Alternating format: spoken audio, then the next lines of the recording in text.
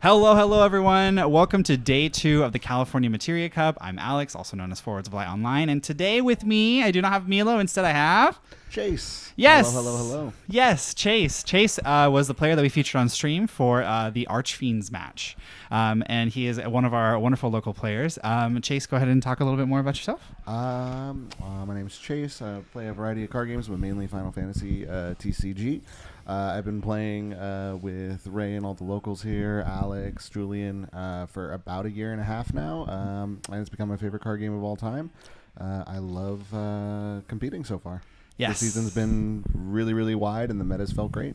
Yes, absolutely. It's great having you here with us, commentating since Milo is out. The players are currently getting an announcement from Jared at the moment, so we're going to go ahead and transition to our first match for Top 16. Based on everyone's feedback in chat yesterday, we're going to go ahead and showcase Category 8 versus Wall 7. Oh, wow. Wall 7! So we have that coming up for you in just a few moments. Chase, what based on the decks that we have in Top 16, what do you think is going? Which deck do you think is going to go the highest? Go the highest is hard. Like I said, the meta is incredibly wide, especially post-ban. The resurgence of mono water is a big surprise, I think, to everyone in the room, just because Golbez slotting right into that realm slot, making the deck viable. As far as what I think is highest, obviously Gigawall is a high contender. We have Army of One in there as well. Another newer recurring deck since the bans that has been able to take over. I think it's anyone's game. Yeah. Like truly anyone's game versus seasons past. Yes, absolutely. Unlike Kansas, where there was mostly like a sweep of like Wool 7 being represented, we have a lot of decks being represented now, a lot of pairs that we mentioned yesterday as well. So we're going to go ahead and, since we haven't shown Wool 7 yet on camera, we're going to show Wool 7 on camera. And we have another special guest here for you today that's going to be joining us watching the stream. It is none other than the Warrior of Light. Yeah. Amazing. Hello, Wool. How you doing? Oh, that's great. I'm glad you're having a good time. Are you excited to see the match? Oh, that's awesome. Do you think you're going to do great against Category 8? Oh, that's so awesome. Okay, cool. All right, sweet. So we have 3 people here joining us today, and we're going to go ahead and transition over to the game. It has yet to start. They're still in the judges match, but we'll just get that going for you. All right, here we go. All right, so we have Moose on the left with Wool 7, and then Chris G with Cat 8. What do you anticipate is going to be tricky in this match for either player? For either player, the thing about Category 8 is the minute it gets online, it's a dominant force. Gigawall is fast. Yes. So immediately off the bat, it's just a matter, at least from my point of view, that it's going to be a match of does Cat 8 stabilize? Yep. Obviously, Musa needs to see it. It's a card game. There's variance. But that stabilization on Cat 8 can really dominate the board and freeze everything down. Yeah. You got to be aware of Chris Quistis. Quistis is like, hi. Class is in session. Yes, class is in session. And it can, I think Cat. I think the forward that's going to be hard for Wool 7 to deal with is most likely going to also be Squall. The lack of ability targeting on Squall is going to just make a very sticky forward, and I think it's going to hinder Gilgamesh. I think Wool 7 will want to see most likely Axstar in order to just kind of do the sweeping dull freeze and get around that, or better yet, Zero Miss. So I think seeing Axstar or Zero Miss when Squall's out in the field is going to be to Moose's benefit. But on the Cat 8 side, there is an ability to play around the stack of Ultimate Shield with Eden. Yes, that is true. Eden, the summon in the deck, pulls a lot of weight, especially. I don't have the deck list in front of me, but if Renoa is being ran to search it, over or alongside the reduced cost Renoa. Yeah, that's very true. And then also when Renoa swings, also everything just gets dull at damage 5. So in the later matches, Musa has to make sure that he doesn't get Chris into a position that allows him to capitalize on that effect, which could also spell Doom and Gloom, especially if Quistis' effect gets Ultimate Shield. So the players are just currently reviewing their deck lists now. Let's see. Was there any deck that you saw yesterday in your run of Swiss that really stood out to you at all? I mean, I ran mostly into monsters, which is why I brought up that mono water monster thing after. Yeah. And it's one of those things where I think after the realm ban, a lot of people remove their monsters answer, and it becomes a really good pick. Yeah. Because you no longer have a way to deal with it, and the board is uninteractable. Yes. Past that, I mean, Icewind's Crystal is a force to be reckoned with, just on how streamlined the deck is. Absolutely. The deck is streamlined immediately for doing what it wants to do, generating value off of those crystals, almost in like a Gigawall-esque play style when you get down to the parts. Yeah. Yeah. As far as today, I mean, also Mono Fire is a big presence in the room. It's always going to be the 50-50. It's a great mid-range deck right now. The transition that people have made from Mono Fire Summons over to Mono Fire Warriors has been really interesting to see. Just bringing a bit more of that like mid-range oomph to the deck, so that you're not necessarily just clunking around with control. Yeah, that's very, very true. I think we saw Mono Fire take complete control over Swiss yesterday. It is a very, very solid deck. People have qualified on it, and it keeps showing up in Top Cut. It's very powerful and efficient, and we can see Linden continue to take Mono Fire to greater heights today. As far as things interesting to see, I mean, the Mono Cane deck, as you could call it, or Kane Army of One. Or the Bounce House. That's what Milo called it yesterday. The Bounce House. The Bounce House. Being effectively like a almost like a permanent version of that water lightning that bounces in the Army of One deck, or that flickers. Absolutely. That's super interesting to see. I'm just really impressed with how wide the meta is. It's simultaneously a blessing and a curse because you don't know what you're going into at this point. So true. I think that's the beauty of this card game is that you're able to have so much like variety and variance in terms of the types of decks that you see that all have their own strengths.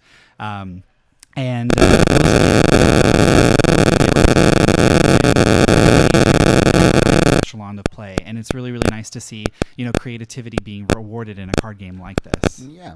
And I mean, you're never stuck, which is great. I mean, even yesterday, I think there were many times on that Archfiend deck where I had to slam turn one Golbez because the hand was just not there. Yep. The LB brings out a lot of skill expression at this point, and it looks like we are resolving mulligans. Oh yes, almost ready to get started.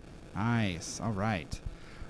So action shall begin soon. Wool, are you ready? Are you ready to resolve?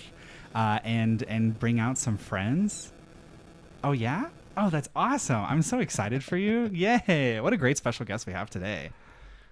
And then it does seem like we're going to have a few other special guests, probably swapping out with me for a little bit, back and forth, whoever wants to come in, so we get some familiar faces and a little bit of diverse commentary. Yes, absolutely. So, all right, here we go. Looks like we're drawing for turn. Musa, let's see. I'm seeing, I think... Musa mathing out his first play. Yep. We have 6 for Sylvester. Nice. Sylvester is a fun card in Wool 7. Being able to grab the wool, but then also not needing to commit the wool, and playing any type of 3 or under like Y'shtola or Zidane is just so powerful to generate a backup and a forward. So definitely one of the fun cards that I was playing with when I was playing Gigawool. Amazing disruption tool between Mog 6, Y'shtola, Zidane. Just really rounds out the Gigawool game plan, I think. Yes. It becomes something to deal with where you have something to deal with before you have to deal with wool. Yeah. Absolutely. It's looking pretty good. Let's see what he plays off of that Sylvester. So he's grabbing the Gigawool, and the target for the Sylvester play is Y'shtola. Oh yes, we do want to prevent any Ama in the event Chris is running Ama. I'm not sure if he is. Prevents Ama, prevents any board wipe. Yep. Could prevent a Quistis, which is actually the big thing that we were talking about. Yes. Even Eden, really just a catch-all stop. Yep. Unfortunately, I do think Chris has an answer in the deck with Cloud in the LB, being kind of the ultimate Y'shtola answer. Yeah. Kind of forcing that spend, but we are seeing a turn 1. It looks like we're going into Selfie. Gotcha. Chris focusing on wanting to start just putting out some Category 8 characters on the field to better synergize for future plays. And the search seems to pop off, so Chris is going to go ahead and search for... Drum roll, please. We'll see. It may be something they played right now, given haste, just getting in those first points of damage, putting pressure on the board. That's true. What forward do you think... okay, there we go. Laguna. Okay, all right. Kind of indicating that there's probably a Squall in hand. This may be a later turn play just to freeze everything down. Yep. I believe that Laguna also discards. Is it... I need to go look at that card again. But it discards or it draws, I believe. Laguna and straight then, to the field. Or is it break a doll forward? I forget. But then if you do play it off of a Squall ability, then you do get both effects. Yeah. Oh, and we are doing there we go. Okay, we're canceling, yes. Oh, we're canceling the ability. Yes, we're canceling the ability. I think it's because Musa only has 2 cards in hand. So the issue with Sylvester is... okay, and we're going to go ahead and play the Sid Kramer and passing to Musa's turn. Oh, swinging with, Giving the haste off a Selfie. Giving the haste off Selfie, yes. Getting that point of damage in, you might as well, because Gigawall is about to resolve, unless, more or less, it's going to happen. Yep. Let's see. And straight into that Gigawall straight into Gigawall. Immediately. Gigawall! You're going to resolve? Yeah! The problem with that Sylvester play being if your play or the free play doesn't draw you a card, you are a little bit more behind on cards in hand than you normally would be on Gigawall. And that was a very proactive play using the Y'shtola to get to cancel the Laguna effect, which is it's just a discard. But the thing is that it would set Musa back a turn from not being able to play the Gigawall next turn. So off of the Wool 7 flip, we get the Samurai back up to generate a crystal and draw a card, and then Zeramis. And Zeramis is freezing the Sid Kramer, and we're passing our turn. Tapping down that color fixing, really smart idea. Yes, it is, especially for Cat 8 that wants to have Sid Kramer active. So now Zeramis is able to continuously oppress Chris from being able to pay efficiently for his characters. And it looks like Chris is down to 2 cards in hand. I can't see exactly what they are. I think it's I can't read cards diagonally, unfortunately. I'll try my best throughout the day. It'll generally happen. Read upside down. It'll happen. But kind of off of the Zeramis play, almost being punished for the extra spend on the Laguna. Yeah. Seeing as there's not too much that can happen here besides something from the LB. I'm seeing an Irvine in hand, which will help take that Gilgamesh offline later in the game. Gotcha.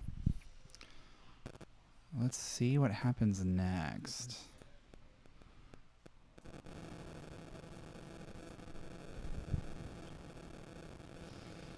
All right, Chris looking at his LB. Yep, okay, so we're going to go ahead and try to get rid of the Zeramis. The Zeramis is going to apply some constant pressure here.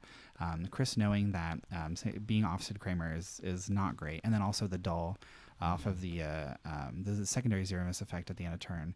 Getting rid of the Zeramis while he can, while Musa has no cards in hand, effectively, outside of the 1. So providing a consequence of if there is an ultimate shield in hand, Musa is down to 0 cards in hand. Yeah. Almost unable to play much outside of the LB on the next turn. And now we are there, stuck without the Zeramis, but we are on a backup setup, which is the second line of Gigawall, is you're able to build those backups and just try and cast that Gigawall later again. Yeah. We keep going. Yeah. Let's see. Okay, Musa's thinking how to contend with this board. It is a lot of fast damage, Alex. Yes, absolutely a lot of fast damage. It's fast to happen for sure. Musa had 2 points of damage. What do you think Musa would want in this situation as a Wool 7 player? I mean, looking at the cost of the board, we have to say Axstar. Yeah.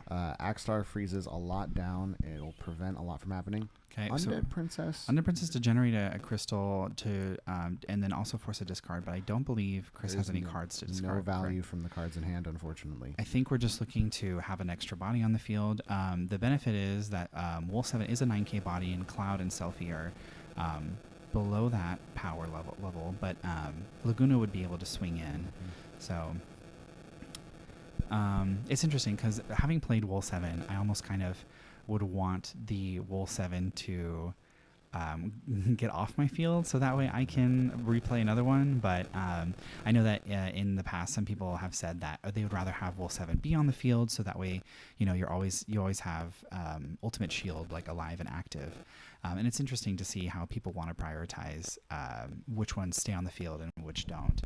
Oh, and we got another point of damage. That's going to be 3 points of damage for Musa. And the important part being that selfie does also give Brave and plus 1,000. Yes. Meaning that Laguna will not trade with Gigawall. Correct. I believe. Yep. As well as not tapping down, almost resulting in like 3 points of damage. Yep. Absolutely. Let's see. Did Chris pass his turn to Musa? I believe after the point of damage. Got it. Okay. We're in a little bit of a stalemate, which just becomes the how do we find Axstar game for Musa. Yep. How do we find Axstar, or like can we get Gilgamesh? Like I don't think that he has the light in his break zone at the moment, so I don't think Gilgamesh will get fully powerful yet. But yeah, I think Axstar is definitely the one that we're looking for here. Maybe there are some LBs that could help Musa in this situation. Possibly dulling down at least for damage, but the problem with that is the crackback. Yes. I think depending on the list, another answer could be the Bounce Realm, letting you re-roll that Gigawall. That's very true. I would need to have Musa's list in front of me, depending on how heavily invested he is into the crystal package. Correct. But he is on one crystal right now, so we're seeing crystals in the deck. We may have Lena to play from Break Zone. We may have Realm to bounce our Gigawall. Even something like Cyan as a payoff, if he's able to hold out for a time, that will radically change the game, as a Category 8 does typically have a little bit of a trouble recovering from a board wipe. Yeah. Being that is Gigawall's only board wipe. Axstar and Cyan, I think, are Chris's cards to beat to come out of the deck. That's true. All right, so it looks like we're going to combat. We're swinging with the Wool 7, and the damage is Laguna. We have our first point of damage on Chris. And let's see what Musa plans to do next. All right, so we're going to go ahead and tap Sylvester, pitch Sylvester. I think we're playing a Leo. Mm-hmm. All right, Leo, going to draw a card. We love adding cards to hand in this case. We just need to see something happen here. Trying to filter for those answers. Yes, we need those answers. We absolutely need those answers. But let's see. Looking at his break zone, maybe we're checking the colors. Maybe he drew Gilgamesh off of BE. We don't know. We don't know. An unfortunate main phase 2 draw on the Gilgamesh. Yes. Very unfortunate, right? I mean, we do have two bodies here. Oh, and we are playing the Squall. Ooh. Okay, this is going to be tricky. So this is the card that we were talking about earlier. Squall now has the hexproof. So not only that, but Squall can start cheating in things using his combat phase effect, and that's exactly what's happening here. Oh, and it's an Irvine. Irvine to take off that break zone. Take away the colors. All right, Chris is doing really well stabilizing here. Mm-hmm. We're ready for the grind. Getting rid of literally the 6 colors, with the Warrior of Light and the Zeramis being taken away. And we're swinging with Irvine. You might as well. Irvine becoming that, I believe, 11K first strike, correct? Yes, absolutely. Yes. 11K first strike, something that needs to be answered. And we still have the follow-up with the Selfie Brave on any of our, specifically on Laguna. Not only that, specifically on Squall. So it's very possible that we have 5 attackers here. And we only have a 7K and a 3K to block with on Musa's side. Depending on what happens here, it's possible that Undead Princess and Leo will have to block away at all the attackers coming through. Which will still leave Musa in a very high damage position. Correct. To try and recover. 4th point of damage is Sarah FFL. And the next attacker Chris is going with is, are we giving the Squall the haste off of Selfie? And the Brave? Yeah, here we go. How will Musa respond here? Musa does have 3 cards in hand, but there's a distinct lack of removal in this case, unless Musa is playing the Ice Shantoto. Oh. Yeah. Yes. Because he does have the crystals. Mm-hmm. So it's very possible. All right, and we're taking another point of damage. It is Axis, and that makes 5 points of damage for Musa right now. And that Axis swinging hit, with the cloud. That Axis hit being a pretty hard hit, seeing as you'd be able to grab back anything from the break zone, including a Wool 7. Mm-hmm. Possibly if it gets milled. Yeah. So okay, here swinging with the Laguna. What will Musa do here? Will he block with the Undead Princess, or are we taking that point of damage? I think, and this is me trying to put myself in Musa's shoes. Yeah, here we go. I think we take that point of damage. Yep, because at the same time, Chris doesn't have to swing with the selfie. Mm-hmm. Yep, and that's exactly that. Chris is going to go ahead and just pass his turn. Musa at 6 points of damage, draws 2 cards. We are close to an end, depending. Yes. Musa has to hope to have something to grind out the rest of this game. Yeah, not being able to replay the Wool 7 in any fashion would mean that Musa's turn is limited in terms of what he has in his hand or in his LB, and he's not able to burst effectively with Wool 7. So let's see what he decides to do.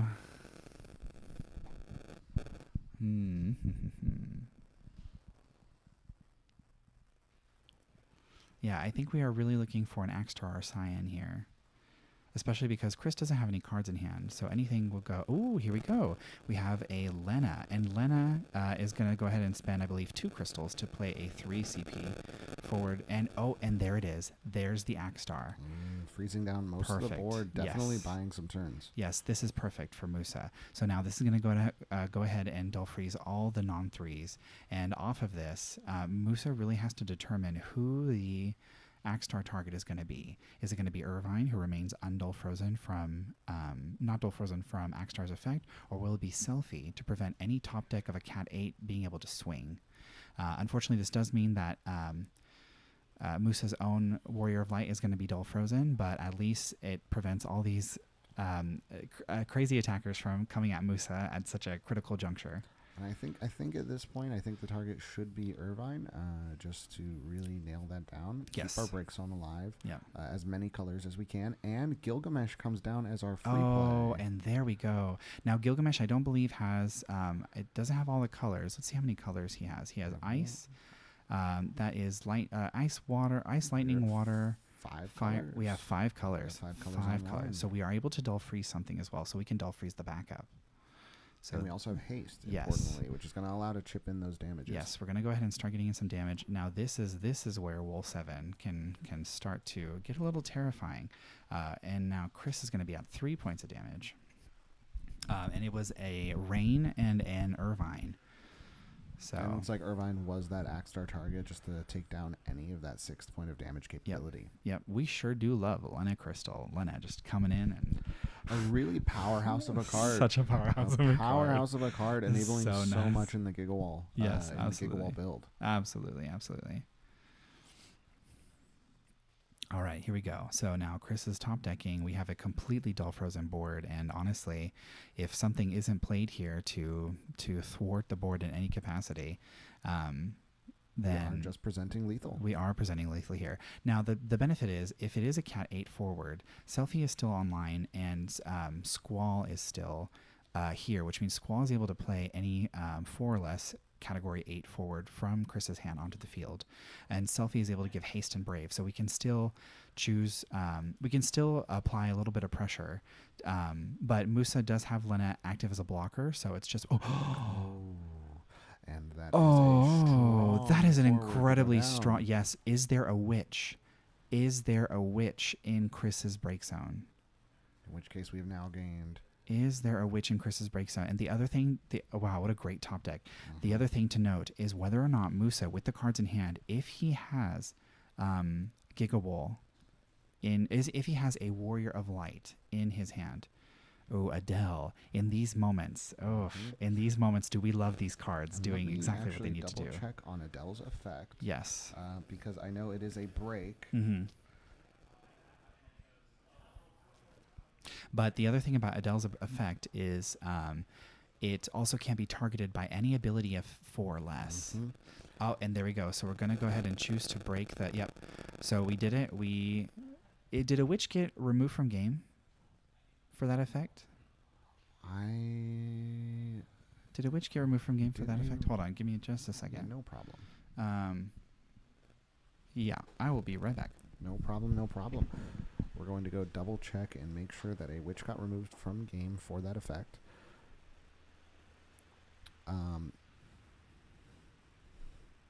Being the case that a witch is required for that effect to happen, and it looks like we are... A witch did get removed? No, a witch didn't get removed. Okay, so to clarify, a witch didn't get removed. In order for Adele to have the +1k and the can't be targeted by abilities of 4 or less, you have to remove a job witch from the break zone. But since that's not the case, Adele is just at base power and can still be targeted, which is important here. But Adele does essentially swing and still has the break effect on swing naturally. Adele will hit the break effect as well as force a block, which does take Chris out of lethal range. Yes, it does. It was the top deck that was needed. Was The only other top deck that I could imagine there is in Eden. Yeah, possibly. In Eden there as well would, on if you wait till your opponent's turn on attack, would just allow an overcommittal to the point of winning the game.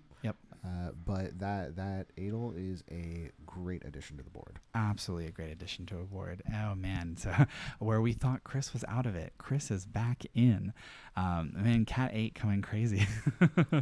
Going crazy right now. Right, exactly.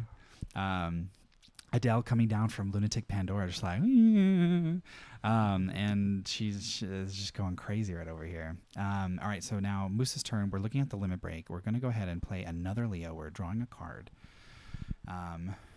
And what card does Musa draw? Trying to see in hand. Yes, absolutely. I want it. It's going to be interesting to see, because the Adele is targetable. If Musa does have a here we go. Another Axstar. Another Axstar. Okay. We sure do love Axstar in these time. Right, exactly. Okay, so Dull Freeze the board. So Chris isn't out of the woods yet, but there is not enough haste for Musa to have. And we are getting rid of the selfie. Nice, so no more haste. No more haste, and a Zidane to rip from the hand. Oh. Looks like we have a Fujin backup. Oh my gosh, yeah. We're going to go ahead and keep the Fujin backup. You can keep your backups, he said. We have 3 attackers. Oh, if only there was a way to be able to attack with another one. This is going to be a very close game. All right, still very, very tense. There's a lot of things that can happen here. Yep. That Gilgamesh is going to dull freeze that Sid Kramer. Yes. I don't know what that kind of damage was. I think it's it looks like it's some sort of EX burst. Oh, it's the Shiva EX. Shiva EX. Dull freezing those. Dull freezing the 2. Yeah. Okay, this is tough. Taking us. What a swing in the game, back and forth. Yes, absolutely. Because here's the other issue, right? If at this point Chris has any fire CP, we're able to play Zell or Selfie, and that could very much decimate the last remaining blockers and just get that last point of damage in. Chris is just looking to get that last point of damages, and yeah, this is quite the back and forth game here. And now Musa really needs to decide if he's going to continue oppression or he's just gonna hold off. And it looks like we're just holding off. So Chris is at 4 points of damage now. It all depends. What an EX burst, man! That Shiva is coming in clutch for Chris, and we haven't seen it we haven't seen it lately, being represented in any decks. But it is powerful, getting that 2 dull freeze, getting rid of 2 attackers or 2 blockers. And on top of that, we're seeing Leo and Undead Princess still up with the board, dull frozen down, and that is that's a cipher. It's a cipher. Oh no, this is getting with the Raijin down on board. This is getting tricky now, because anything that cipher grabs back, Squall is able to play on. Or I think Squall played the cipher. Sorry. Squall played the cipher with Raijin down, but Raijin does give that cipher haste. Yes. Meaning that we're going to get 1 break. Yep. And then another attack. Block, right. Just eating away at those defenses on the Gigawall. And the break was the Gilgamesh. Okay. Interesting. And then we're blocking with the Leo. I do believe that is the safe play. Yeah. Seeing as we would only have one attacker up on Moose's side, and right. we're not near lethal yet. Okay. Making the decision to say, hey, I want to make next turn inevitable. Yes. Instead of just going through the blockers. Absolutely. What is Leo going to do at this point besides take 1 point of damage? Correct. All right, now we're going to Moose's turn. Moose had 6 points of damage. Chris at 4. Chris's side is all dull, but all of those dull forwards are able to attack. And unfortunately, the dull freeze from Moose's attack last turn means that Zidane and Axstar are not active and able to swing. And some of the thing about Axstar that happens in general that I don't think people realize is that your opponent's forwards will unfreeze first. It is tragic. It is something in a lot of matchups that I don't think is considered. Where Gigawall has the advantage of they're all 3 costs. You're only really getting 1 dulled down. Yep. But in something like Warriors or something in anything else, your opponents will undull first, and if they have answers, they are going to be able to attack first. Yep, absolutely. Absolutely. Let's see what Musa plans to do here with the cards in hand. What is going to happen? Yeah, otherwise the Adele is just going to start tearing away at stuff.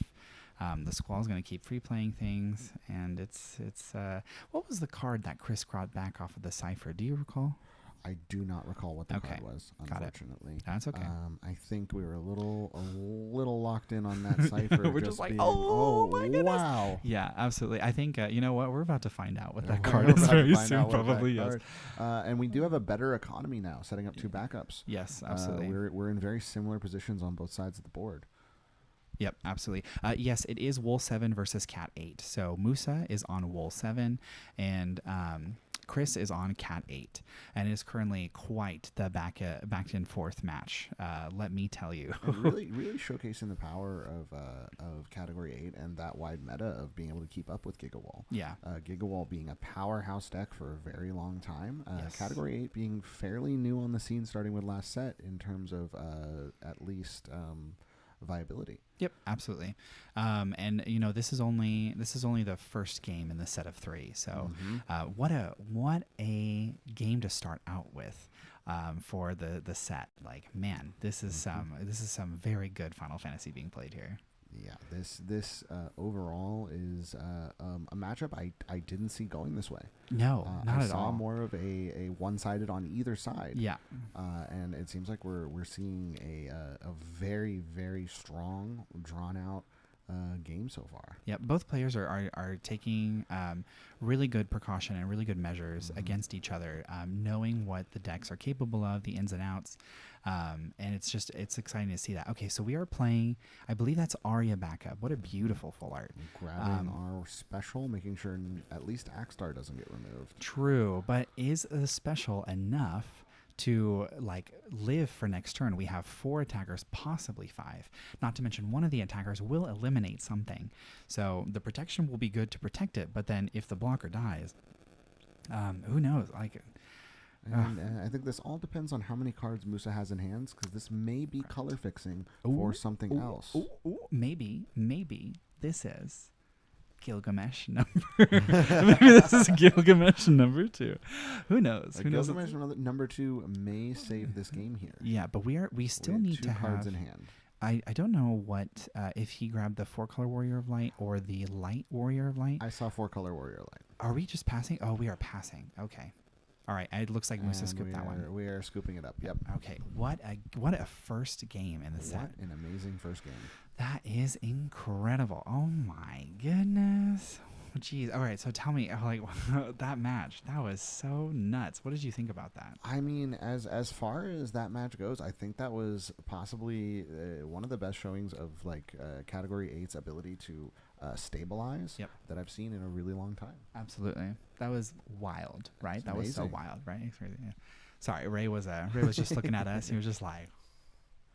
So yeah, no, it was a really, really good game. You know, Warrior of Light. Tell me your thoughts. What did you think about that game? Yeah, you like Final Fantasy 1 more than Final Fantasy 8? Mm-hmm. Oh, I mean, that makes sense. I mean, you're from Final Fantasy 1, so don't you think that answer is a little biased? It's a little biased. Are you sure? Okay. Well, I'm gonna make you think about that one for a little bit. You go in timeout now. Okay. Bye. Say bye. There you go. Okay. right. Well, we're gonna go ahead and dive into game 2 of the set. So Chris has 1 game over Musa. So Chris just needs to win 1 more to take the set. Musa, looking down the barrel, trying to get ahead here, and it's going to be interesting to see how this game navigates. Yeah, last game there were some incredible plays, incredible top decks, and it seems like we're in the same position on turns this time too. So we may see a repeat of the same game with Musa going first. We don't have an extra card in hand. That is true. Which, if Musa does win this game, I actually believe that it might be beneficial to have that extra card in hand and slam Giga Wall turn 1 on game 3. So there is some looking forward into other games that may happen here if Musa's able to take this, in which case that seed order matters a lot. That very much does, yes. And Musa went first last turn. And does Musa have the higher seed against I believe so. Yeah, he does. Oh yeah. Thank you. I think that's the correct one, right? No, it's not. It's not the right one. That's okay. I believe Musa did go first game 1. Okay, gotcha. So we are looking at a higher seed for Musa. Okay, well, here we go. We're going to go ahead and get started with game 2. Let's see how each player decides to handle this game, be it the same or different. You just never know with what you get in your deck and what the deck gives you. And lo and behold, here's a backup. We have the Samurai backup, generating crystal and drawing a card and then passing. Which means either we have mulliganed into not having the Giga Wall, or we have mulliganed into having the exact Giga Wall without having to search it, which always feels good to see it natural. Very, very true. And we have a lot of options here in Chris's hand. I do see a rain backup. I think setting up the backups could be very beneficial in getting to the Cat 8 threshold, but I think knowing that you're going against Wool 7, he may opt to just 2 forwards instead. Yeah. That's true. Taking that Zidane, taking those colors right now is good. I will say Category 8 does thrive on its backups, so it is a bit of a sacrifice. Absolutely. As the number of Category 8s matters a lot. Yep. First blood of the second game is Zeramis. Oof. And Musa takes 1 point of damage. And Zeramis, we don't like to see Zeramis in the damage zone. We want to see him in the break zone. It's Chris saying, I gotta go fast. If I can go fast and you don't have it, we got it. Yeah, absolutely. Irvine just being Sonic the Hedgehog over here. Just going so fast, you know. And here we go. And we have the natural Wall 7. Wall 7, yeah, it's Wall 7 And we're flipping into that Lena with the crystal as well, meaning we have our own Irvine available. We are on 1 crystal though, not on 2. Ooh, this is exciting though, because the Lena is going to spend that 1 crystal to grab a 2-cost or less, and what better 2-cost to grab back off of Lena than Zidane? I believe that Irvine ate that Zidane last turn. Oh wait, no, that's right. Which means we have taken away that flip target. Tragic. Lena is just a small body on the board now. No monkey for Musa. I'm so sorry. All right, and we're going to go ahead and start with Chris's turn. So Chris, looking at the field, it's a Wool 7, it is a Lena, and a Diana. Diana allowing that card draw, letting us get back in the game later. But then also Diana using her action ability to dull any attacker, which will be very useful here to stop Irvine from eating away at the break zone. So we will see how Chris decides to adapt the field. And is that a tap ability or a dull? That is a dull ability. It says dull 1 active Warrior of Darkness. Choose a forward, dull it. I think it's choose a forward or choose a forward opponent controls. Okay. Yeah. Meaning we are sacrificing an attacker to keep that Irvine down, but we also are getting in those points of damage if nothing else gets played here or we go for a backup setup. Very much so, yes. So it looks like we're going to go ahead and Chris is going to pay by pitching the 2 Shivas and playing Renoa for 3. Okay, fascinating. And we're going to go ahead and grab back a Category 8 forward or character, and it's going to be Fujin. And so are we playing? Oh no, we're pitching the Fujin. All right, we're looking to color fix for that lightning. We need the lightning. Yes. Raijin going to come into play very later whenever we draw that cipher, right? Allowing us to both mill, get something back, and shoot something off the board. Yep. Okay. Yep. And we're gonna go ahead and do exactly that. We're gonna dull Diana, to dull the Irvine, and Chris is just going to go ahead and pass turn. Now, Chris does have the rain backup in hand, and it's interesting that he would want to pay 3 for the Renoa as opposed to maybe play the Renoa with one of the or play the rain backup with one of the Shivas, and then play and then pitch the Shiva to then play the Renoa for 2 instead of 3. So interesting. I wonder what his thought process was in that regard. But either way, we are generating a body and we are getting Raijin on the field. So depending, there may be some color issues sitting right now. That's fair. We saw 2 Shivas, but depending on we obviously can't see the hand right now. Depending on lightning, we don't know if there's an Eden in hand right now, bricking the hand a little bit. Oh, fair. That is fair. Yes, which could also make us play a couple more roundabout lines. Yes. Let's see what Musa plans to do here. He has 2 7Ks and a 9K. They're not going to be able to swing over Renoa, and we may not want to swing with the Diana just to keep the Irvine in check. We have a Furion. Okay. Ooh, Furion's going to help us draw some cards here. How is he planning on doing this? We're going to go ahead so we value the card draw more than the break zone removal. So, okay, we're going to go ahead and swing with the Furion. Searching for our answer, we know that Axstar is a key piece here. The more that Furion draws, the closer we can get to an Axstar, and we already have the fire down for Axstar. That's very true. We have a Job Girl in the damage zone, and we have Sid Kramer. So that's 2 points of damage for Chris here. And it's interesting because it seems like he's valuing the draw. What do you think Musa is looking for in this moment? Is he looking for more Warrior of Lights for the special? Is he looking for the Axstar, the Gilgamesh? Like, what's your thought process here? It could be any of it, all of the above, as well as just valuing the points of damage at this point. Because if we're seeing Chris 4 cards in hand, 1 backup, we know it's going to take a second to develop the board. So true. If we're able to push our damage and then find our Axstar, accomplishing both goals, we can effectively just try and win in one turn. Yeah, that's very fair. Musa probably realizing that, like, of the colors in his break zone, more colors will probably get in, and Irvine's only taking 2 at a time. So, and there is that Selfie. Yep, Selfie's going to go ahead and grab something. Probably a Squall. It could grab Squall. It also, with that Raijin out, it could grab Cypher. That's true. Although I will say, Chris only has 2 cards in hand. But that will include the Squall, so I don't think the Squall is being played now. And I believe Cypher is a 3 cost, correct? Oh, Cypher is a 3 cost. So technically, if there is a Cypher in hand, a reason to play the Cypher. Yeah. We just play the Cypher. We can grab back the Squall. And then we actually have many hasters right now, as well as a break. Crazy. So crazy. Yo, category A is going nuts.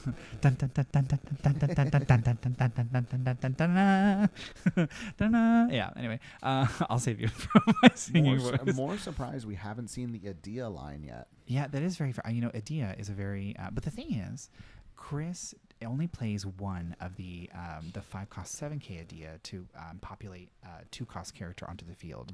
So I don't think that was ever Chris's game plan to begin with.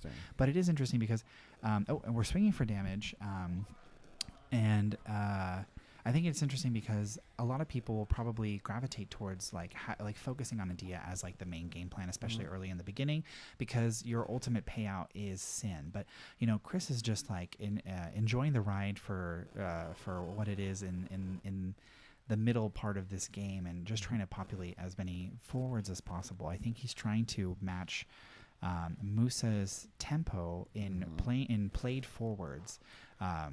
As much as Chris can. And the interesting thing being that Irvine being given Brave as well as gaining its first strike puts it way over the board. Yes. It will just be a free point of damage until Musa draws a wall 7 and wants to block with that wall 7. Yep. So that's the thing. It's interesting because as a Wool 7 player, like, I enjoy being able to just like keep popping off Wool 7 as much as possible. And then other ones are just like, I played Wool 7 once. That thing is not leaving the field as much as I can. So it's interesting how what the mentality is in terms of being able to capitalize on what parts of cards' abilities. Which one do you value most as a player? And I think it's beautiful to see that in application because, there's so many ways that you can go ahead playing the same deck. There's no one way to play Gigawol. There's no one way Not to at play. all. Yeah, there's no one way to play Cat 8. Like, we're seeing it here with the players, you know. And every time I've practiced Gigawall, my strategy is just to pull as many wolves into hand as possible. Right?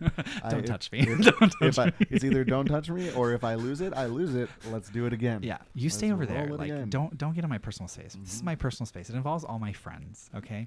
Yeah, all my 3 costs. Yeah. So it is Moose's turn.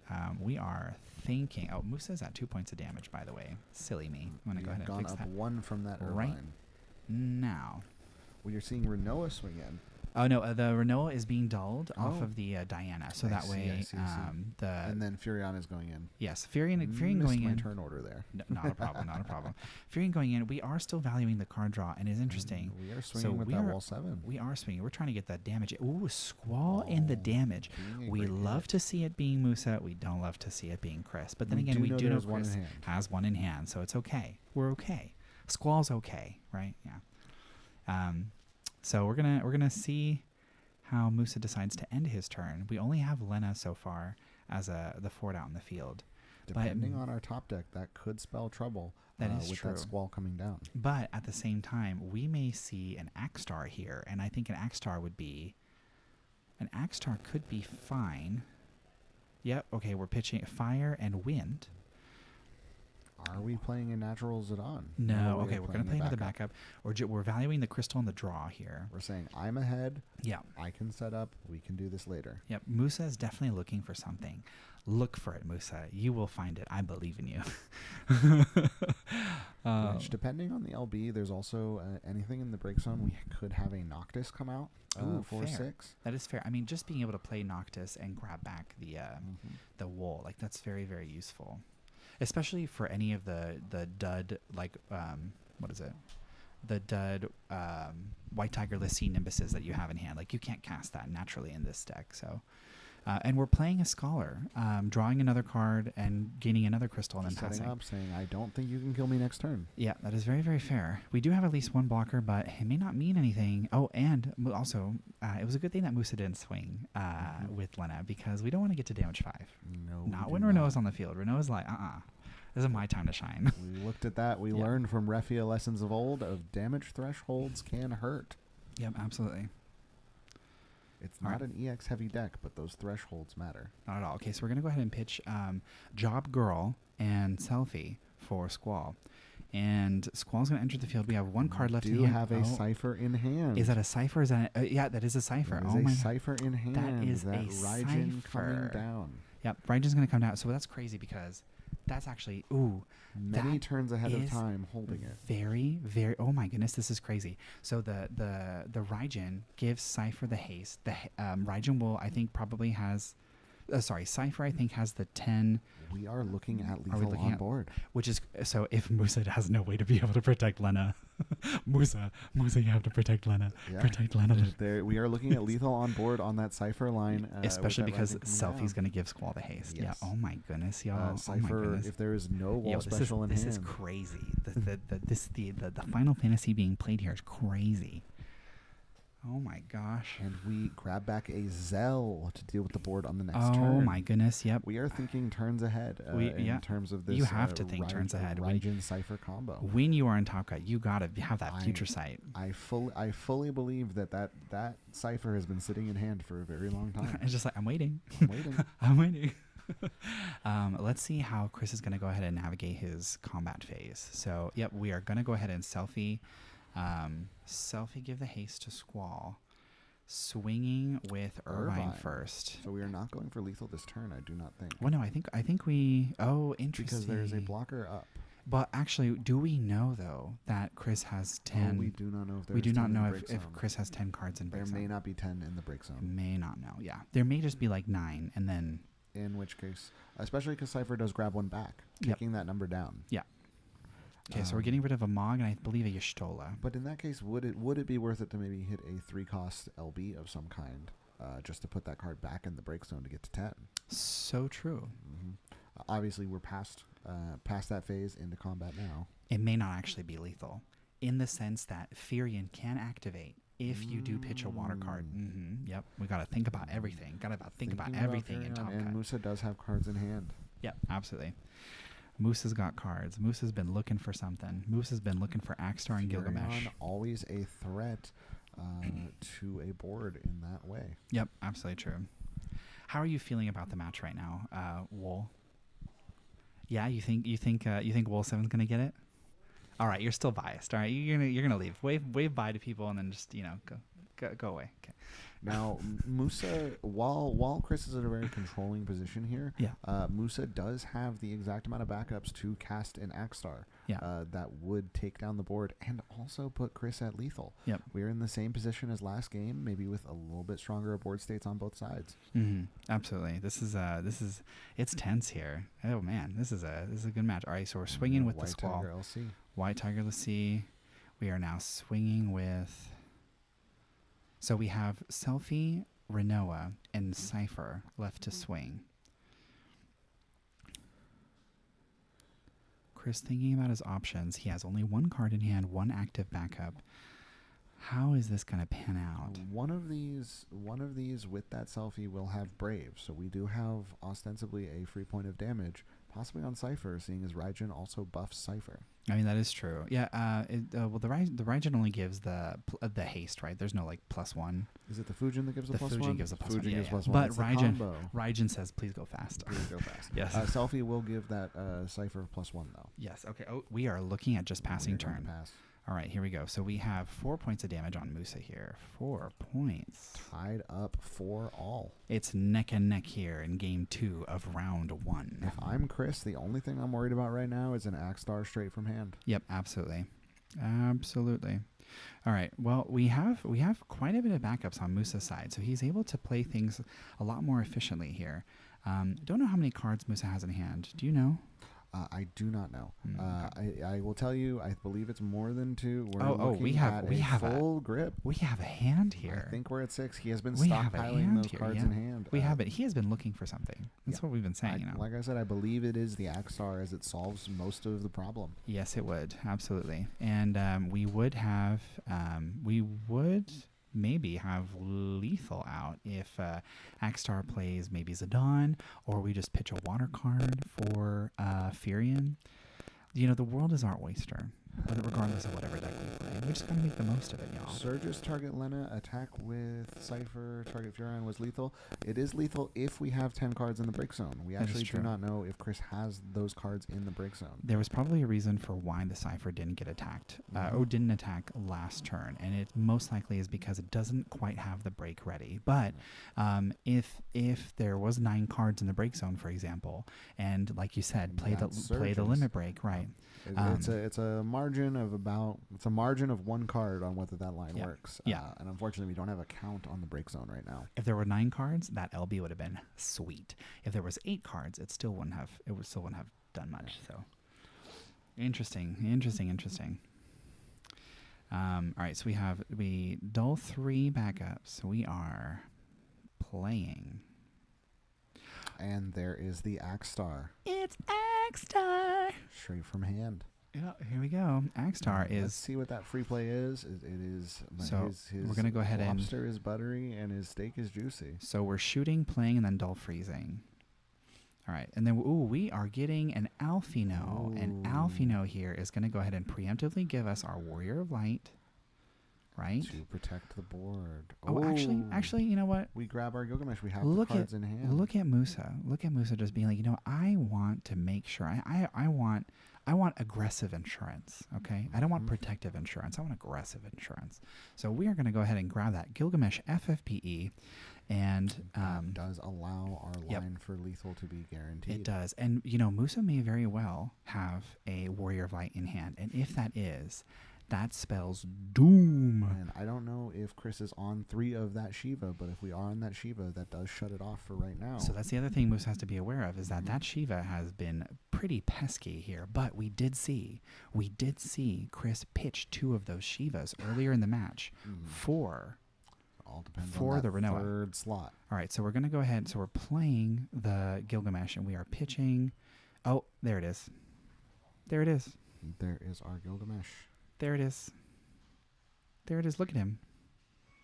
Look at him. That's him. All colors, but and there is is that the light Gigawall being pitched? Are we? No, that was that was light wall getting pitched. Yep, absolutely. Okay. Gigawall. Gilgamesh takes game 2. It puts us into the 3rd round of the series. Yep. Wow. Ooh, man. Very, very good game here. All right. Gigawall is looking for that. We are looking for our answer. We're looking for the Axstar to just bring the field down, and we're looking for Gilgamesh to give us Divine Providence. And looking at chat, it is unfortunately a lose situation to test that Surges line, depending, because you could end up losing, especially with Musa having that many cards in hand. If it's all water and fire, that Furion is hard to swing over. Yep, and you can choose to also not that you'd want to, but you could pitch a Warrior Light essentially to give him the +9 or +4 in the first strike in the activation. If that Warrior Light was in hand, we can pitch our special. We can do all that. We know at this point that he had the light and the 4 color. There's just a lot of lines to happen. We're at a very high level of play. Absolutely, we have to make those decisions over and over again on what is our risk versus reward. Yes, we are. I love that song from Final Fantasy 16, by the way. But yeah, so now, okay, so thank you everybody who is joining us right now. This is the round for top 16. We are still in we are now in the 3rd game with Musa and Chris. Both players have taken 1 game off of each other. And we are about to go into game 3. Did Nelson get it? Oh boy, thank you so much for the updates. All right, this just in. Breaking news. Nelson Allegria won his match against, I don't remember who Nelson was playing. Ava. Nelson won against Ava 2-1. That is a win for Army of 1 against Wool 7. So, bringing you the latest, hottest news. The latest tournament results. The latest tournament results here. Absolutely. We're having a good time. We're vibing. Yeah. How are you feeling right now? I feel great. Like I said, it's just I can't express how good it is to see the meta being as big as it is. Like it refreshing from last season. Oh my gosh, we yes. see obviously Refia can still be in the room. We still see people champion, which is crazy. But we are in a position where a lot of other decks can thrive. Yep. I've actually been slightly of the opinion that the Tyro ban has actually freed up slots in a lot of decks. It has allowed decks to be a little more streamlined and not just play all the good stuff. You can play more synergy and less random off color stuff. That's so true. It's affected a lot of decks. Obviously, no decks here on camera, but there's a lot of decks out there that have just become more viable. Yep, it is so wonderful to see. Like again, people's creativity being rewarded and just being as strong as it is. Like it's nice when you refine an idea and you come to a tournament like this and you're like, yeah, all right, I'm gonna make it happen. And look at these players making it happen. Yep. So much so that we have played a Job Girl and a Fujin on the field for Chris's turn. It looks like Chris went first, and now it's Musa's turn. And if I'm Musa, I may have tried to mulligan for that wall 7 instant hit. Yeah, are we just going straight for it? Back down if you can. Yeah. Sam Prime. Okay. Breaking news. Sam Prime wins 2-0 against Marcus. I think Sam Prime was playing against Marcus. Yeah. So Mono Kane won against Ice Wind Crystals. I repeat, Mono Kane won against Ice Wind Crystals. And now back to your regular scheduled programming. And here we are. It's now Chris's turn. We have 2 backups. Musa opting to just play a backup. The Scholar to generate a crystal and draw a card. Chris now 2 backups active. We see the rain. Oh, we are going to go ahead and... We're going to go straight for our backup setup. Yep. If we can outvalue this, we can get our category 8 numbers. This is going to be a very different game of having all of those numbers online in the backups, unremovable. Yep. It's interesting because Chris so far has been operating with the paradigm of playing to match the forward tempo as opposed to setting up backups. And now we're going to go ahead and switch gears gears here and start focusing on our backups. And some of that may lead us into the streaming for a second. That's true. We now have a little bit of room to breathe. Yeah. And this will make that squall much harder to deal with. Yes. As it is going to have that hexproof from abilities just in the backup line alone. It's Wall 7!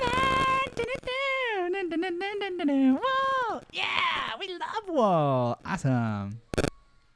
Fun times. Oh, bad static. On the mic. Oh, so sorry. That might be me being obnoxiously loud into this microphone. Hello.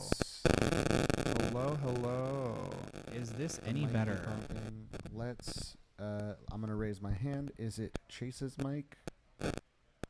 Chase's mic? Or Alex? Can you go ahead and try?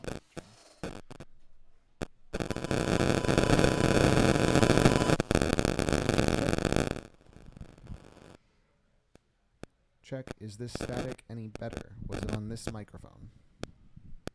It may be your cord moving around. Oh, it's mine. It's mine. It's this cord. All right. Thank you guys for the update. Testing. 1, 2, 3. Testing. Is my mic okay? Check. Let's see if this is any better. Just in the middle. Check. See if that's a little better. In the meantime, wow, Wolf 7 playing some crazy stuff. Oh, and they are facing the Wrath of Eden. Eden coming through. Eden. And Eden is targeting. Okay, it's better. Yay. Okay, great. We better. love Awesome. that. Yes. Thank you for the the update. feedback. Yes, absolutely. Oh, it's still crunchy. Unfortunate. Still happening? Okay, maybe not. Hold on. No, I think it's the microphone. Oh, tragic. It's from this. I can figure it out in between. Okay. Well, It's no problem. yay. Okay. So sorry about that, folks. All right, so here we have Eden, and Chris was choosing his targets. It looked like Chris was choosing, let's see here. Chris was choosing which target? Okay, we see the Zidane, and, or maybe it was just, did Eden get cast, or was Eden chosen from Zidane? But no, Zidane is now in the break zone, so we sure do love technical difficulties because it does take us away from the game. So sorry about that, folks. All right, so Musa applying some pressure. First blood of Game 3 is Sid Kramer. That is a backup that Chris would love to see for color fixing, but now... oh, he chose Zidane and Gilgamesh. Okay, got it. Thank you. Oh, but yes,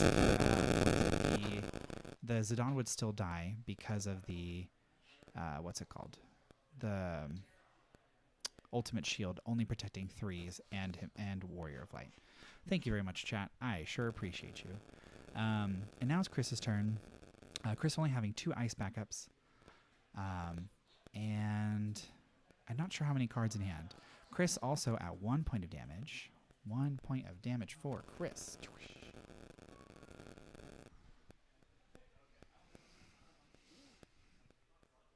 All right.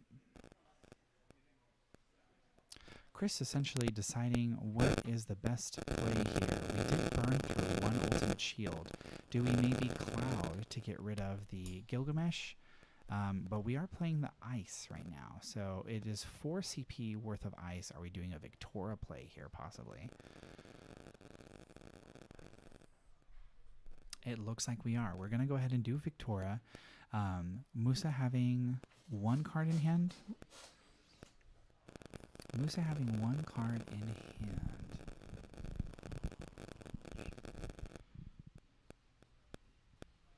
And it looks like the target was Lena. Okay, so Lena's going to take the 7k. Musa deciding not to use Ultimate Shield. If he has Ultimate Shield, that's the big question.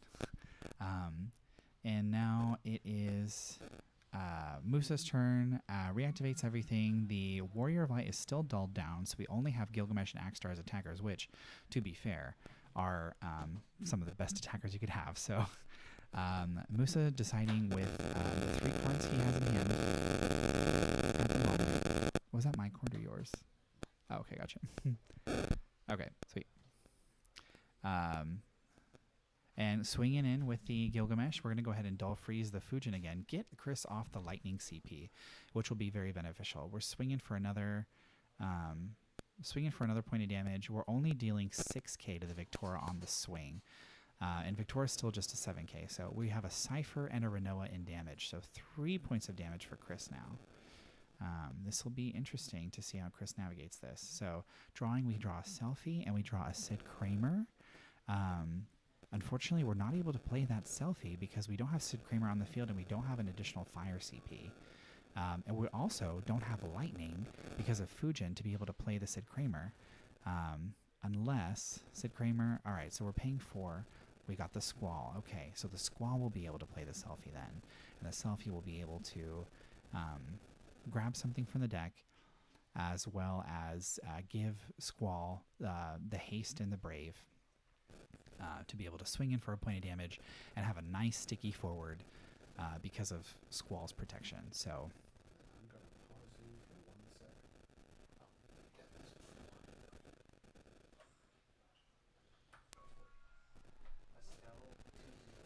against who? Brian Garrity? Breaking news. Estelle wins 2-0 against Brian Garrity. And I don't remember what decks they were playing. Sorry. Estelle was on MBM. Thank you. Estelle was on MBM. Brian was on... We played Mono Water Monsters. All right. So MBM wins against Mono Water Monsters. And back to your regularly scheduled programming. And then just to check, let's see if this is still a little crunchy, guys. Let me know in the chat. Yep. Okay. Against who? Nate. Okay. And Nate was playing what? Oh, is it Mirror Mono Water Monsters? Wait, Nate was on the category 14, I think. Anyway, breaking news. What is it? Breaking news. Ryan Chen Viridian wins 2-0 against Nate Romero. Mono Water Monsters versus, I believe, Mono Water. I think, yeah. That sounds right. Okay, got it. I was just double checking. Silly me. Back to your regularly scheduled programming for real this time. All right, so Musa has taken 2 points of damage. And whose turn is it right now? Let's see here. Looks like it's Musa's turn. He's fidgeting with his cards, trying to figure out what is the best way to navigate this board. We do have Squall here, and we've already played the Axstar, so unfortunately we're not able to do the Dull Freeze. Yeah, it's better, but it's still happening for some reason. For the crunchiness on the microphone. Tragic. We're so sorry for this, folks. We're not exactly sure what happens in the past 24 hours, but something did, I guess. All right, so here we have... we're still looking at Axstar, Gilgamesh, and Warrior of Light out on the field. Yes, for the fight between Ava and Nelson, Nelson wins, I believe, 2-1 against Ava. So Nelson, Army of One, wins against Ava on Wool 7.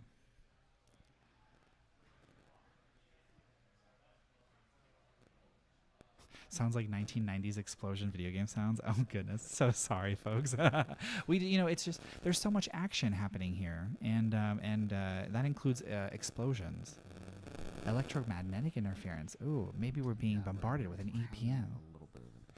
Oh, are we? Okay, not good, not good. Someone is sabotaging. What's going on here? That's fine. Yeah. We're going to take care of that on the side.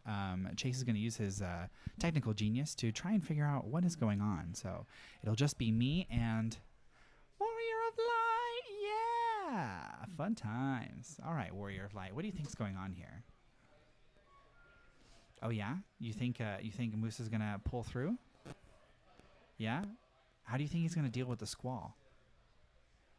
Interesting. Okay. If only the if only the audience knew what you were saying. Fun times here to be had on a Sunday. All right, so we're gonna go ahead and I think we're gonna go and play. Okay, we're playing the Surges. We're okay. Breaking news: Bradley wins 2-1 against.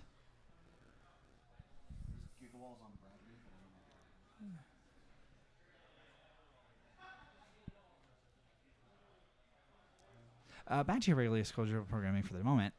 We have so Surges is. It looks like Surges was dulling the either the Victor or the Squall. Bradley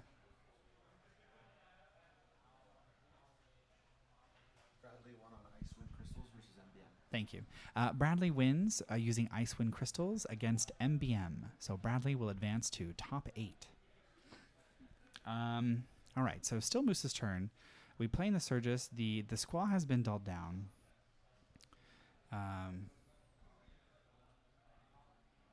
And okay, we're gonna go ahead and preemptively ultimate shield. Oh, preemptively ultimate shielding with both Warrior of Lights. Do we have 7 elements into the break zone? It most likely will be GG, I think, here. Yep, we do have the 7 elements. We are swinging with the. We are entering into combat phase. Musa is going to swing with Gilgamesh. We're going to go ahead and dull freeze the Renoa. There's Cypher. We're swinging with Axstar. We are getting rid of the Selfie. The damage 6 is Fujin, and yep, here we go. Swinging with Laguna. And that is going to be it. 7 points of damage. 1, 2, 3, 4, 5. Oh, no, 6 and now 7. Here we go. That's it. Musa takes the set 2-1 against Chris. Wool 7 versus Category 8. You did it. You did it. You did it, Wool. How do you feel? Wow, that's so great. I'm so happy that you just were so like positive in making sure that you were going to win that match. What's that? Oh yeah, you think Musa piloted that deck really well? Oh really? And you think Chris was a really good opponent because he played Cat 8 really well? Okay, that's very sweet of you. Aw, what a nice thing for Wool to say. All right, Wool, we'll see you later. Okay, sorry. We have some breaking news here.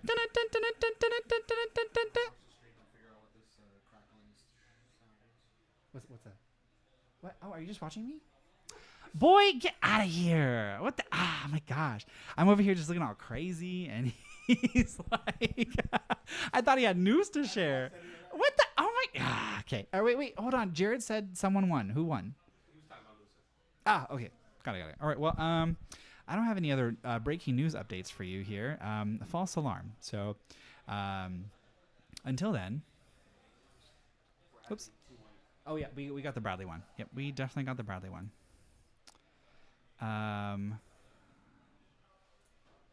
Until then, I guess it's just gonna be you and I here for a little bit. Hello, everybody. So sorry for the technical difficulties, but here's my co-host, Wool. So, Wool, tell me about your being so popular as an aggro deck right now with Wool 7. Okay, that's very interesting. And what are some of the favorite forwards that you like to play off of your ability? Really? Why those two? Oh, that's really cool. Yeah, I could see that. Yeah, they're very pleasant to be around for sure. Absolutely. What do you have to say to all of your fans out there today who are watching, rooting for Wool 7? Oh, that's couldn't have said it better myself, folks. We have a true maestro of words here. We love you all. So great. So great to have you with us today. And with that, we're going to go ahead and I'm going to see how much time is left and keep updates in the chat for you for all the other top 16 fights going on right now, just to keep you all updated. And I'm going to go ahead and back out for a little bit and see what's going on the floor. But until then, this has been Alex and Whoa. And we're going to go ahead and see you in the next round. Bye, folks.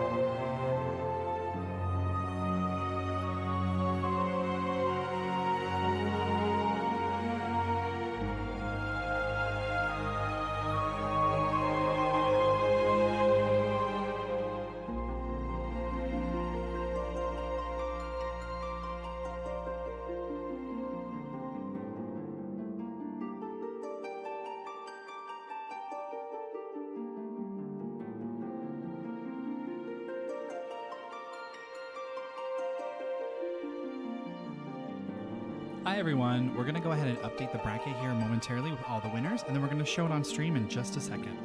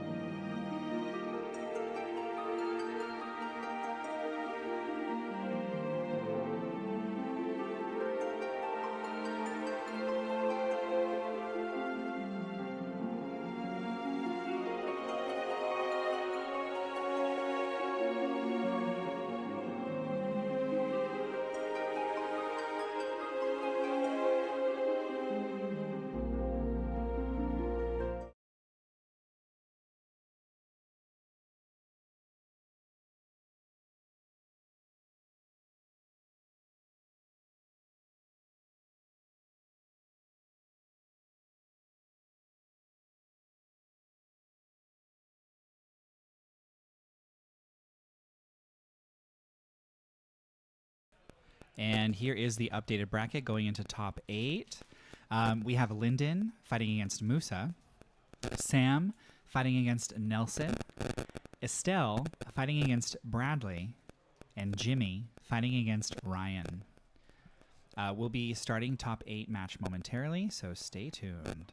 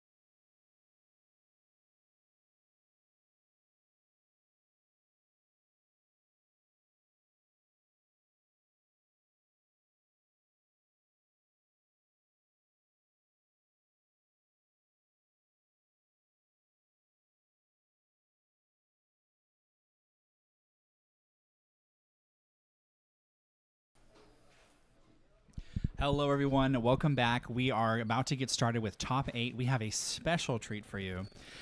It is going to be Sam Prime versus Nelson Alegria, and it is going to be Army of One versus One Man Army. Basically, Mono Lightning and Mono Cane. What do you think of this match that's about to happen? I mean, as shown on stream last time, I'm a sucker for Category 4. I love Cane. I've tried to brew that kind of deck many times. I think it's really ingenious, and we're on two very similar kinds of decks. It's one forward, ready to go, with a whole lot of utility under its belt. Absolutely. I think it's going to be interesting to see this Dissidia fight, basically, of Lightning versus Cane and how this is going to go. Yeah, chat, what do you think about this matchup? Do you think it's going to be... Oh, we're going to do one mic? Okay. Thank you for the feedback also on the microphone. Sorry, we were not able to fix it. But essentially, yeah, it's going to be interesting having Lightning fight Cane and what that dynamic is going to be like. This is literally a 1v1... it's going to feel like almost like watching like a fighting game match. Just you have one character fighting another character. They are both very unique decks in terms of what they do. And obviously Army of One can definitely generate a lot of value, but I feel like there are more Canes to play and use the effect. And also you have the benefit of Earth being able to recur Cane, as we saw in as we saw in Sam's match yesterday, and how very efficient the Cane was at staying alive. Let's go ahead and get that started. So what do you think? What do you think about this upcoming match? Like, who do you think is gonna win, Cane or Lightning? Well, the big thing about this is that they're both stuck on one of each, right? We're working with effectively a legendary rule, meaning that when we look at it, we have to make sure we don't get stuck on the unpreferable version of the name, right? Lightning has to be very careful getting locked into that water lightning. Cane needs to use jump Cane for the most part as its removal tool. If another Cane hits the field in a moment of panic, we could be in a very different game all of a sudden. Yeah, I think that's very true. I think that's very true, especially because the only Cane that you really want to play at any given time is the jump Cane.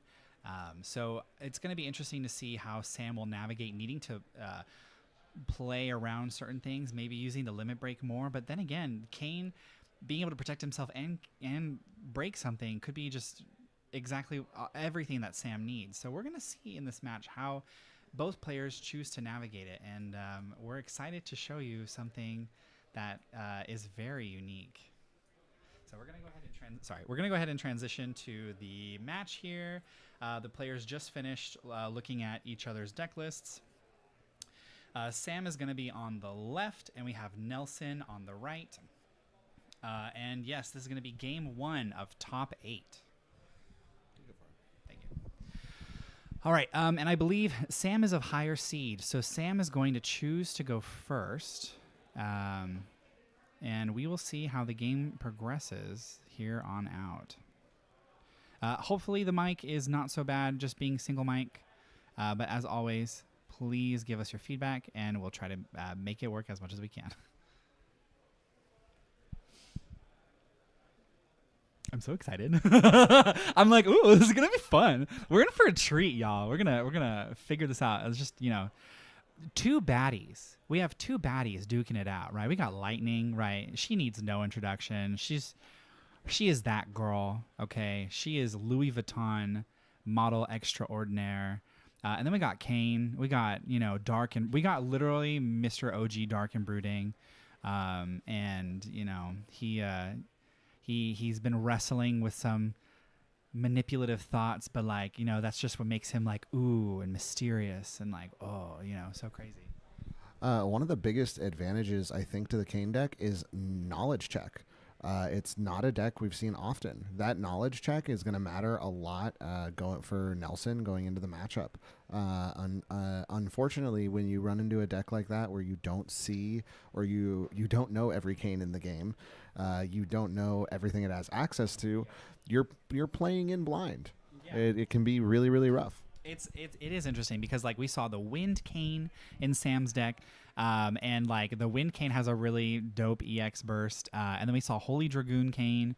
And having access to wind, especially for the limit breaks, as we saw, getting Zidane, having Zidane ability to play the Wind Zidane LB as like a Leo substitute. We are going straight into it. We are pitching Cane. We are pitching. Is that a Cane? We're pitching something. We're pitching a lightning card to play. I think that's Ixion. Pitching Ixion to play Dragoon backup, and we are passing. Setting up that Dragoon backup to just be able to pop it, grab a Cane for later. It's really, really solid. And we are going into Lightning. We got 5-cost Lightning. Nelson just going ham, and probably going to swing with that Lightning.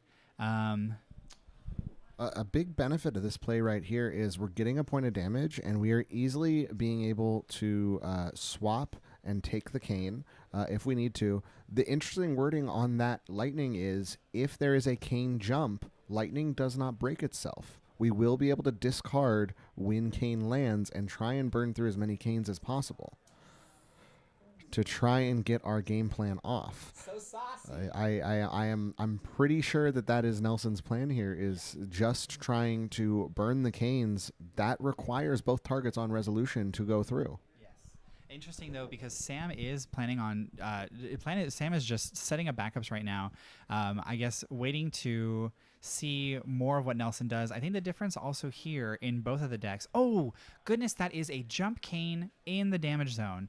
All right, let's hope that Sam is able to draw into or search for that jump Cane soon.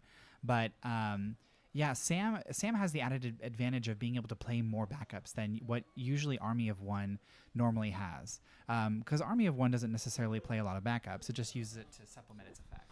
And on top of that, Nelson is on a very aggressive build of Army of One, allowing Warpistinian, Sarah, and Hope, and Noel. So we're working on a category 13 base, which is a little different from traditional Army of One, where we can play a little bit more tempo and value. Nelson is on effectively an aggro deck. Very interesting to see how it's going to be, how both players are going to navigate dealing with each other's main character. This is literally the main character energy fight going on right now. Like it is character mano a mano, character at character. And we have 4 backups right now for Sam. So Sam is looking very efficient. Sam is looking to have very efficient future plans, future turns especially. But we have 3 points of damage on Sam here. And that is that another? No, that is Sid Polendina. Sid Polendina is going to be damage number 3 for Sam. And Nelson's just racking up damage on that 5-cost Lightning. On top of that, just to speak on that Sid Polendina as a card, really, really fixes a lot of the Category 4 synergies from Sid Polendina being a wind backup before. It's effectively just a color-shifted copy. Very, very strong in a matchup like this, where it enables this deck to work effectively because we can search what we need immediately in the right colors, versus this may have had to be a little bit more wind-centric if that card didn't exist. That's very true. And it's interesting that they were just like, you know what, we're just going to relegate Sid Polendina to be the searcher. We're not even going to choose anyone else. It's just going to be Sid Polendina. We see that Nelson decided to play Gilgamesh, going very forward heavy here. Oh, and I think the Gilgamesh took out the the Ignis and one other card, probably a Cane. It looks like we are going to pay for Shantoto. Removing the cards on the field from the game means that Lightning, I don't think, will be able to get her effect, as the additional ability on Lightning also only works on opponents' forwards, not your own. So it looks like, yep, they are going to be removed. I actually think this may play to Nelson's game plan. Getting that lightning off the field is effectively inconsequential to the overall thing. If we're able to just commit our 6-cost lightning, or even commit another 5-cost lightning to the board, we're just going to push damage. Yeah, that's very, very true. And now Nelson has a really nice sized hand. Maybe we're gonna play the 6 CP lightning just to recoup a lot of value. Let's see what he ends up choosing here. Nelson deciding on what to pitch, and Sam having, I think, 3 cards in hand. So we will see. The 6 CP lightning would be pretty. Would be pretty good here as a neutral play, or even an Ulmia if Nelson's playing an Ulmia, to be able to grab the 6 CP lightning and get haste. Because the other thing that Nelson may want to prioritize here is, all right, we're going to go ahead and play the 6 CP lightning. We have 2 Renoas, a lightning, an Estinian, and a hope. Oh no. Again, just like yesterday, you know, that 6 CP lightning needs to recoup a lot of value. But it also can't, and it also may not at certain points, and that's what ends up hurting it. This is a little bit of a recovery, though. That whiff doesn't hurt too much because he's been stocking cards in hand, and we have an Estinian warping in that's going to be able to attack twice on the next turn, meaning that we're still ahead on damage. Unfortunately, Sam is still behind, but we have a big backup setup and a big amount of resources ready to go. Volume on the mic is low. 1 second, guys.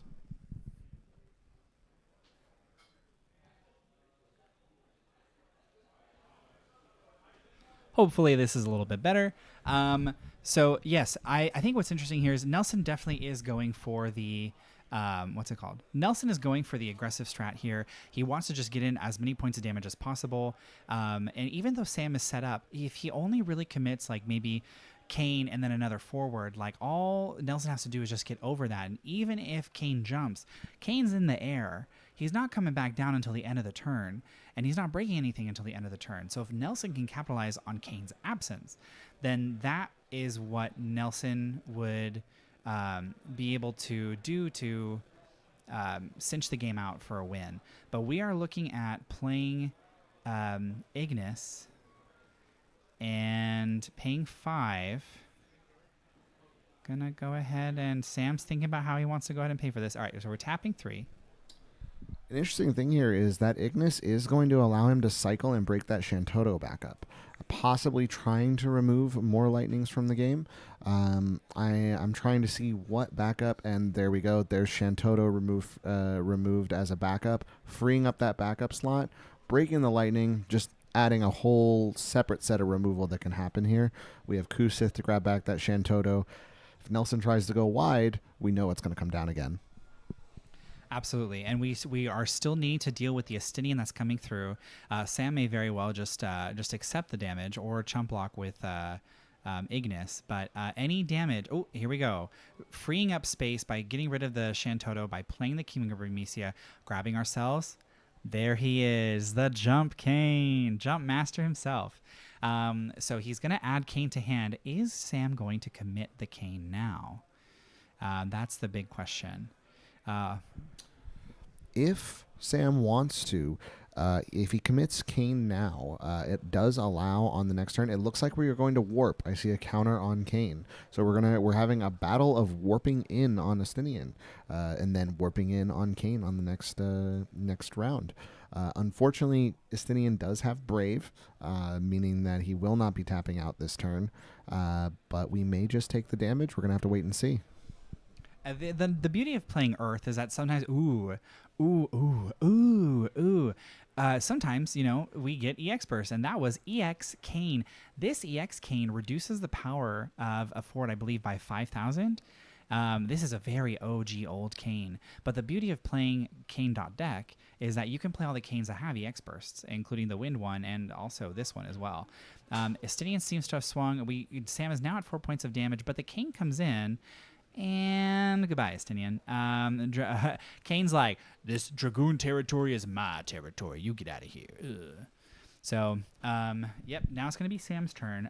What do you expect Sam to... Do you think that now that Kane is on the field, do you expect Sam to just like be stable and not have to deal with any aggression, or like do you think the aggression even matters at this point? What are your thoughts, do you think, going into the future? I think Sam has to play a control game here. Unfortunately, we see one Kane in damage. If we know this deck he's playing against is full of Odins, we hit one Odin, he can't jump an EX Odin. If we see that happen, it's the same issue playing against Army of One as normal. Is if you have an invaluable piece and you try and swing, there's a 50% chance, maybe a little more, depending on what's been drawn, that you're gonna hit something that's gonna take your piece away. You're gonna take the king off of the chessboard. Tragic. Oh man, not checkmate. But you know, I think the beauty of this is that where Army of One may funnel more into being like an aggressive type deck, like technically aggressive, this Kane deck seems to be able to kind of like pivot to however you wish to play it. It has fast components like the Estinian, and also the technicality of Kane, but then also, like you were saying, like you are able to jump Kane and continuously remove things, like basically every turn, so long as you have the Kane in your hand. But then you also have the Earth pieces to be able to, you know, stabilize during the late game with things like Shantoto and Kusith and all the wonderful EX bursts that you have. There's even Hekatonkai summon that we see, and so yeah, you'll be able to deal with their very wide boards too. Looking at grabbing that 6-cost Lightning, we are going to be able to refill our hand off the Olmia, and if Nelson commits that right now, he might be able to refill his hand, go for that roll again. If Kane jumps off of either the attack or the initial discard, and it looks like Nelson passes, we're not going for the line, we're going to save it for later. Problem being, if Olmia is down, then we don't get that double removal. Very true. I think being able to have the 6 CP Lightning come down, and then Olmia letting Lightning pop on entry and then pop on swing, and being able to eliminate two things and go in for a point of damage, that would be very, very beneficial. I think the other thing to note here is a very real strategy with this. Kane jumping and getting the Olmia, and now it's Nelson's turn. A very real strategy that Sam could also be going for is the mill out. Ultimately, you're dealing with a very sticky forward that can block and then protect itself, as well as eliminate a lot of things. And you also have a lot of board wipe effects to deal with the large boards. So in the event that he goes for the mill out strategy, he's playing the long game. And unfortunately, one of the weaknesses of Army of One is you're burning through the deck so fast because of the reveal off of Lightning.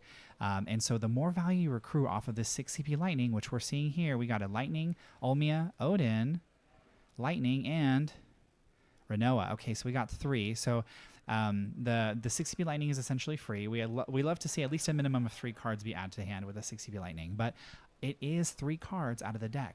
So Sam could very well do some mill out strategies here. The only thing I think Sam has to be a little fearful of, and we do have full deck knowledge, is Nelson is on that Sarah package.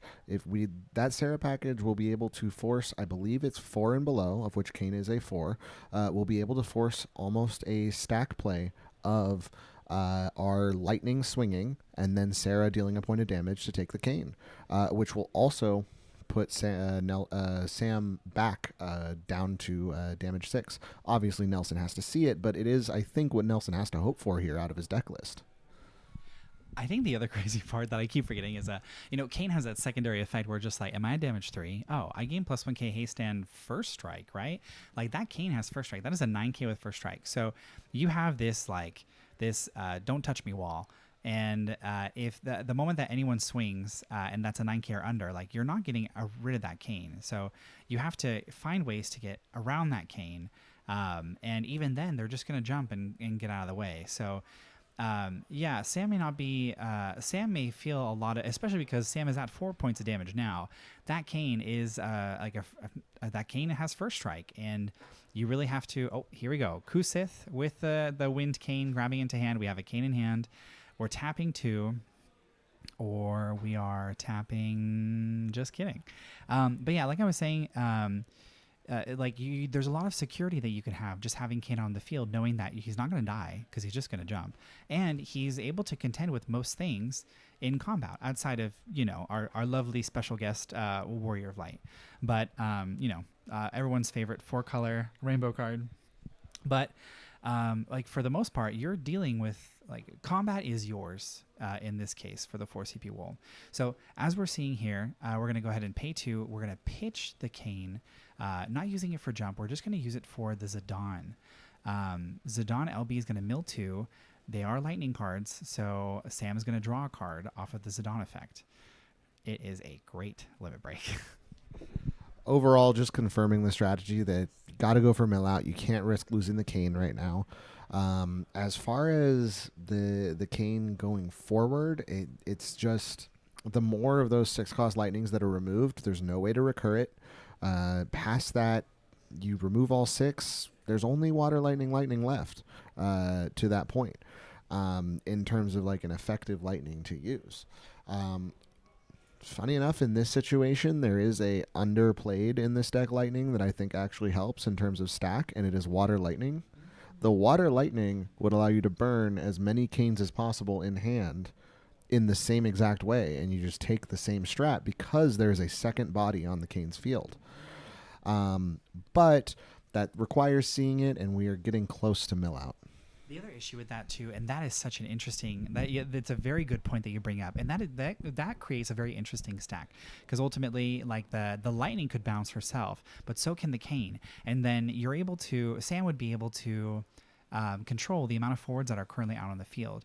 Very tough to think of like how that stack interaction would go, because essentially they'd both come back, and I'm trying to remember if I believe the Cane would come back first and then the lightning would come in and could get rid of the Cane.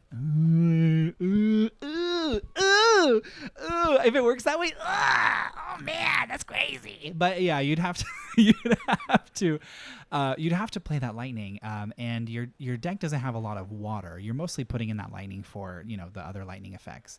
But ultimately, that is a really good way to think about how to deal with the Cane. But that's a very technical.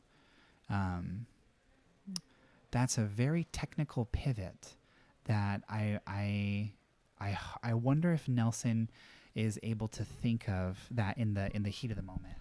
I think it's something that he would have had to be shooting for early.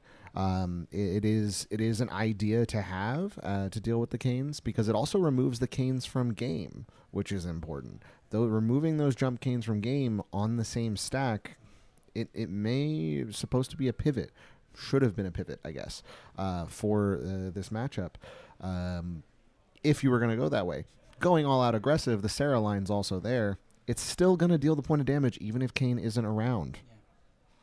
Yeah, that's very true. Especially, we're seeing it here. We see Noel swinging with haste. We have the Sarah. The Sarah is going to attempt to, I think, break the Cane. Or did the Sarah break the Zidane? I think Nelson just recognizes that it would be an empty... it would just be an empty ability because the Cane would just jump away. Sarah does deal the point of damage first. Oh, true. Sarah deals the point of damage first, but I do believe Cane has jumped and hit Sarah out of the off the field. Yes. But now Sam's gonna have to contend with some aggression. Oh, Sarah, I'm trying to think of. Point of damage happens first. Really? Wait, so okay, so that just got so that is I see, and then now, bada boom, bing bada bam, ball bam, bidi bam boom bam, boom bidi bam. All right. Oh wow. Ooh, swasti. Ooh, that's so swasti. My gosh. Sarah's actual wording is 0. Deal your opponent a point of damage. Choose. Yeah, you will deal the point of damage first. Which is why I think that was the line to go for, is to try and hit that Sarah early, because you can outstack the Cane. Oh my goodness! Wow, that is so interesting. You know what? Hold on, I see some shout out to Milo Mosquera 3820. You a real one, bro. That's the goat. That's the goat right there. Yeah, he in chat right now. Yo, we love you. That's amazing. So did he do Sarah trigger before Noel's buff happened before damage? Not exactly sure. I think all I know is that in talking about the damage, I think the Sarah damage did get off, and then there was that crazy interaction going on. But now we're on Sam's turn. We got Garuda that resolved and then got rid of the Hope. Calling cost 4 and just shooting down the Hope one-sided. And then I think we are playing a second Zidane. Boy, do we love Zidane LB. And we're flipping over a Renoa. Is that a Renoa? Yeah, it is a Renoa. Wait, did 2 ice cards get flipped? Or am I blind? I don't know. Oh, I just realized that there's a Kane. I see. That was a Kane EX damage, so that's why the Noel died. Okay, got it. Huh. That is interesting. All right. So yeah. So wait, what cards did get milled? I did not catch that. Do you know what cards got milled off of the zone? I see the Renoa. I think I only saw Renoa. Okay, well, I think Sam still drew a card, maybe, but anyway, we see. Double Renoa. Really? They went to the bottom of the deck earlier. Wow. What? Okay, that is lucky. It also means Nelson has cycled back to the beginning when we saw the double Renoa on the flip 5. He has cycled completely to the beginning of his deck in this matchup. Wait, that's crazy. Oh my gosh. Wow. Fascinating stuff, people. We're just sitting on the edge of our seats, wondering what's going to happen next. Nelson's still ahead on damage, but Sam's sitting very comfortably with an established board. There is nothing on Nelson's board right now. But Nelson still has cards in hand, but it is Sam's turn at the moment. He is cracking the miner to be able to draw a card at the end of Nelson's turn. And then now Sam's taking his turn. We are going immediately into combat, swinging with the jump cane. 2 points of damage. Second point is Ulmia. And then Sam determining if he wants to keep swinging or play something else. We are going to go ahead and pitch King of Burmecia. Discarding. Just kidding. We are bringing the King of Burmecia back to hand. I see. All right, we're going to do a deck card count right now. So Sam, 4, 5, 6, 7, 8, 9, 10, 11, 12. So Nelson has 12 cards, I think 12 cards left in his deck. Closer than anticipated. It is closer than anticipated, but I will say, Nelson only resolved 6 CP Lightning once effectively in terms of only getting 4 cards to deck. So that's only 2 turns ahead. And something interesting about the Lightning deck is while it draws a lot, it's doing a lot of cycling to the bottom. So you're not actually, if you're doing those whiffs, it's saving you on the mill out game. That is very true. Yeah. The whiffs here are, we don't like to see it, but strangely it does kind of help in not completely losing out to mill out. But at the same time, the moment that Sam starts to apply pressure, like it's a vicious cycle. Milo, I see you in chat. What do you think about this matchup? How do you think Nelson would go about navigating this match? And like, what should the army of one player do against the one-man army? Actually, chat. Tell me, like, what do you think the main strategy is here? I'm seeing, I'm seeing like the one-man army is just going to focus on mill out, which we have already talked about. But what about in Lightning? What does Lightning have to do to assert dominance, right? Because she a baddie, and she wants to make sure that her name is known far and wide as like being awesome. So how does the army of one get there? But I mean, at the same time, Nelson is still 4 points of damage ahead of Sam, and if Nelson just manages to find a way to be able to get rid of those blockers, swing and deal the last 2 points of damage, that would be fantastic. Unfortunately, the only way out I'm seeing is that same Noel Sarah combo, and I don't know if it's still in the deck. At this point, we're running low, and the deck is a resource.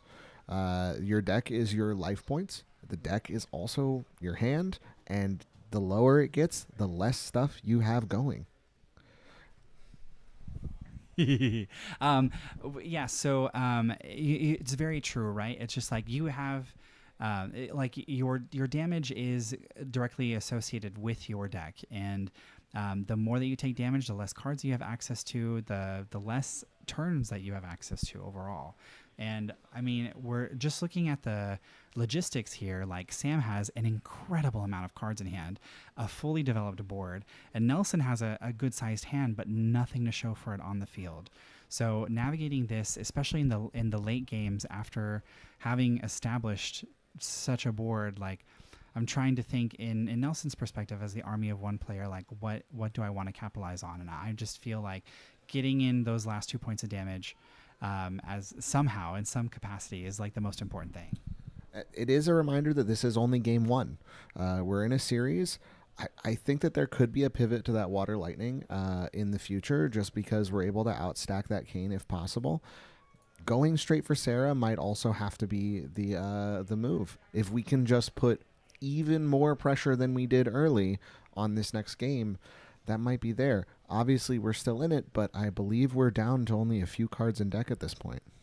Yep, very true. And then looking at Sam's field, we have the Dragoon backup active. We're always able to grab back a Kane to make sure Kane gets out of the way safely.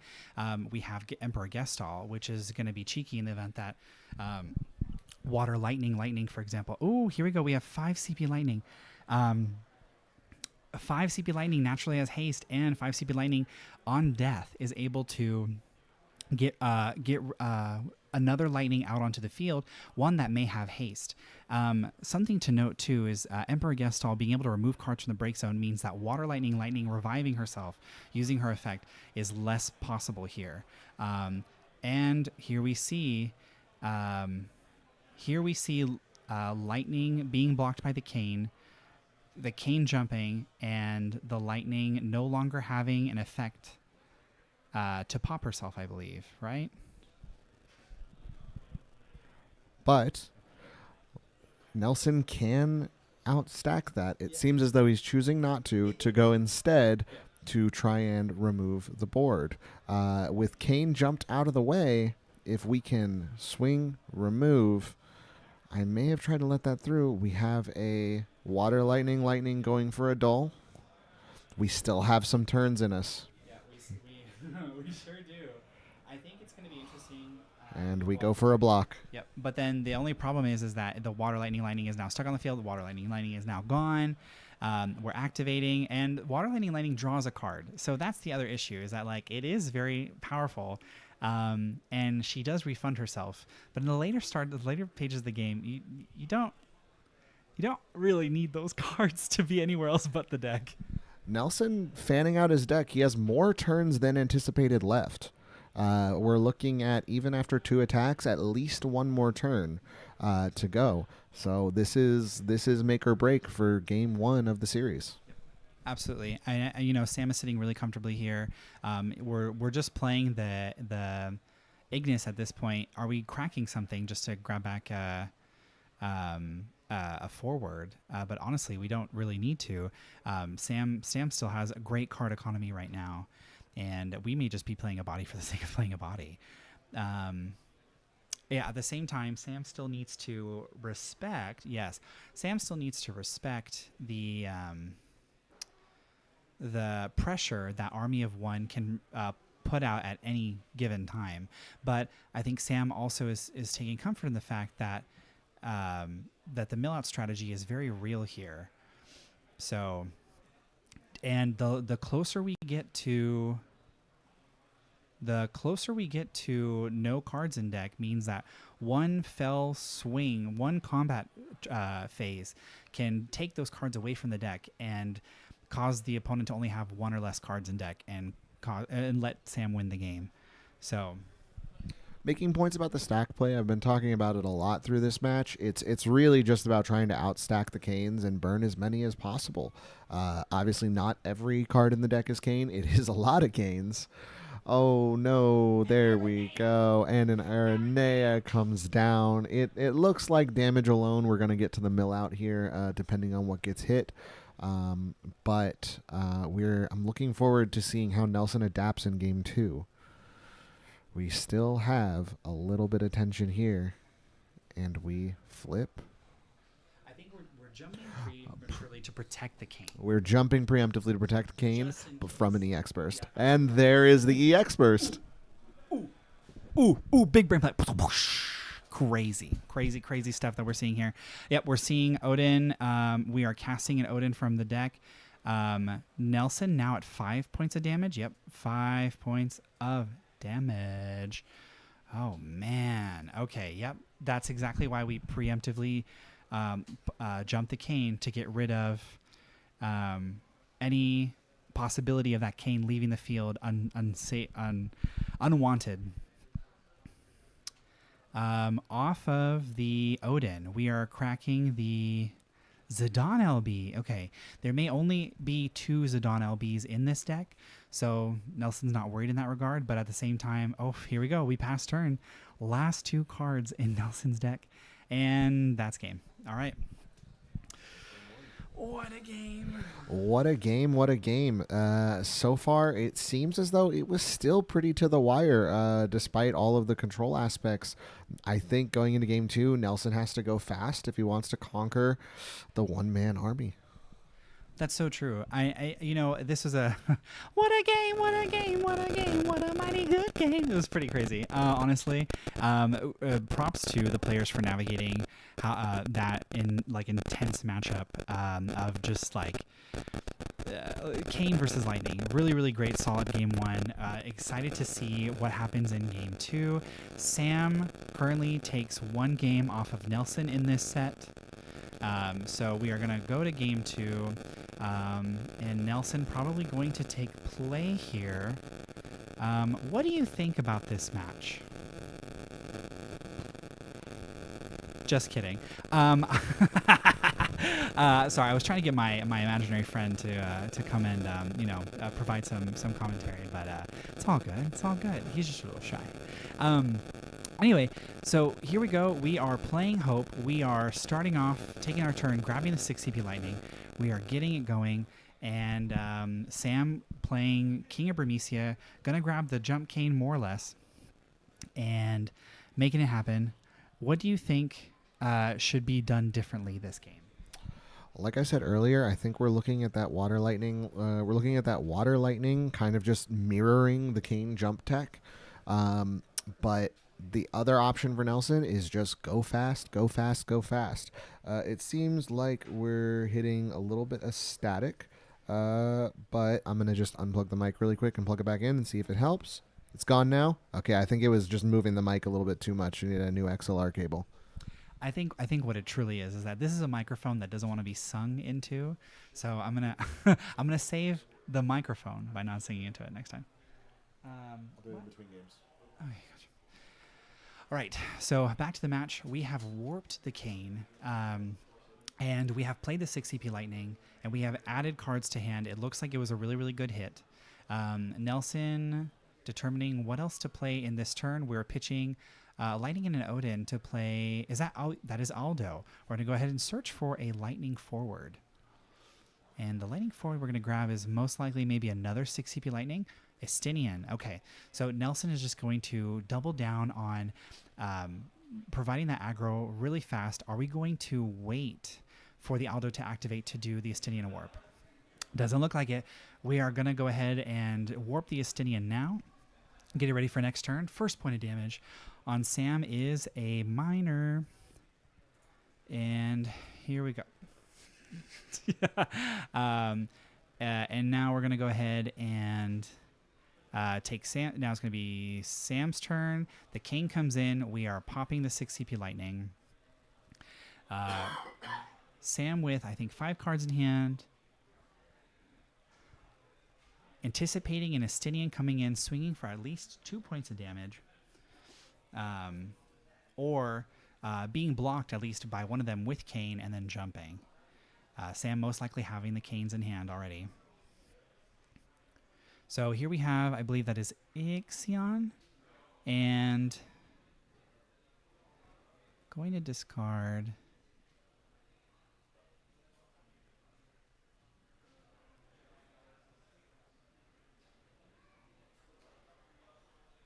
Going to discard something. Sam is thinking. I do think it's not beneficial to do the jump on the Cane. If Estinian swings first and we hit a jump on the Cane, this jump is a little different because we're going to remove that body. But we're still going to, if that body was left and we didn't spend a Cane there, then we have Astinian. And if we jump the Astinian, the Hope comes in as well. Yeah, we get way more damage coming in.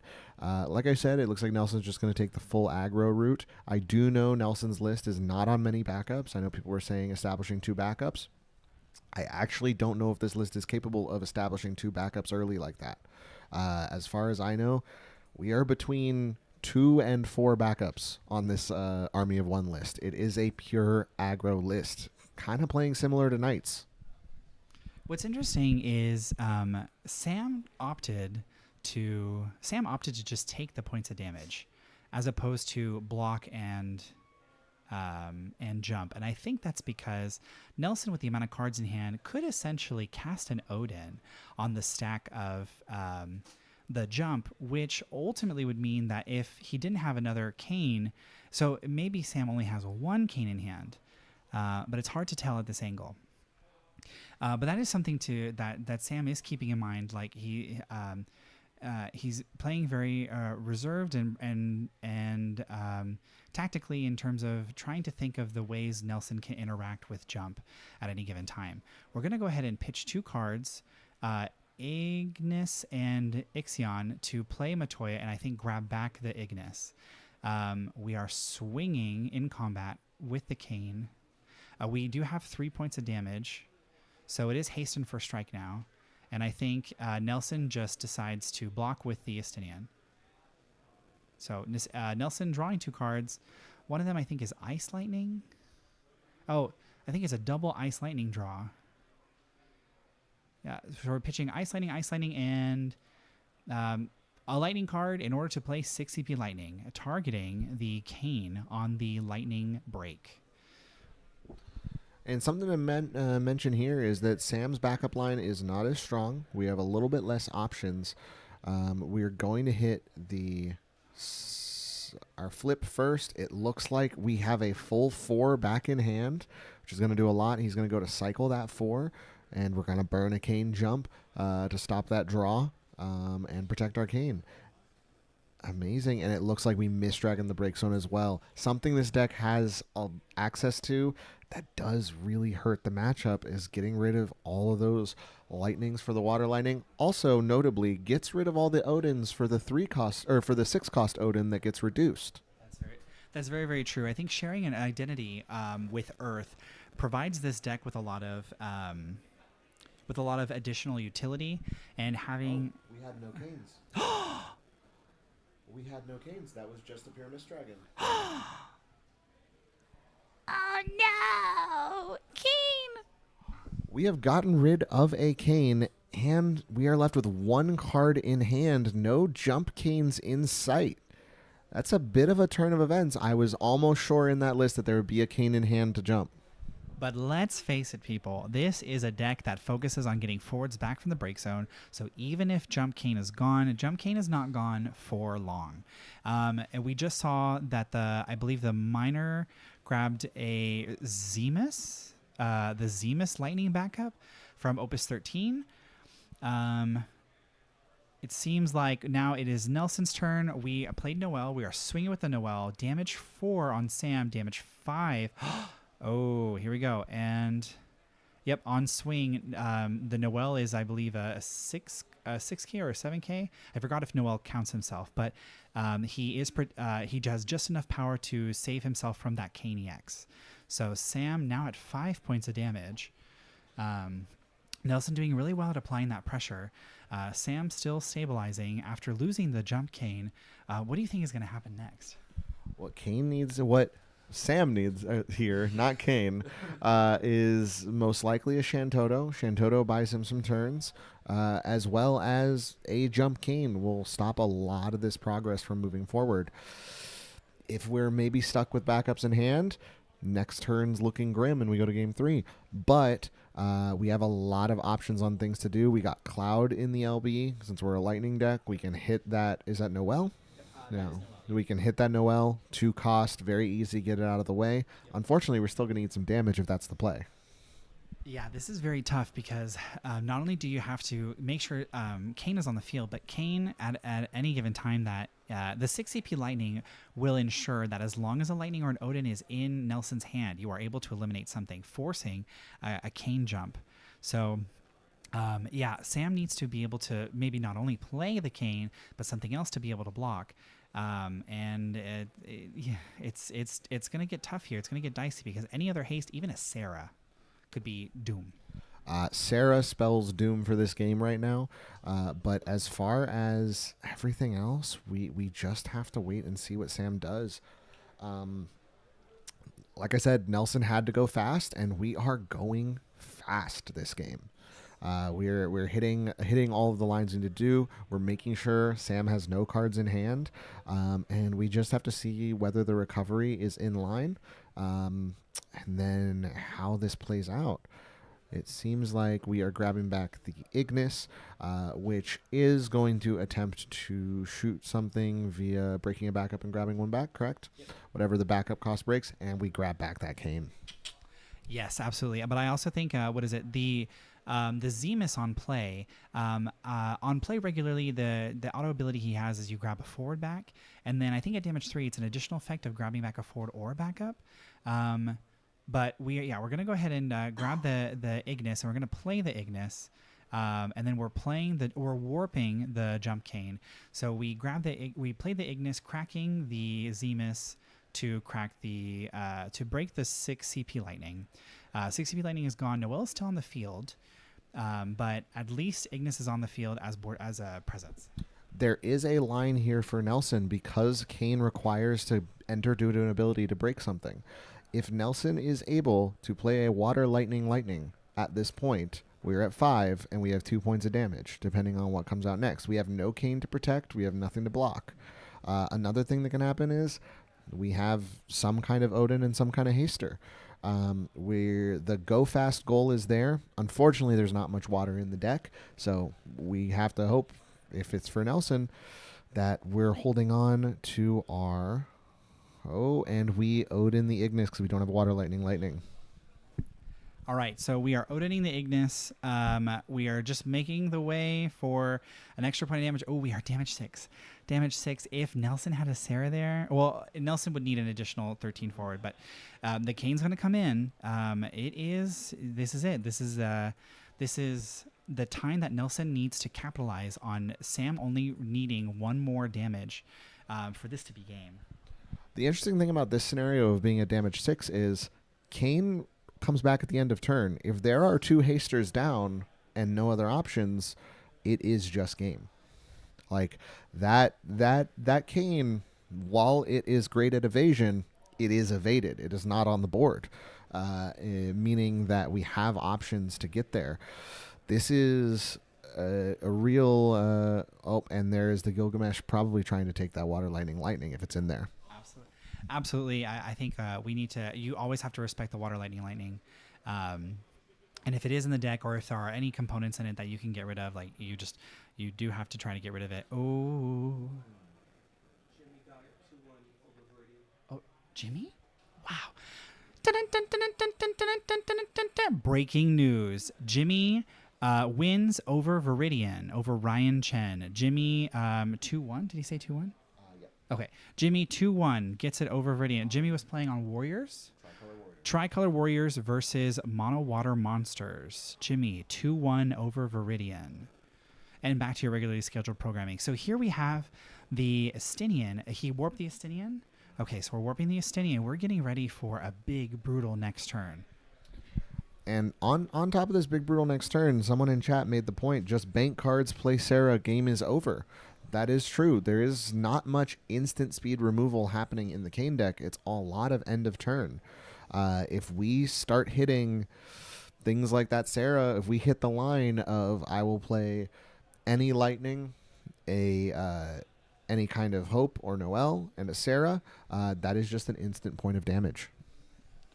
Absolutely. And here we see Sam is playing the Noctis. We are grabbing back, I believe it was the Wind Cane, and Nelson drawing his cards, taking his turn. Estinian does come in. It is ready to attack twice. We still have to contend with the fact that we have 3 blockers at the moment, and Kane has first strike, but pales in comparison to the amount of power that Estinian is going to have when he attacks. gaining plus 10k. So Kane's gonna get a steamrolled in that regard. But again, Kane is very tricky. Kane can evade, but will it spell doom here? Okay, we have another haster. This deck has haste as its predominant keyword. So here we go. And someone made a point. What is Nelson's LB? There is a line for victory here off of one Surgis right now. One single Surgis and that double attack does get game. Yes. There is an LB line here. It's just whether he has the ice in hand. Like I said, it seems like the control of this game is lost in compared to game one. But we still have Shantoto in the deck. We still have a lot of Canes in the deck. We can do quite a bit here to hurt. And actually, thinking about this lightning, if we do have a water lightning to play from hand, I do believe we have our last point of damage. Because we can make the Cane... Oh, we did not attempt to discard a card for that lightning. But I think it's fine because lightning still gets the effect whether or not she uses her ability. All she needs to do is be put into the break zone. So being at 6 points of damage, having first strike Cane, the only issue is that there's two forwards. So we're only just populating the... Yeah, and we're going to go ahead and jump with the Cane. We're going to bring it back in, and we're going to... Okay, so it was interesting because maybe if there was a different lightning in there, it could have... Like if there was a water lightning... Like, even though you don't duel or draw because the king can jump at that point, you still have haste, and then you would swing. So just an unfortunate circumstance of not having the correct card, the correct version of lightning in your hand to play off of the 5 CP lightning. 5 CP lightning is a great card, but it also benefits based on the lightning that you play off of her sack effect. We are now in that standoff I was talking about of water lightning and Cane, where... It doesn't seem like Sam Brime is able to play more forwards. If we play more forwards, our Cane is removed from the game. So we are going to have a bit of an actual army of one-man army standoff, I think, for the rest of this game. Very true. Yeah, very true. But here we go. We're going to go ahead and play Cloud. And it's whether or not Nelson has another lightning in hand, which he only has one card in hand. So it'll be interesting to see how this goes. What card? Okay, it is an Ice Lightning card. It is the Snow Lightning Anniversary. We are flickering the lightning, but the thing is that this is Sam's turn. Yes, this is Sam's turn, which means that the stack is going to resolve. Nelson will come in. It won't be able to get rid of it because the Cane is gone, but the Cane comes in and breaks the lightning. So unfortunately, Nelson just ends up discarding a card and still losing the forward regardless. But now we're going to go ahead and pass. Nelson only has 2 cards in hand. There's not really much that he's able to do here, and passes back to Sam. This buys Sam an additional turn, and we're going to go ahead and play Sid Palindina, which means we're going to grab another Cane and get ready to jump again. But Sam still has to play reserved in the sense that at any point, haste could come, and even if the Cloud swings, the Cloud can't block, then that's not good. Also, that Cloud can't swing without Cane being jumped. If we hit an Odin there, we need to see how many cards are left in deck. We still have a long game ahead of us because Sam has effectively stabilized. We've stabilized out. Nelson just needs to sit, try and get that Sarah, but who knows if that Sarah will come in time. It's very true, and it depends. It does depend on what cards Nelson has in the limit break deck, but it's always so like nerve-wracking to not only be in a top cut situation where winning this means that you get your invite to go to play nationals, but also being on stream. Like there's a lot of nerves involved, and sometimes it's very tough to think of all your options in the moments that you need it, and being in those situations, like not everyone is what is it. Sometimes the nerves can just get the best of us, and it's still tough navigating those types of spaces. But either way, as long as you try to play in your best, like that's all you can really hope for. And I mean, major stabilization, pivoting to the control deck in this situation. We may be at damage 6, but we effectively have control over the board. The only thing I'm Sam that I'm fearing is that Sarah combo. Nelson can stack cards in hand, try and curate his hand to have lethal on a single turn. Whether that's able to happen, a little different, but it's really just about it's control versus aggro now. We have to see who can whether I do believe Sam still has to go for mill out here. There's no alternate win con. I don't know if there's getting to damage 7 outside of no cards in deck, because one single misstep on that damage swing is complete game. Very much so. We're seeing the 6 CP lightning here. Nelson is going to go ahead and flip 5. I think we're targeting the jump cane with the lightning break effect, flipping into Renoa, Sarah, Odin. 3 Odins added to hand. That Sarah that we do need put to the bottom of the deck. We're not really able to search it unless Nelson has Lumina in his deck. We did already play the Aldo, so we can't get it. Maybe it's already in his hand. Oh, but actually, just kidding. I do see the hope. There is hope. And just enough cards. Interesting. Okay, we're gonna go ahead and play. Odin. We're playing Odin. We're casting the Odin. Removing 6 lightning cards from the deck. We're gonna go ahead and do it on the Cane. Are we casting the Cane? No, yeah, we're casting the Odin. We are doing it on Cane. Cane flips and the lightning's gone. Interesting. Is that hope in hand? That is I believe based on we would not have had enough to play the hope. That Odin was reduced to 3. Yeah. Meaning we pitched 1 in the Odin. If we did the other line of pitch both, we only have 1 card in the Sarah left in hand. Oh, do we really? Yeah, we were 1 card short of the Sarah, unfortunately. Now, do I think Nelson most likely could have waited and just held it? Yes.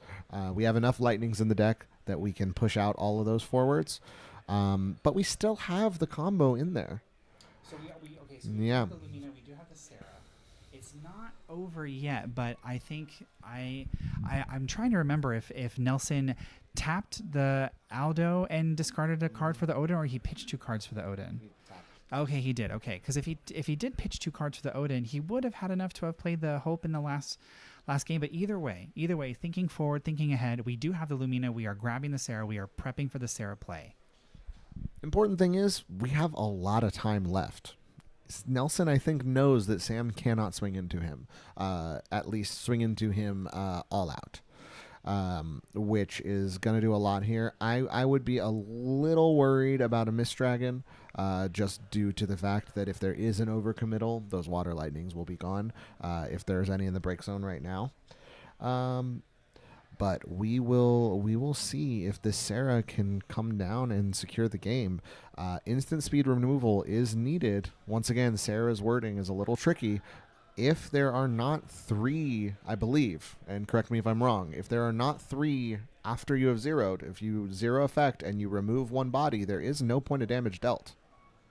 Good point. I don't think so. Yes, I think the condition upon resolution still checks if there are 3 category 13 forwards, or if you can only activate the effect if you have 3. It's 0. Interesting. 0. Control. Oh, okay. Interesting. Okay. Well, either way, does Sam have that instant speed removal that isn't Cane jump? Because if it is just Cane jump, Cane's going to come at a time after the damage has been dealt. So it'll be interesting to see how Nelson navigates, like, populating the bodies on the field. If he does have the Sarah, he does have the Hope. Next turn, he can Hope Noel, like Sarah, and then pop off. A win with no lightning on the board, actually, which enough cards in hand works. We love it when siblings pull through, and lightning is no exception. So, Sarah, are you able to take the game? We have 5 cards. Yeah, 5 cards in Nelson's hand. Can we play everything? Can we get there? Does Sam have instant speed removal on Nelson's turn that isn't jump Cane? Does he have it? Even worse, and this is a major thing, does Nelson have a Noel in the deck? Or is there a target for the Hope? That is a major concern with the fan of the deck that we just saw.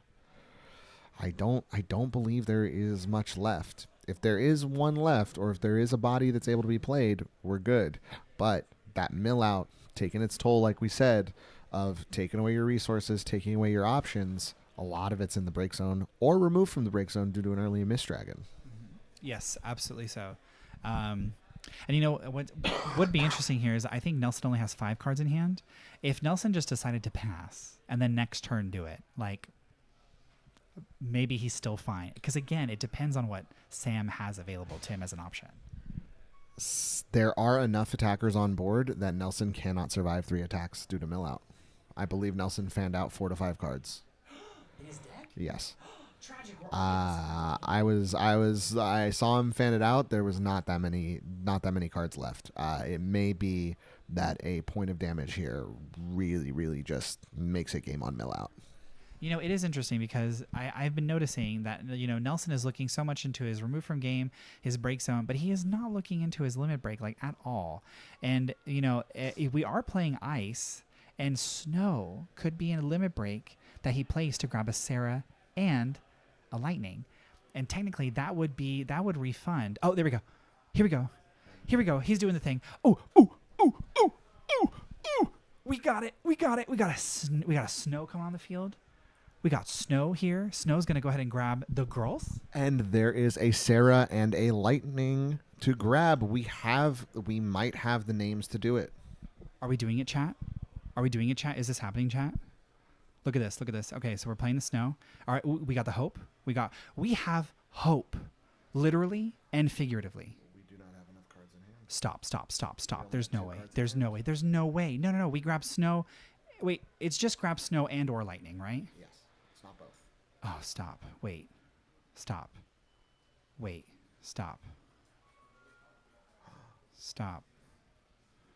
Okay, we're doing water, lightning. Hold on, but we still don't have... Okay, what's going on here? What is happening? What?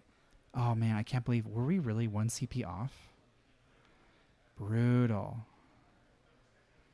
Okay, we're dulling the Ignis. How is he going to navigate this? I'm very interested. We only have 1 card left. Nelson, please listen to me. You have to do it now. There is, if we have a ice card in hand right now, we had game off of Surgus. If we had an ice card, if we left that that ice in hand, I believe we had game. Well, there you have it, folks. Sam with 1-man army takes it over Nelson with army of 1. Mono Cane versus Mono Lightning. A beast of a deck that 1-man army deck is. I'm so excited to see it. I'm probably going to try and build it myself. It looks incredibly fun. The control aspect definitely won out here. What's crazy is that he drew the Renoa off of the Lightning. So it's like I could Surgus, right? Can I Surgus and like win? But then like, does he have Surgus in his limit break? I would presume that he does, right? Okay, gotcha. Like we saw the lists. So yeah, I'm going to still give props to the people who play. Props to Sam for showing the strength of Kane. Props to Nelson for playing Army of 1. Interesting watching that match too, because in this matchup, like both times we went through the aggression, the aggressive play, playing with Army of 1. We kind of saw like the margin of error, like how actually big it is for Army of 1, in the sense that like even if you didn't have lethal, even if you had lethal in 1 turn, but you didn't opt to do it, like lethal still shows up in some way, shape, or form, especially because Nelson was at a great position, putting Sam to 6 points of damage. And it really goes to show that both of these decks are really high skill cap decks. They're both of them have extreme margins of error where you can get blown out very, very easily. So as a reminder, we're under the pressure of this game, and there's a lot of lines to explore. Absolutely. Very wonderful display of both decks. A really fun match, honestly, like seeing 2 category center decks, 2 wonderful FF characters just kind of like duke it out. Having a really, really like great time, just a great fight to put on display for us.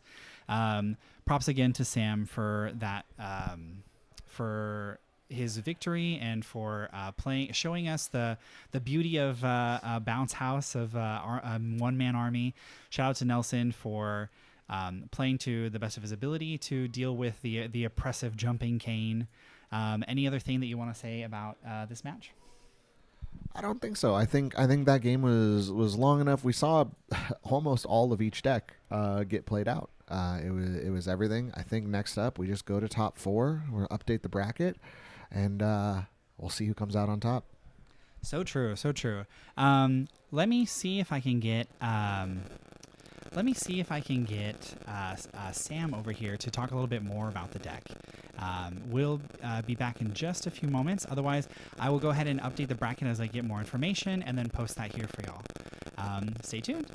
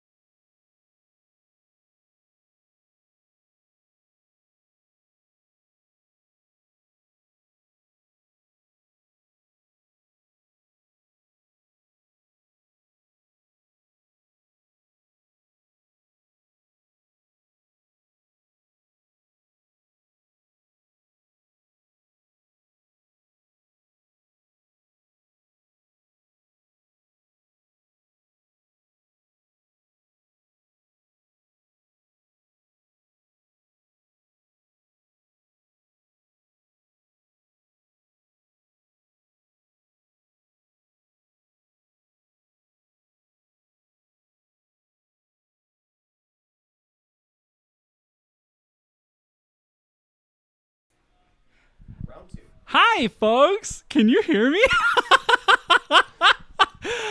Oh man, I'm such a character. I'm so silly. And this was an entire exercise on how well can you lip read, right? I completely apologize. I'm so sorry about that. Please forgive me. Hello. And we have Sam here, the winner of our top 8 match on stream. Sam showed us the incredible display of the Army of One, or sorry, the one-man army, the Bounce House, Mono Kane. Sam, tell me a little bit about your match. Like, how did everything go? How did you feel piloting your deck? So for that matchup, like I just told you, I don't. It feels weird because I can't attack, which is fine. Like that's what the Zidanes are for and the LBs. So they're definitely matchups you can't attack. I knew to like be careful attacking into him. The only time that I was going to attacking is like when I wanted my Kane to die, so I could just like not discard a hand size.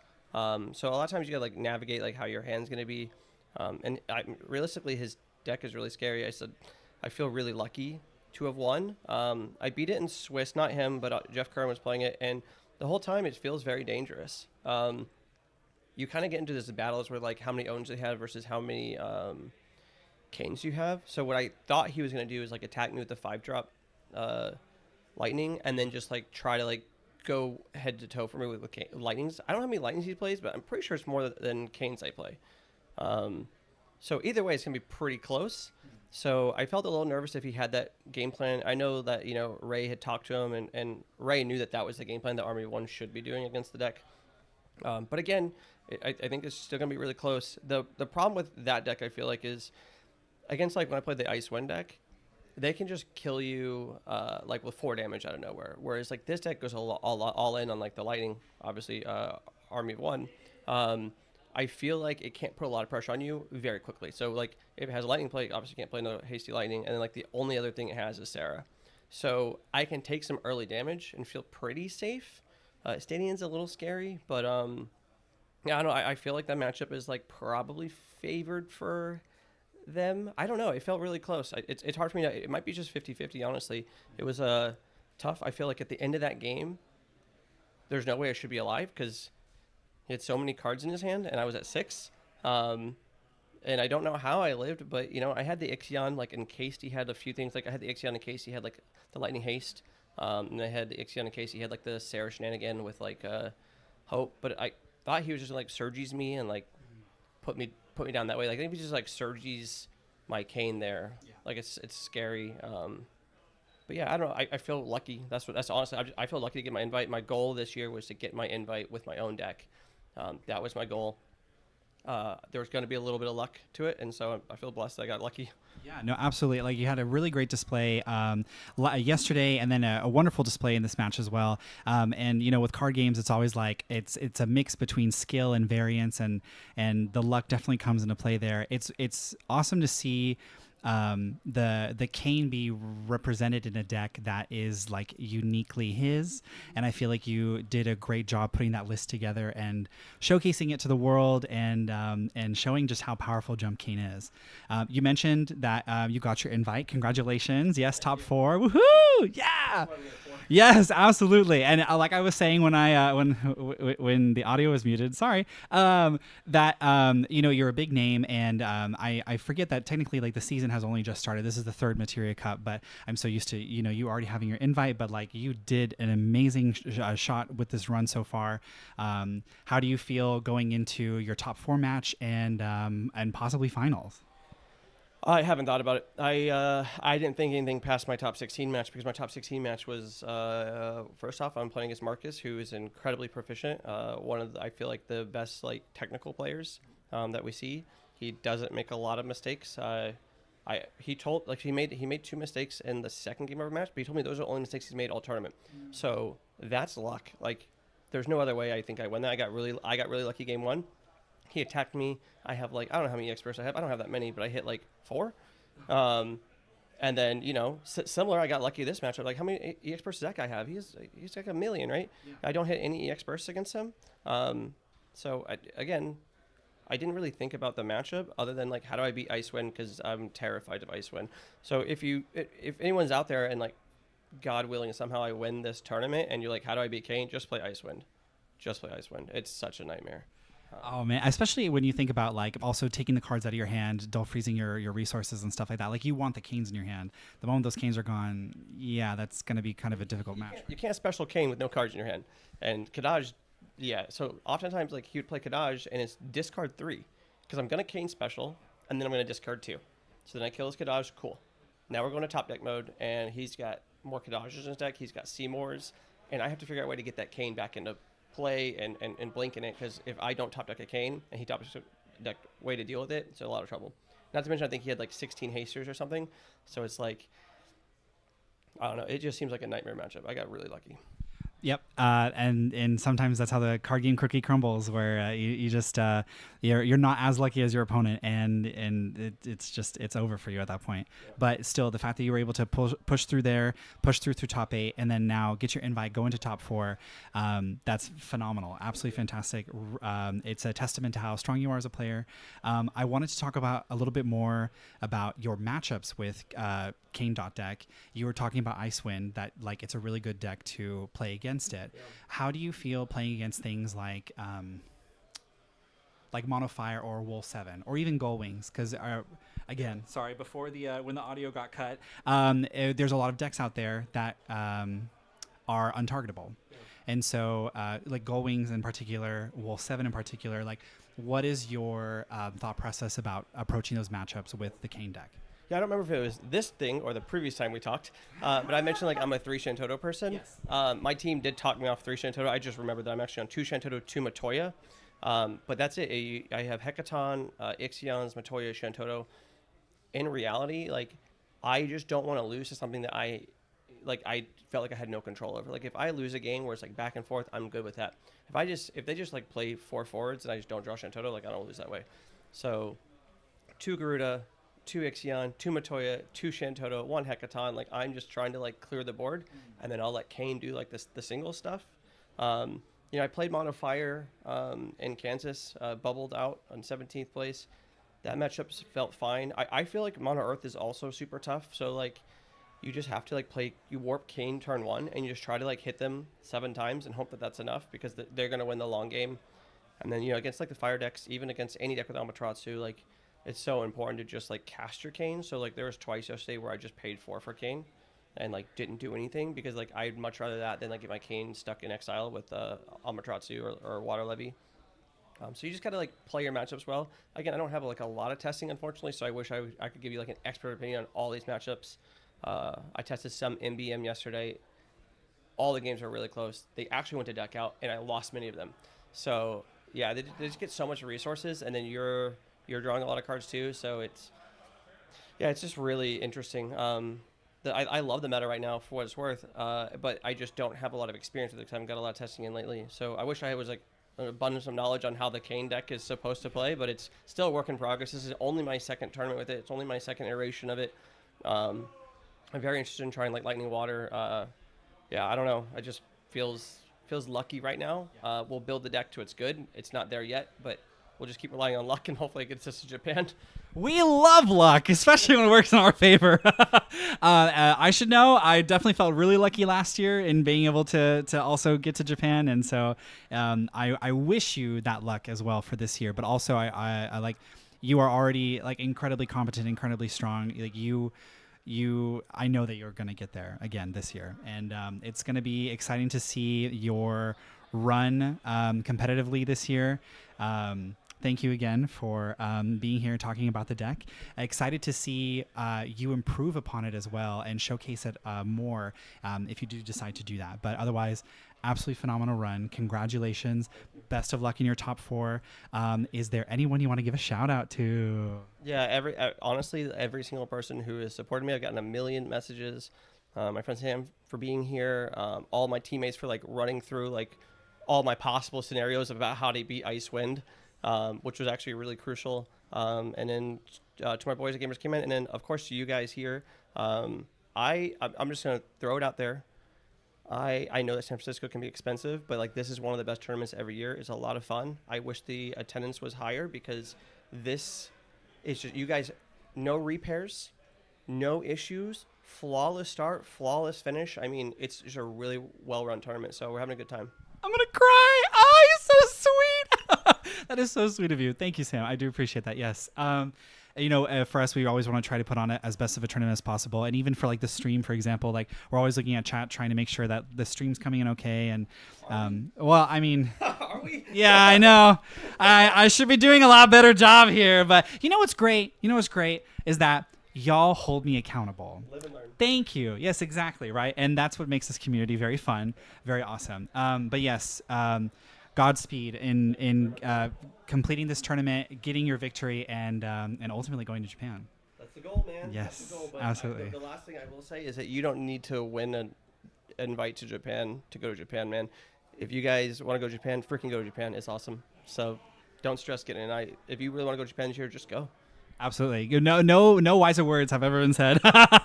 Go and enjoy it. Go see what the world has to offer here. But yes, thank you again very much. I'm going to go ahead and update the bracket in just a few moments and then show it to y'all on stream. But otherwise, stay tuned and shout out Gamers Command. Yep. Thank you. Yes, absolutely.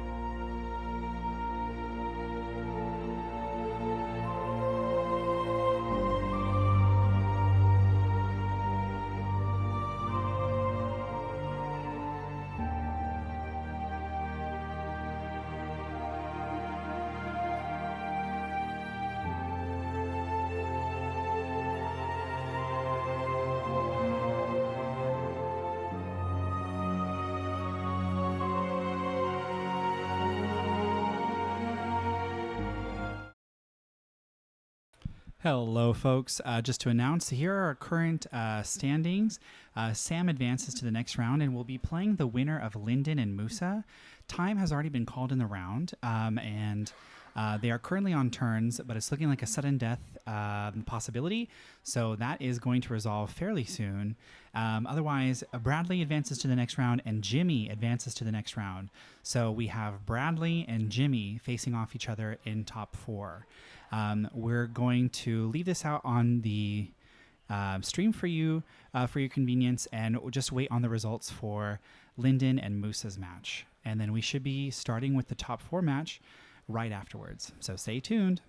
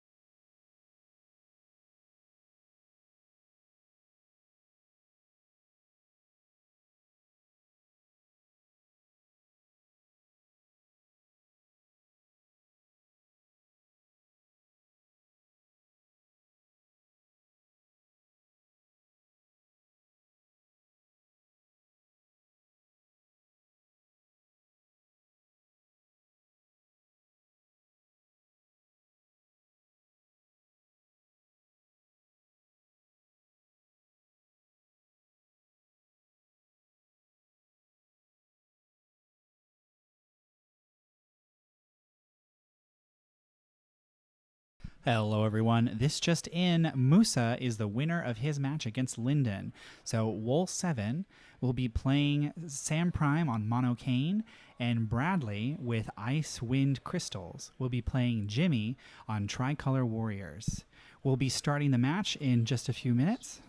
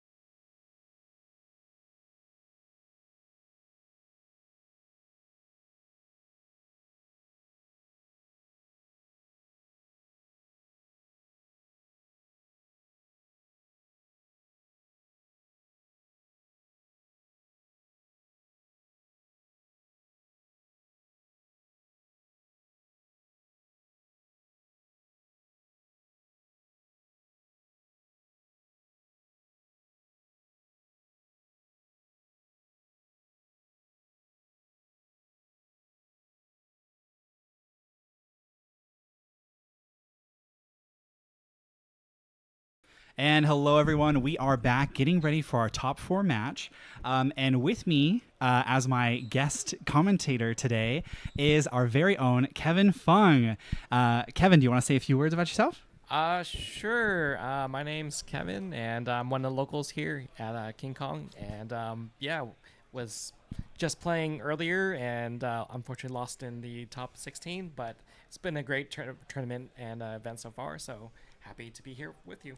Absolutely, for sure. And just for those who don't know, Kevin was one of the very first few players who helped to represent the Northern California region at Worlds for like the first time ever back in 2024. So well, I did 2025, but it was thanks to you and Ray that definitely got our region on the map, and at least for like really high level play. So you are a cornerstone of our community, and I'm so happy to be able to be commentating this match with you. The players currently are getting ready. They're reviewing each other's deck lists so far. We're going to go ahead and transition over to their match right now. So what we have right now is we have Jimmy on the left and Bradley on the right. Jimmy is piloting Tricolor Warriors, and Bradley is piloting Ice Wind Crystals. And just a fun fact, the top 4 for this tournament is... the top 4 of this tournament, 3 of the players are from Northern California. And as a Northern Californian, I love to see it. Yeah! Yes. Absolutely, absolutely. And it's and obviously this is the California Materia Cup, and yes, there's obviously a lot more California players who are playing in the tournament, but it takes a lot of skill and practice and patience to be able to get up to this point where you can qualify, and it's just been really amazing to see everyone's performance here today. Kevin, do you want to talk a little bit about your performance getting into top 16 for this tournament? Sure. Yeah, I've got some time. I was playing the Army of One deck. It was a really interesting deck. I'm not too familiar with it, so it's first time me piloting it, and had some great early wins, and but it's been a lot of fun to play it. It's a lot different play style. With I didn't play any backups, so I was a little worried. A lot different than my usual play style, but it's a fun change, and it's definitely. Unfortunately not represented in top 4, but there was 2 of them in top 16. Yep. So it was good. Absolutely. And it is definitely a far cry from the type of decks that you have played in the past. Mono Water definitely being one of them, like the more the control type decks, that aspect is definitely like your realm of expertise. So to see you like flourish into getting top cut with a deck that you don't have as much experience being able to do, like it's just a testament to how good you are. How much luck I had this tournament. And just like I was talking about with Sam, in card games, it's all about, it's half luck, half skill, half variance. All of that is so important when it comes to these matches. But it looks like we're about to get started here with Jimmy and Bradley's match. I wish both players the best of luck. Very excited to see what they play.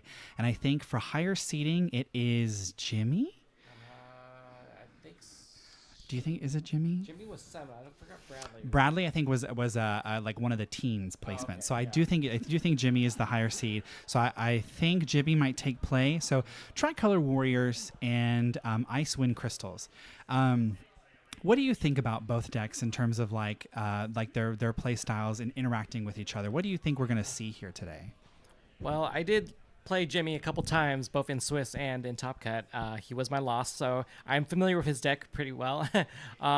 Bradley, I'm not so sure. It's the Wind, Crystal, Ice. I didn't play against any of those, so I don't really know how that works exactly. So maybe you can probably comment more. But Jimmy's deck, he's got 3 colors, and he's uses the Joseph backup, which helps to get that 3rd color consistently.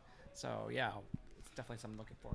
It'll definitely be interesting. Yeah, the Joseph backup being able to grab not only Furion but the Minwoo is just like it's a really nice touch. Yes, you absolutely do. So the Monofire deck, just looking at the comments right now, we are good to go. Yes, absolutely. Thank you. The Monofire deck, unfortunately, did not make it past top 8. It lost to Musa at Wool 7. So yeah, unfortunately, Linden got knocked out in top 8. Musa did advance there. But yeah, here we go. We're going to go ahead and get started. So it looks like Jimmy is taking play. All right. And now, are we anticipating seeing some common warrior lines here? Are we going to just grab the backup that lets us search for Tyvis? For Icewind Crystals, in my experience seeing the deck and playing warriors against it, Mog is usually the warrior that gets played first off of Tyvis, just to be a really good neutral play and deny search. But Icewind Crystals doesn't really search that often. If we weren't going to grab Mog off of Tyvis, what card do you think would be useful in this matchup? Like I said, you probably know more about it than I do. It's one of the newer decks this meta, so I haven't really had a lot of experience with it. Maybe if you want to go backups early, try to develop some backups. I'm not sure if that's beneficial, given that they want to, dull freeze. But I'd imagine that the remnants might take a couple turns to get going for the Kadaj. So maybe you do have a time to set up. It looks like he's going straight for the Ifrit. Going Clive. crazy with the aggro right No, now. honestly, it's not a bad idea because if he requires a setup, you can draw to 2 and, replenish pretty quick. Which is very, very good. We love Clive being able to replenish our hand if we're just going crazy, going aggro. And man, Jimmy is just pushing forwards out. Right. And I think it's also not a bad idea in the sense that Icewind doesn't necessarily have a lot of crowd control usually in the early parts of the game, outside of paying out of your hand maybe to play an early game Seymour to dull 2 down, because Seymour here would actually be really good. You could play the Seymour, dull freeze the limit break cards, and then break the Clive. Yeah. And Jimmy only has 2 cards in hand. But yeah, what a very aggressive start for Jimmy. Knowing his play style, I think he wanted to get a backup, but maybe he didn't open the way he wanted, and so he just decided to pitch his hand and go for the Clive and try and filter. Very much so, and actually, I think they were talking about that because Bradley kind of hung out his head in laughter. I think because I think Jimmy was like, "I had to play Leo because I don't have a backup." Sometimes you don't have the choice, you dealt a hand that you get, and so we gotta play with what we get. Right. Yeah. So it looks like Bradley might be in the driver's seat if he can handle the Clive right or soon. Yeah. So in case he can, always prime next turn. So you definitely want to handle that. And it looks like Yuffie can probably do that. Yes, definitely. Actually, the Yuffie here is going to be really, really nice. The Yuffie going to get rid of 2 targets in the break zone.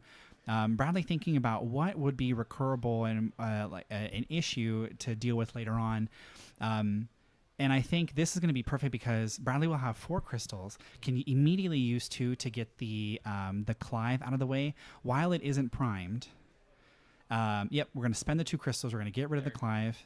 Yeah, there we go. And now, even though Bradley has no cards in hand, Bradley does have Yuffie with crystals. Yeah, and 2 backups. Yes, absolutely. And Yuffie is untargetable, spending 1 crystal. So it's going to be very tough to deal with this Yuffie. Unless, of course, maybe Jimmy has Zonde or maybe Akuchulain. No. We don't have their deck list on right now. No, I don't think.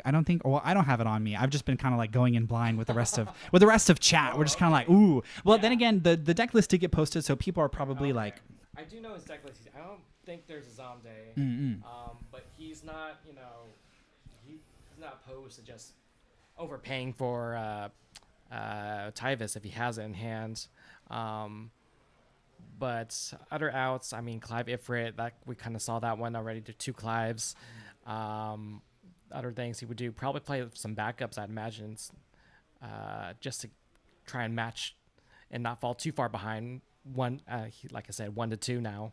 And given the high number of odd number, cards in his deck, just the 1 is enough. If you can get to 3, that's gravy. But if you're just trying to hang in there for now, I think that's fine.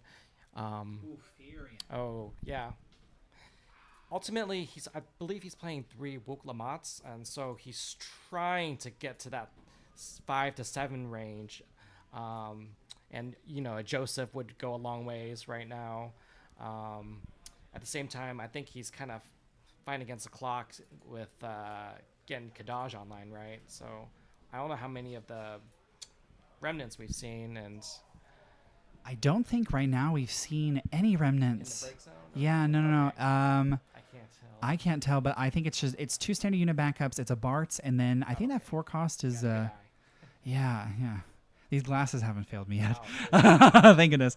But yeah, okay. So we're gonna go ahead and play Tyvis, like you were saying. Yeah. Generating, having at least 1 backup in Warriors, it's sauce. And then if you do have 3, like it is gravy because at that point I'm just gonna be able to more efficiently. Yes, absolutely. There we go. Now he can kind of help replenish his hand. Yep. The Yuffie's dad has got the haste, and since he already committed to going aggro from the gate, you may as well push your luck now. So it totally makes sense, this Tyvis Furion play. Yeah, I mean when you have 5 characters and you're looking, that's right. That sucks. Oh no. And that definitely happens, but we are going to still swing in, and it is using up his crystals. Yes, So maybe that's another thing that exactly. Jimmy is thinking about. True. Absolutely. So like we see, there's a Bart's that now can't. I don't think he has enough crystals to play just yet. So he needs to get rid of some of the remnants, if there are any. I don't know how else he'd be able to generate crystals quick. What's interesting is that the remnants right now, they're all in the damage zone. I think I see a Laws and a Kadaj. Bummer. So these are some incredible snipes from Jimmy. Yes, absolutely. And like you were saying, yeah, the using those 2 crystals to make sure that the Furion doesn't draw. Seymour, though. Is that Kadaj in hand? I think that's Yuzu. Okay. Yeah, so I think that's Yuzu and that's a Bart's, and then the middle card is. Do you think that's a Seymour? I thought I saw Seymour in there, so maybe a Seymour or Bart's. And we have. It's a Seymour. I was thinking that. Yeah, that would be a good play right now. Yeah. Get some advantage against water or fire, and kind of control the board, especially now that Jimmy's basically down to no hand or 1 card, and so Seymour can definitely is going to be a big problem now. Wow. Yeah, definitely. I think, and also what's crazy is we're double freezing the backup and Tyvis, but we're also discarding the card. The discarded card is Tyvis. So this is That's a double whammy. definitely a double whammy. Bradley loves to see it, just so that way the less Tyvises you have to deal with, the better it is. We can always grab it back with Selfie, but the problem is that Jimmy's turn now is awkward because we only have 2 cards in hand, and that's it's very limited. But we still have Tyvis in play. We could do. I mean, if we get that top deck Axstar, we could have dulled down the Seymour, and definitely not happening right now. Yes, that Typhus is probably gone next turn. Especially with the Seymour, right? Yeah, and being down 2 Tyvuses and 2 Clives, that's pretty rough right now. Looks like Bradley might be able to stabilize pretty soon and swing back in his favor. That Yuffie really helped out. But again, this is game 1, so a better opening could have potentially led to some better plays, more optimal plays. I think ideally, like I said, Jimmy would have wanted to get like 1 backup turn 1, like the Lena, and then play the Joseph off that to get the min mode to set him up for the rest of the game. And then from that point, I believe he has 15 backups, so it's pretty standard. But yeah, just losing the 2 Clives and 2 Tyvuses early means the rest of his deck is pretty much thinned out of value plays. It definitely I it's going to be interesting because the Tyvis is gone with the Seymour. The Seymour just stabilizing for Bradley means that the resources are going to continue to be denied, and they're going to keep swinging in for some big damage here. And losing the Furion too, like that snipe down. I think that kind of ruins a big part of his comeback plan. Yep, absolutely. It's going to be interesting to see how Jimmy's going to be able to navigate this, but we need to get this Seymour out of the. Okay, we're going to buy ourselves a turn. We are Kuchulaning the Seymour. Going to Kuchulane the Seymour, draw a card. The Seymour's not going to have an on-attack effect. However, it's still going to be able to swing, and Jimmy is at 3 points of damage. The Tyvis did die because of the previous turn. The Seymour swung and then broke all good, no worries. But yeah, so now it's currently Bradley's turn. Bradley thinking about how he wants to do this. In his hand, I see some standing unit backups. I see a Spiritus. Wait a second. Oh, you're right. All 3 Tyvuses have been accounted for already. Pretty much. This is very tough. Jimmy needs to be able to navigate this in a way that is without the crux of the deck being Not looking good right now. I think Jimmy's probably gonna toss this game 1 and hope for a better opening game 2. I mean, you saw that we didn't even need to see any of the remnants, no Kadaj loops going on. So it was kind of unfortunate opening that Bradley was able to easily handle cleanly and amass a lot more backups and crystals and deal with the early Tyvus and early Clive. And I don't think he drew anything off the Clive that was, really too helpful. That would have. You want to at least be able to try and match some of the backups so you're not falling so behind. Like at this point, it's game. Yeah, it's going to be very difficult for Jimmy to try and get back on this one. We do lose the utility from Tyvus. Cyan is also in the break zone. We're at 5 points of damage. Yeah. We're not really able to contend with a very big board, and we just did Bradley just did sit high wind, grabbing some remnants. We should have, I think, enough remnants. Remnants in the break zone, yes. Remove from game is a different story, but we can just simply cast the Yazoo, get rid of 1, generate 2 crystals, then cast the Kadaj. I think we may have enough to be able to do that this turn. Either way, playing with food right now. Right. This is so much more value. And even then, like, you could just use the Kadaj effect to dull freeze something. Yeah, and I think that's what he's about to do right here. Right. Like, this is all extra cherry on top for the game, but good sport. You let him play it out. Half is fun. Right, exactly. I think, and the last CP it's active, we're going to do the Spiritus. We're going to grab another, Yeah. And then are we going to be able to use another crystal to generate another crystal? Were 2 crystals already used this turn for, I don't think When the remnant came in, didn't it generate 2 or something? it did, yes. I'm trying to think if he used like another crystal to spend for the Spiritus refund. I don't think so, but I don't think he needs to. He's up, 6 or no, 5, 6 to 5 points of damage to 3. Okay. Yeah. And he's down in hand advantage and down in backups and no crystals. We believe in you, Jimmy. You can do it. And in these moments, it's so it's a little nerve-wracking because we're looking for our answers that are out, not necessarily readily available to us. However, we do have a selfie. We do have a selfie, so we are going to grab back the Tyvus, and then we're going to play the Tyvus. And what warrior do you think would be very useful here? I'd imagine it'd be Axstar, right? Yeah, Axstar is just going to be great. Yep, what better warrior to grab than Axstar? Right. Now we don't know. I don't know what other warrior would be in Jimmy's deck or what other fire card could be played here. But a Wuk Lamont would be really nice. Yeah, exactly. He runs 3 Wuk Lamont and 1 ward, I believe. So I don't know if he had drawn or searched into another one of those. I see one in the break zone. Not in damage. The other issue here is Bradley that pretending like he doesn't know what Axstar is. Bradley's like, can I see this card really quick? I need to clarify something. Yes, absolutely. As an Advent Wall 7 player, we all know what Axstar does. Yep, absolutely.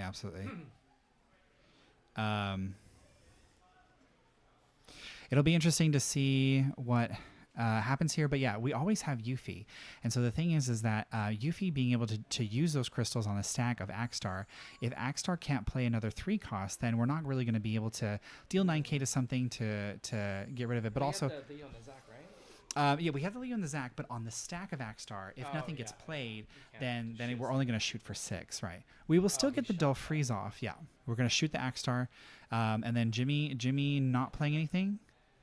Oh, we're playing a Vincent. All right, that is a very, very good card in this deck, just to be able to. It gives warriors a way to diminish resources along with see more. So it makes Bradley's next turn a little suboptimal. And with the Dull Freeze from Axstar still going off, Seymour at least won't be able to get an attack. So he didn't get the shoot that 9K then, or Well, it's not a 9K anymore because on the stack, he used Yuffie's effect to deal 8K to Axstar. And then Axstar leaving the field. But doesn't he bring in the Vincent, or It depends on how he stacked it. Yeah, and I think but I think also, yeah, it's. I'm not sure how he ended up stacking that one. or kind of lost his, Yeah. So it'll be interesting to see what happens next. Is there a chat? Yep, chat is right here. Check out the chat. Okay. Seymour was blamed. Okay. Yep. Okay. A little bit behind. Yep. Yep, we're good. We're good. We're trying to, well, hopefully, You've been holding down the fort pretty well. I'm trying. I'm definitely trying to put on a show for these good Yeah. people. It's a lot of work. I commend you.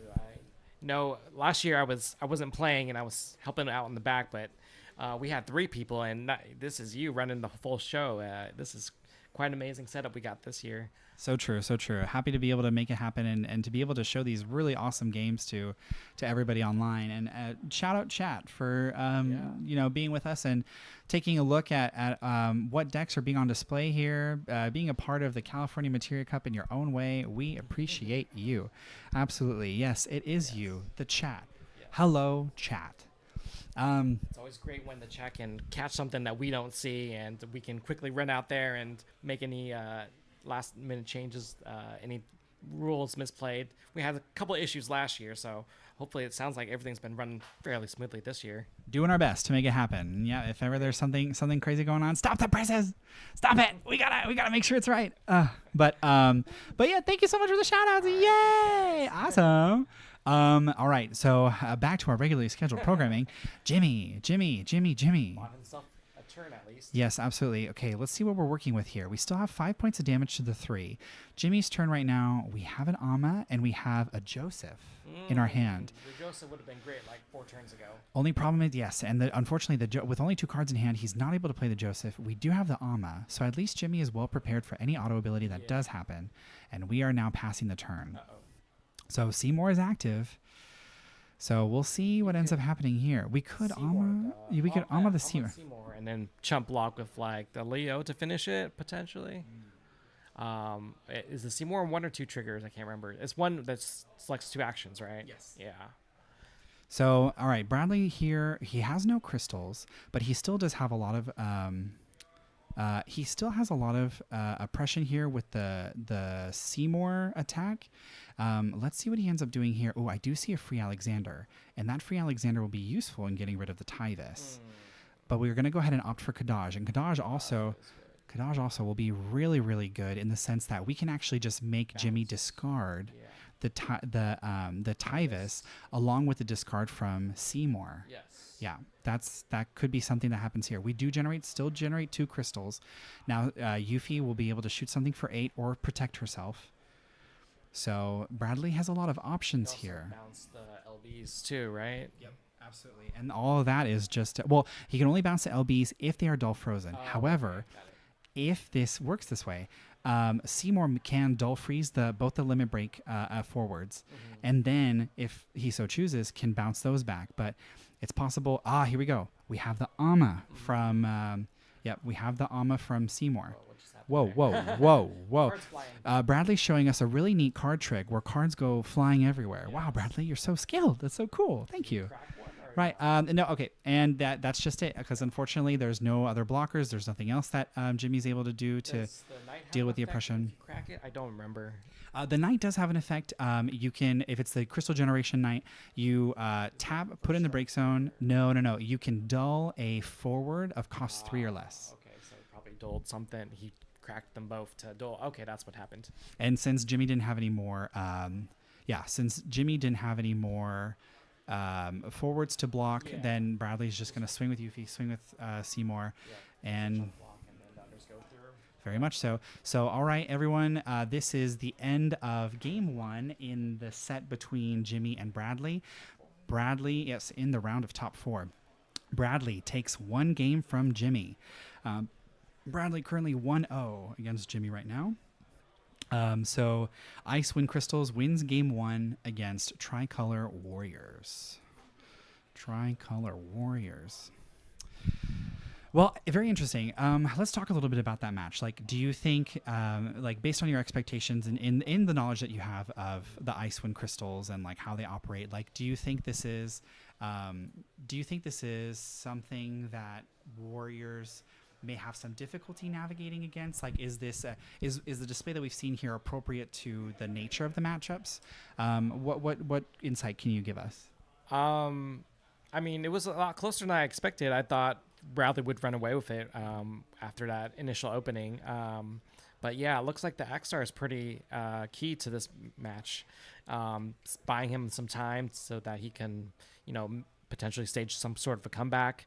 I think he just got everything in the wrong order, unfortunately. So I'm looking forward to game 2 that maybe might be a little bit more closer, more traditionally what Warriors wants to do. Like I said, play a backup early, turn 1, and then maybe turn 2 Joseph to get your 3 colors and have, play Axstar for, with backups, or play your Tyvis with only pitching 1. That always feels the best for Warriors, or just having 3 open for your Amas. Everything is just odds in this deck. So yeah.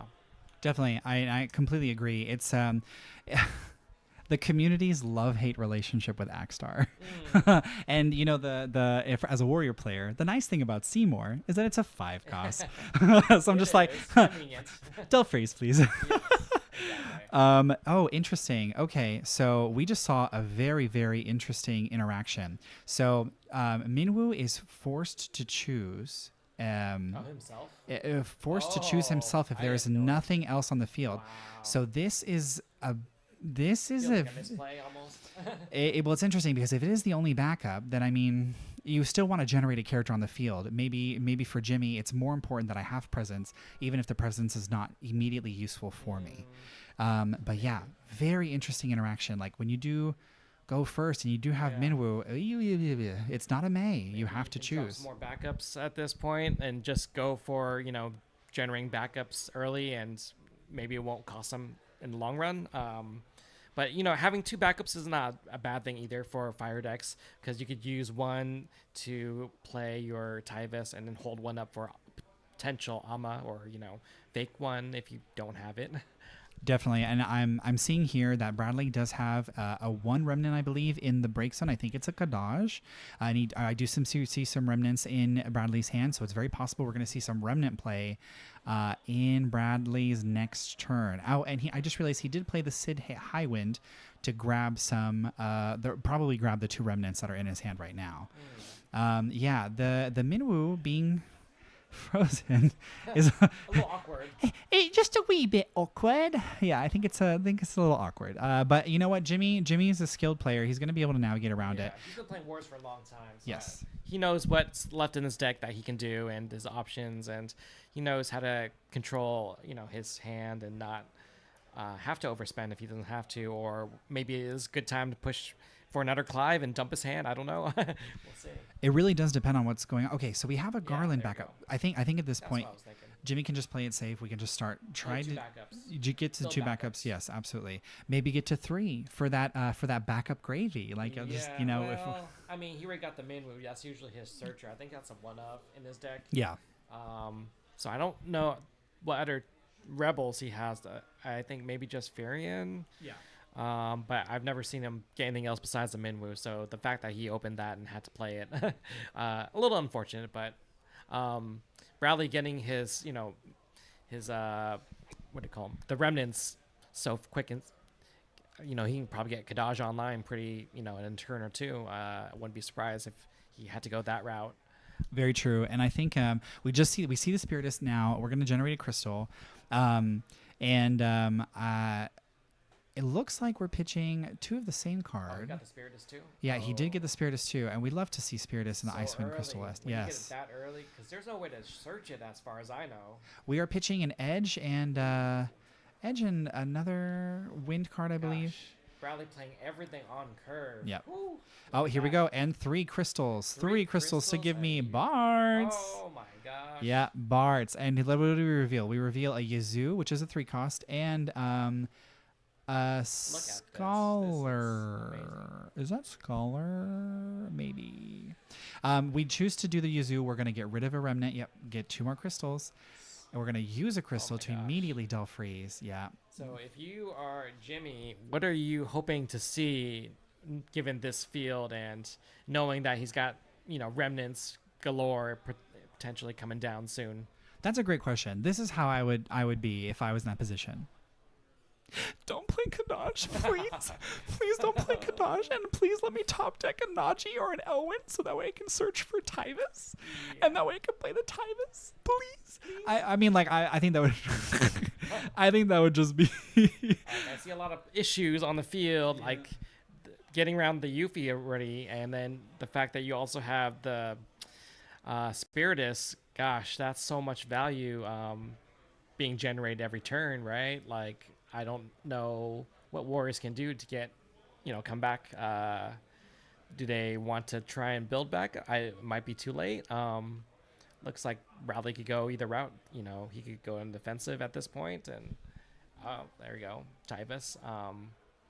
Yeah, Tyvis, I think, is, ultimately, Warriors' main game plan is all about playing Tyvis. Like, we just want to play Tyvis. Bradley inspecting the board, being like, wow, look at that guy. He's cool. Yeah. And so, we're going to go ahead and play the Tyvis. Man, the cards to search here, it's very interesting because is it Axstar? Yeah. We are still dealing with 3 or more forwards on the field. They are very problematic, and we do need to be able to deal with them in the capacity Warriors is able to do, and that's most likely always Axstar. When in doubt, Axstar it out, and hopefully you can play something off that. So Bradley's cutting the deck.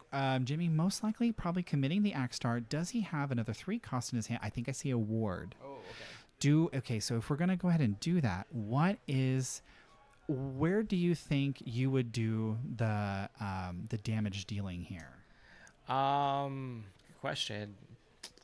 Probably the Yuffie, I would guess, just because she can, keep pinging things off, and the remnants. Like, I don't know if there's any way to remove them from the break zone. So if you load his break zone, he's can, toss them whenever he needs. I guess more crystals easily.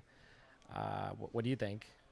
Yeah, it's a very tough position because not only can we go to target the Yuffie, but if we do target the Yuffie's just like, I'm gonna spend a materia to cast like shell, like don't touch me. Exactly. So it's so tough. That's right. She yeah. can protect herself. Yep. Forgot about that. Yep. This Yuffie is all about using crystals. Getting dulled, frozen, that's pretty good too. So. Yep. Absolutely. It's a very, very difficult position for Jimmy to be in terms of what to prioritize. But yeah, ward shooting the Yuzu, just to get the Yuzu out there and get the dull freeze ability off the field is very important. And the nice thing is that at least by prioritizing that, Axstar still does go off, even though Axstar has no lethal. But we love that Yuffie is a 4 cost and Bart's is an 8 cost. Yeah. So dull freeze, I'm not going to deal with your aggression or your attacks this turn, and we're going to see how this goes. But interesting cards with Bradley.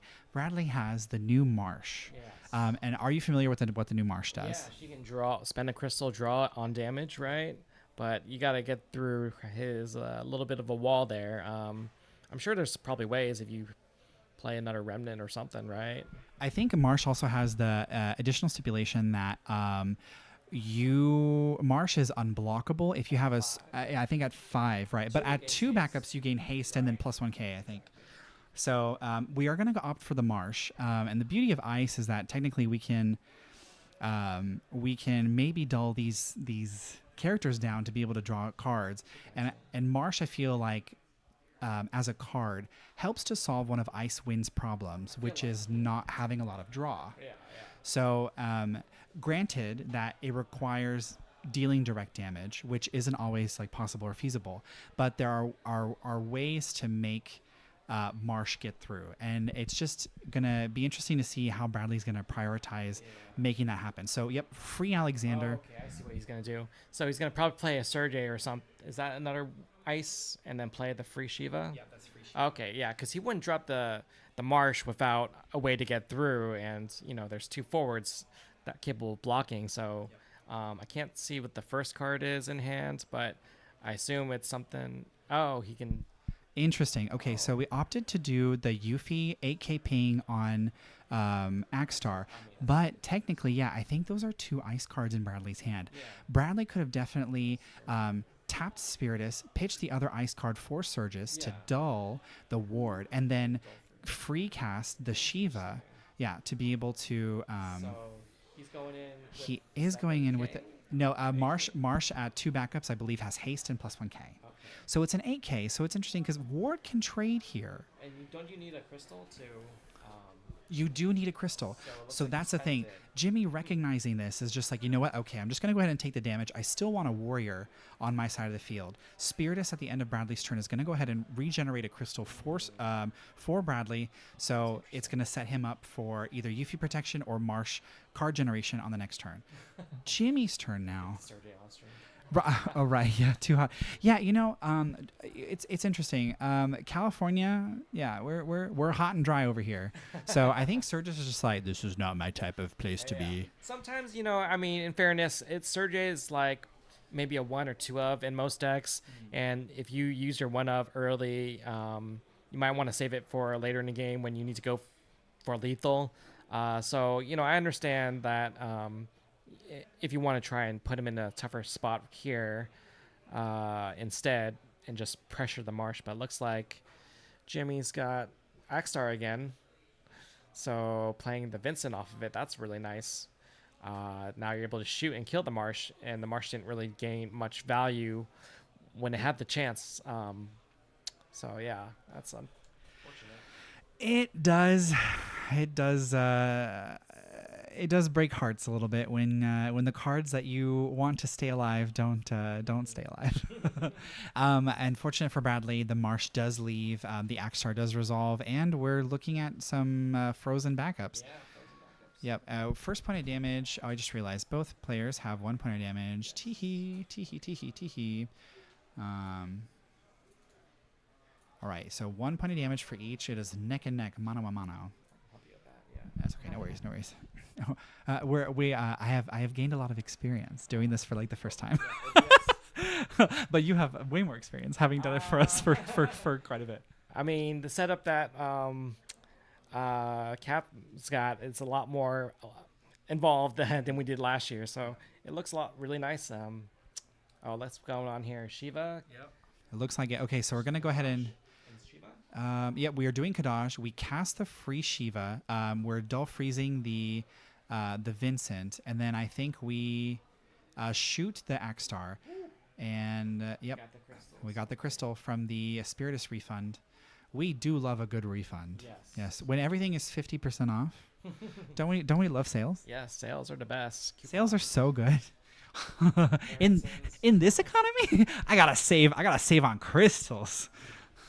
So anyway, it's another form of currency. Yes. Yes, absolutely. I mean, when you realistically in Final Fantasy, when everything when a card is equal to 2 CP, and a lot of the times the conversation around crystals is like, what is the value of a crystal, right?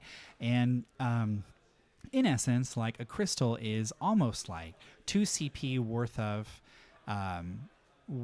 of value that you can't use per se to generate for actual CP, but the weight of the value accrued via crystals, it has a different feeling to it. But along those lines, like when you think about it, like being able to generate crystals passively is almost like you're kind of banking that CP for later.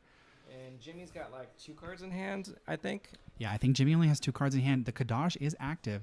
The Kadaj is ripping things out of Jimmy's hand, and Jimmy is going to be in a perpetual top deck mode with Kadaj just ripping it out. So it's going to be interesting to see how Jimmy navigates this. We have a dulled Vincent, an active ward, an ice and a fire backup active, and 2 cards in hand. What LB do you think would be something that Jimmy could do in this situation? I don't even know. I know he likes Kuja, but I don't think that's going to help him much here. It's not looking great. Like chat's right, that it's it's a tough position to be in. Like I said, here comes Akuja, right?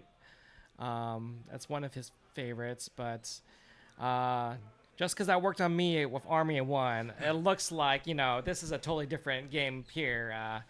I don't think with Kuja and Yuffie being able to take things out and having the Spirit is able to refund things, this is a huge advantage, I'd say, for Bradley.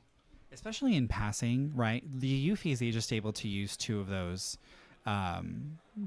crystals to get rid of the Kuja. But at the same time, you just have to wait for the Kuja to dull, for Kadash to just be like, return it to your hand for one crystal.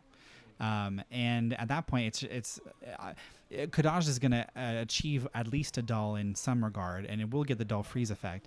But for one crystal, I think that's the way that Bradley could maximize on crystal efficiency here, is by waiting for the Kadash to the Kuja to all these K names, Kuja, Kadash. Kuja's going to dull, and then I think as opposed to using Yuffie's 2 crystal, you could use Kadash to do the 1 crystal bounce. So we're looking at, okay, so we have 3 backups now. That standard unit backup is going to go ahead and draw us a card and generate a crystal. We have 3 crystals. Yeah, we're going to go ahead and do the 2 crystals on the Kuja. Yeah. So Jimmy thinking about who he wants to freeze and also dull on the stack. Thinking. Which one do you think you would do here? For what? If you were to dull a forward, which one would you want to do? The bigger one, I guess. Yep. I mean, those 9Ks. We need to keep those 9Ks down. Yeah. The problem with the Warriors is they're all 3 drops, and they tend to be 7-8K range. The only thing that's really bigger is Tyvis at 9K, and of course Clifford. But it looks like you already spent one. So yeah, the 9Ks are problematic in general. Yeah, and I think like ultimately like that's just Jimmy's game plan. We can't obviously target the Yuffie because the Yuffie is just going to protect herself. We're now at Bradley's combat phase. Kadash swinging in and swinging, dealing Yuzuki as 2nd point of damage. Yuffie coming in, dealing Seymour as the 3rd point of damage. So Jimmy now at 3 points of damage. Thank you. Teamwork. Okay. Getting better at this. Yeah, we got this. We got this, fam. All right, so now I think Bradley just passing. Did Bradley pass? Yeah, and I think it's Jimmy's turn now because he has 2 cards in hand. Well, okay. Well, that was the Kadash trick. It didn't last for very long. The Warriors, it needs to remove the Kadash somehow. Even if you had Clive, that still wouldn't do it. You're missing one for the Prime. I don't know if he's desperate to go into a Vincent. Does he even have a Vincent in his LB? I can't remember, honestly. But just the fact that you have to go through that much effort to get rid of Kadash, and then Bradley could easily, draw or search into another Kadash. It's kind of unfair. Yeah, very true. And what's interesting is that I was just initially thinking, well, if you did get the Clive, you could play the Clive, empty out your hand, swing because it's gonna go unabated, and then deal the direct damage, grab the 2 cards, then prime afterwards to deal 10k to Kadash. Problem. Spiritus is active. Oh, he can buff which everybody. means he can buff everybody by one thing by at least 5k. So that 10k damage from Ifrit, Spiritus is like, by divine providence, you shall remain unaffected. And that's just going to happen. And I think it's very interesting as a damage dealing base deck to break forwards. If Spiritus is active, you're going to invalidate some of that removal. And so it is very difficult in this moment to see what the best play is. So Jimmy plays the Leo. We're going to dig a little deeper into our deck. I see a Vincent, and I see... Is that a Seymour? I don't know if you agree with this, but I feel like the best game plan for Jimmy would have been to go aggro, because I don't think Ice Wind has a lot of EX bursts to worry about running into, and they need to generate some crystals. You can't get Kadash down, like turn 1 usually, I don't think. And Warriors can go wide, given that you open, properly with the one backup open, not frozen, and then play your Typhus off that and start, putting some early pressure, especially since your guys are smaller. The longer this game drags out, the more it favors Bradley. He just keeps getting more crystals, more remnants, more Kadaj things online, and Yuffie's apparently can't go away. And it's definitely not looking great. And Marsh is coming in soon, and there's just it's very tough. Like but no, we're good. At least it hasn't been communicated to me that they can hear us. But either way, props to both of these players for trying to navigate these matchups and in the best way that they possibly can. There are sometimes in some matchups there are some walls that we face that we aren't necessarily that are easy to deal with effectively. We are going to go ahead and see the Vincent special here. It looks like we're going to try to use the Vincent special. I believe it deals damage to a forward. So we are going to shoot down the Marsh, which is nice because the Spiritus is dealt down. So he's not able to use the boost effect. Yes. Yeah. Either way, we're going to go ahead and Bradley's going to spend the crystals, 2 crystals to shoot Ward, get Ward out of the way for to eliminate a blocker. Going in, we're going to go ahead and swing with Kadaj, 4th point of damage, Amaterasu. Swinging in with Yuffie, 5th point of damage, Amaterasu. Goodness gracious. We have lost the blessing of the sun. Tragic. Yeah, 5-1. Yep. Kadaj on board. It's looking like a wrap soon. So true. What Jimmy needs to remember is that everybody has a player skill. And what Jimmy can use is his player skill of breaking all the characters on Bradley's board and dealing that amount of damage to Bradley. So since there are six characters on Bradley's field, it would deal 6 damage to Bradley, and then Jimmy would win the game. If only that existed. Right? If only. Hey, look, Kadaj. Or not Kadaj, Axstar. We love Axstar. Yay. The only problem is Axstar is not going to play anything, but we do have 3. We have 3 costs on the field. So because we don't have the 2 crystals, Yuffie can't on the stack get rid of one of the 3 costs, which means that the Kadaj is finally gone. And the Spiritus being dulled prevents Bradley from being able to save. Yes. So this is interesting now. But the thing is, I think Bradley still has... Jimmy is still... we are... Is he drawing a card? What is going on? I need clarity. Why did he draw a card? Am I missing something? I'm wearing glasses. I'm not blind, I promise. Okay, well, we are gonna... Jimmy's got a card. Oh, aha! Aha! Oh, yeah. That's what they On second thought, maybe I am blind, chat.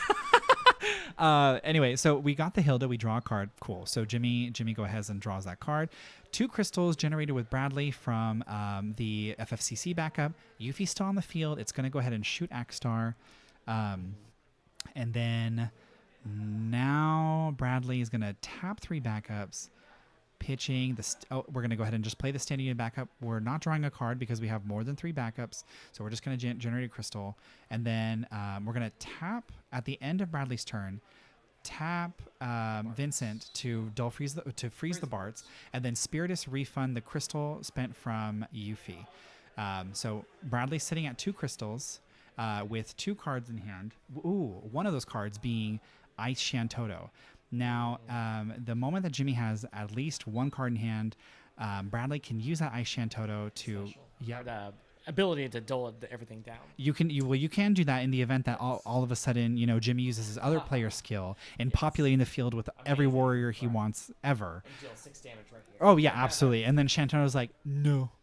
But instead, so he has the flexibility of being able to use the Shantoto to dull the board, but then also be able to grab back, Kadaj.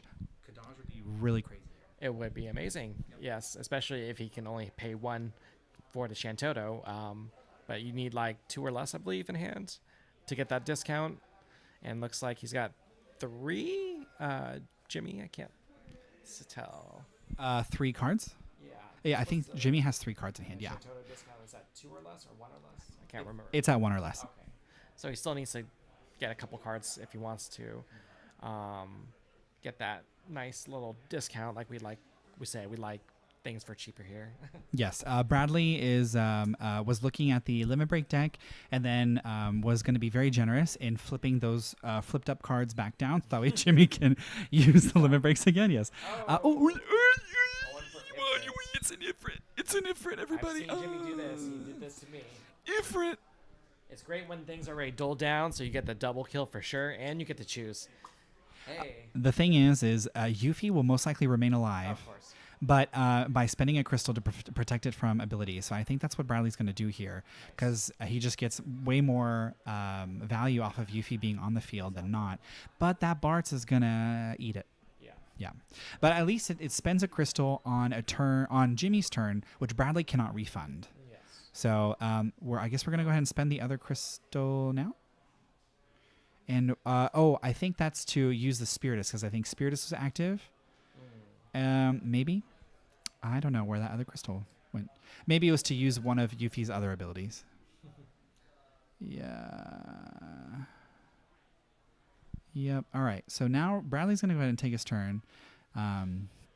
We have this big icon to deal with.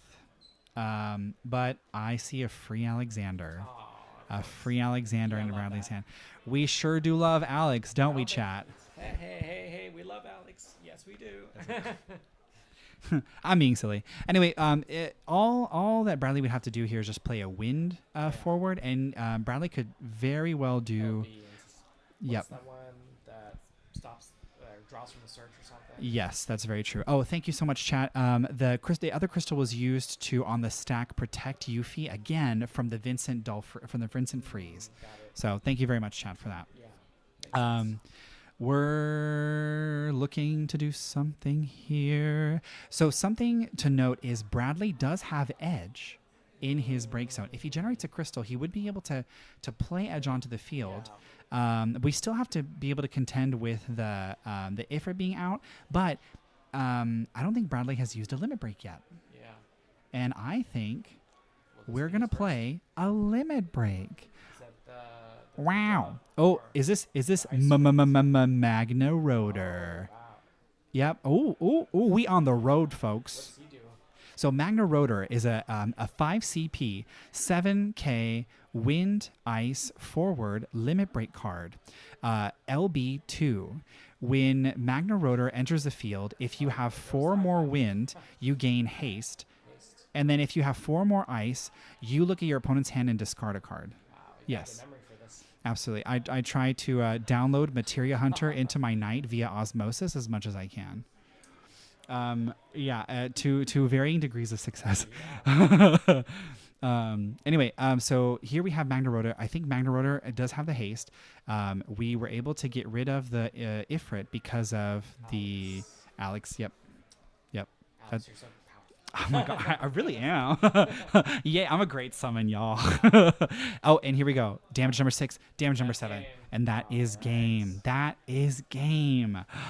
All right, Bradley taking to the game finals. 2. Yep. Both of them got their Nats invites, so they're both pretty happy regardless. Oh, yeah. Yeah. Like, I don't know about y'all, chat, but for me, when I make top 4 in a tournament, I won. Yeah, exactly. I feel like I won. I feel like this is it. This is what I wanted. I wanted my invite. You're going to LA, you're going to Nats, and now Bradley's got a chance to go to Japan potentially after this next round. So I'm not sure who he's playing, if that one's finished up yet, but we can go check that one out. Yep, definitely gonna go check that out. I might get Bradley on here for a quick little interview to check it out. Let's see, what was I gonna say? Yeah, we're gonna go ahead and figure out who won the other match. In the meantime, I'll go ahead and update the bracket when I get more information. He just left, but thank you, Kevin, for doing commentary with me for this round, and I'll probably bring Chase back to handle finals. Otherwise, thank you all for watching. And did we get an update? So Yes. It is currently Musa and Sam Prime. Okay. They are on game 2. Okay. Sam got game 1. Okay. And yeah, so just game 2, and we'll see who wins. Okay, so you're saying so Musa and Sam are still playing, Yes. and you said Sam got game 1. Yes. Sam got, and they're currently in game 2. Yes. Do we know how much time is left in the round? Go check. All right, sounds good. I can also grab Bradley if you want. Yeah, actually, let's go ahead and grab Bradley. We're gonna go ahead and interview Bradley, see how he's doing, see how he's feeling. Let him sit for a sec and vibe, right? That'd be fun. What do you think, chat? I think that'd be a lot of fun. Woo! We're almost done. Crazy, right? 20 minutes left. 20 minutes left in the top 4 round. All right. Hello. The fun fact about this interview is that I don't have the mic muted. Oh, okay. Was the stream? No, that was fine. No, it was I interviewed Sam Prime, and then it was muted, and I had to have someone run in and be like, Alex, please turn the microphone on. So, hello, look at you. Oh my gosh. Oh my God. Oh, this is so exciting. Chat, please give a warm welcome to Bradley. Bradley, we've had you on stream for quite a bit for day 2 and day 1. You have been showcasing the power of Icewind Crystals, which is a deck that has been seen in a lot of top cuts in a lot of tournaments. How are you feeling right now? I want to be a little fun fact. That's the first time I've ever won on stream before. Another one technically against you is when you conceded to me. That's the first time ever winning on stream. I have a stream curse. Finally broken. Yay! What was the question again? How am I feeling? I went with a deck that I thought was safe, and so far it's safe. I got a dodge all, and top cut dodge mono water, so I'm like crossing my fingers. Yeah, I think that's the thing that's always important to know.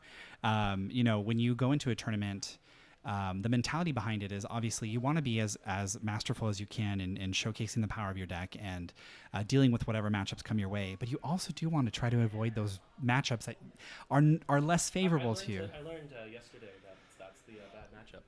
Oh, really? Wait, which one? Mono water monsters. Oh. At least. I guess I'm not good enough to know how I can actually win that matchup, but it feels like a super uphill battle. Yeah, that's totally fair. In the comments on how to say otherwise. Well, I mean, Chad likes to impart its wisdom, and there's always something. Well, yeah, there's always something to be gained from other people and being able to collaborate on decks and practices and anecdotal evidence. Like, we do love that. But so you are now going into finals with Icewind Crystals. What I want to know is, was Icewind Crystals something that you recently picked up? Was it something that you... It wasn't even the deck I was planning to come with. I was playtesting against all my buddies. They're like, hey, I need to play against Icewind Crystals. I'm like, okay, I'll playtest with you guys. And I had 2 other decks in mind instead. And after playtesting, I'm like, we haven't seen a bad matchup out of the stuff we've been playing. So I'm like, I guess I'm going with this because it felt safe through testing while I was trying to help my other guys. I was going to be going with Gold Wings or my Mono Water Leo. This is the first Materia Cup I did not take Mono Water Leo. Wow. Mm-hmm. Coming from the Mono Water Leo player himself. Mm-hmm.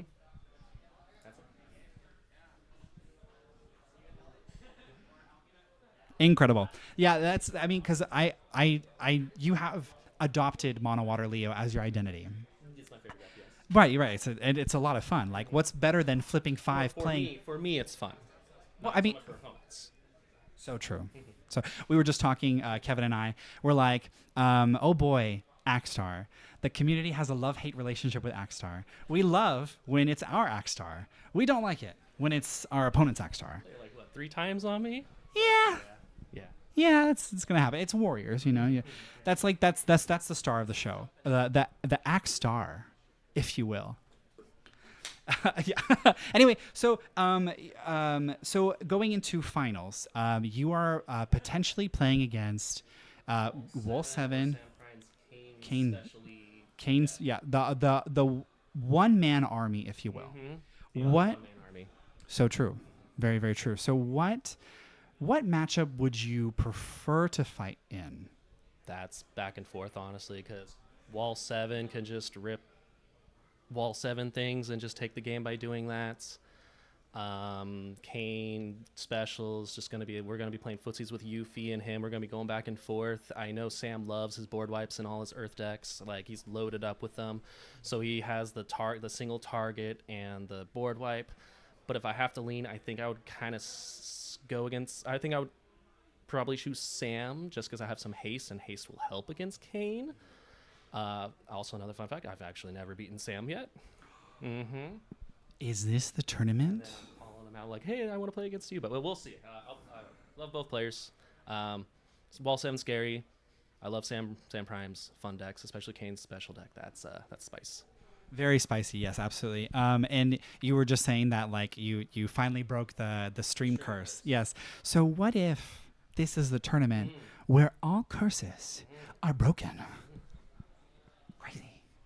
It's very possible that this tournament has been relatively surprising in the luck bestowed upon players and the variance that they experience in tournament. So, in those matchups, regardless of whichever one you do, I do wish you the best of luck in making it happen. Thank you very much. Yes. Do you have any final thoughts about your match, about your upcoming matches?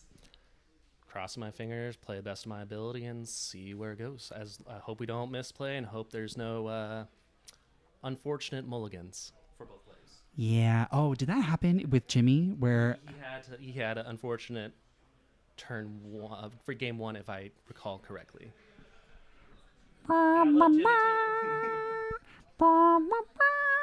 Sometimes that happens, and there's nothing we can really do about it. So we gotta play to our outs, like I was talking with Kevin.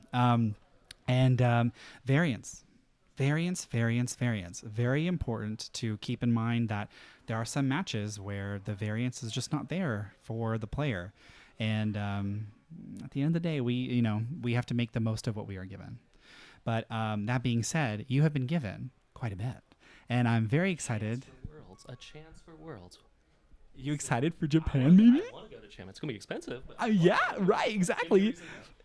I think they'll take the wife along. Right, yes, exactly. Make it a family trip. Make it fun. Fake honeymoon, yeah. There we go. Yes. And if you haven't been before, you can go. Like, technically, free will.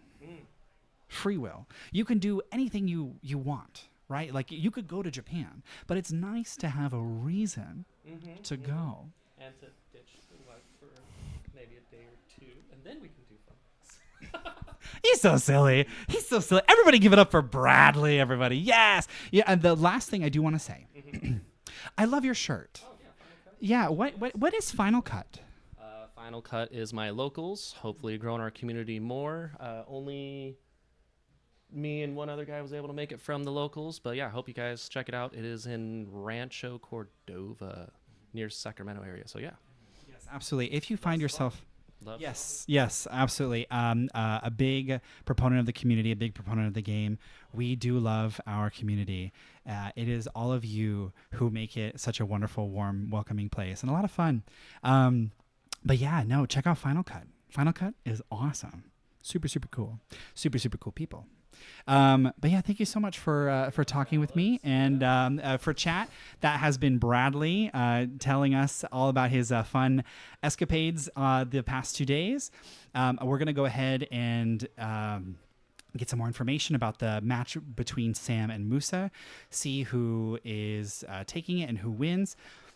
When that happens, I'm gonna go ahead and update the bracket and then show it to you here on stream.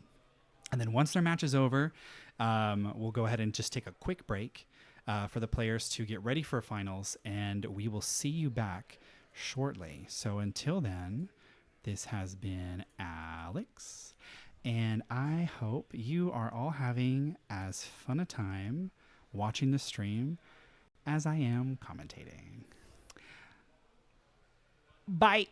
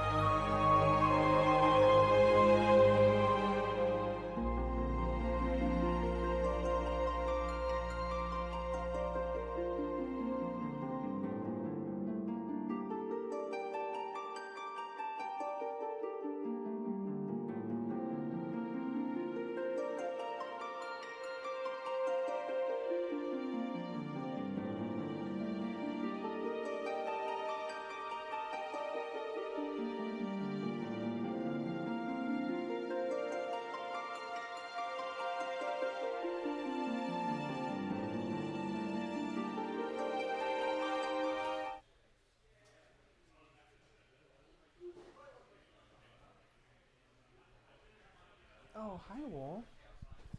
Hi, I didn't see you there. Huh? Why am I sad? Well, I'm sad because the tournament's almost over. And that means I have to say goodbye to everyone who's here. What's that?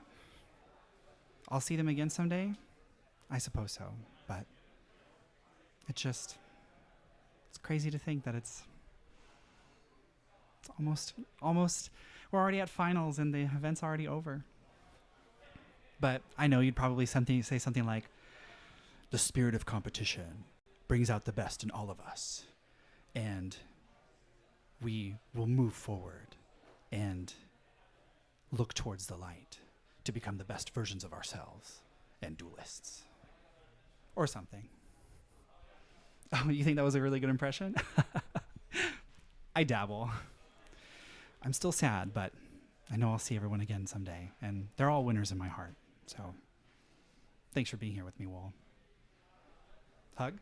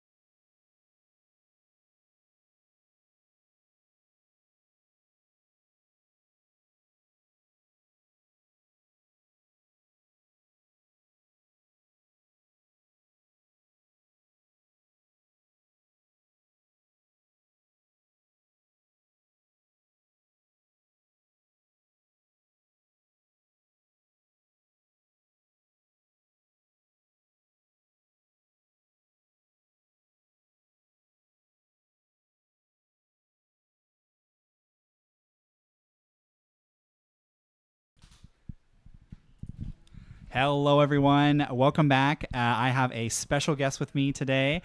It is going to be Kat from Schmeatheart that is going to be doing commentary on finals with us. So, hello, Kat. Do you want to introduce yourself? Hello, guys. Sorry I wasn't in the stream this time. Oh, sorry I wasn't in the stream this time. I ran the event yesterday, and so hopefully it went pretty smooth for you guys. There wasn't too much downtime. But yeah, so since we're at the finals, I thought I'd pop in and say hi and see what's going on with Sam and Bradley. Yes, absolutely. Love having you here. You did an incredible job with Julian handling the event on both days. Absolutely wonderful energy, wonderful organization. It was run really, really nicely, and very excited to have you here to be able to do commentary together. So we're going to go ahead and transition over to the players now. Sam is going to be on the left, and Bradley is going to be on the right. Sam, obviously, on Mono Kane, the one-man army. And Bradley is on Icewind Crystals. Both players have been on stream before. And this is it. This is the moment. What are you expecting between in this matchup between both players? I really feel like it could go either way. It's going to be really exciting to see because I feel like Kane is going to be immune to that dull and freezing that happens with the ice. But then, like, I don't know, with, like, crystal management, like, what's going to happen with the ice wind. So it's going to be a really exciting game. I think it could go either way. Definitely. See all 3 rounds happening. Yeah, I think that's very, very possible here. And, you know, Sam's MO for the deck usually it revolves around, like playing the long game, milling out the player.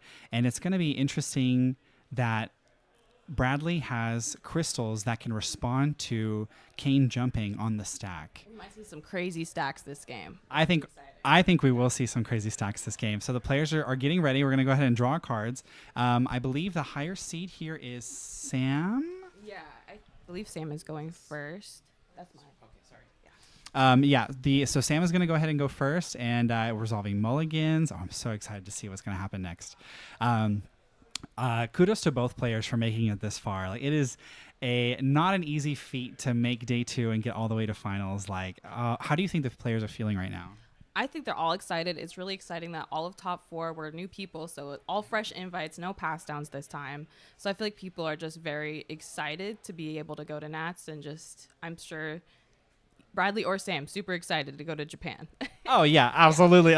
Bradley was like, "Oh yeah, like if I went to Japan, amazing." And then Sam was like, "Oh yeah, if I went to Japan, amazing, but I don't need a reason to go. Like I'm just gonna go." And it's just so great. It's so much fun. Like honestly, these tournaments providing players the opportunity just to have that experience is so cool. Yeah, I'm sure they already feel like winners. They already are. So like I feel like there's still a lot on the line, but you know there's already room to celebrate for both of them. So true. It's like I was saying earlier, like when you make top 4, that already just feels like, oh, awesome. Like I am a winner in some capacity. Like it feels so good. Just getting the invite to Nats and having a reason to go and play and continue playing. It feels really, really nice. Yes. And we just got the all good from the judges. We're going to go ahead and get started here. Here we go. This is it. The final match of the California Materia Cup. Chat, I want to just say thank you so much for being here and watching this with us, and let us get started. Sam is going to head and take play. Thinking about how he wants to go about doing this. We're gonna. Oh, what did he play? So Sam, no, he is going to play. It is small. Okay, that is a Sid Polendina, the new Sid Polendina backup. Yeah. So we're going to go ahead and pitch Kusith, and that looks like Wind Cane. Playing Sid Polendina, what do you think Sam is going to grab? I think he's going to grab an Amaterasu. Oh my gosh, wow, that's like so crazy. Whoa, what if you did that? So wild. Sam's so kooky. Yeah, probably a cane. Probably a cane. Yes, absolutely probably a cane. And let's see what he grabs here. Oh, okay, well, that is a cane. Yeah. But that probably means that he has in hand, but yeah, because I can't tell what's in his hand, but I'm sure it's Cane-alicious. Yeah, absolutely Cane-alicious. Cane is everywhere in this deck for sure. So it's very exciting to see what's going to happen here. It's hard to make out what's in their hand at this angle. Yeah, I do. So I do see a Yuffie. Yeah, I think we may. Yes, the Winsid. I also see some standard unit backups. We're going to go ahead and play the standard unit backup generated crystal. We need that crystal, absolutely. But he has a lot of odd costed cards, so I think he's just going to pass here. Yep. Sam's turn. We have a backup. Is Kane coming out? It depends because I think Sam probably wants to warp the Cane, and we need one lightning CP for that.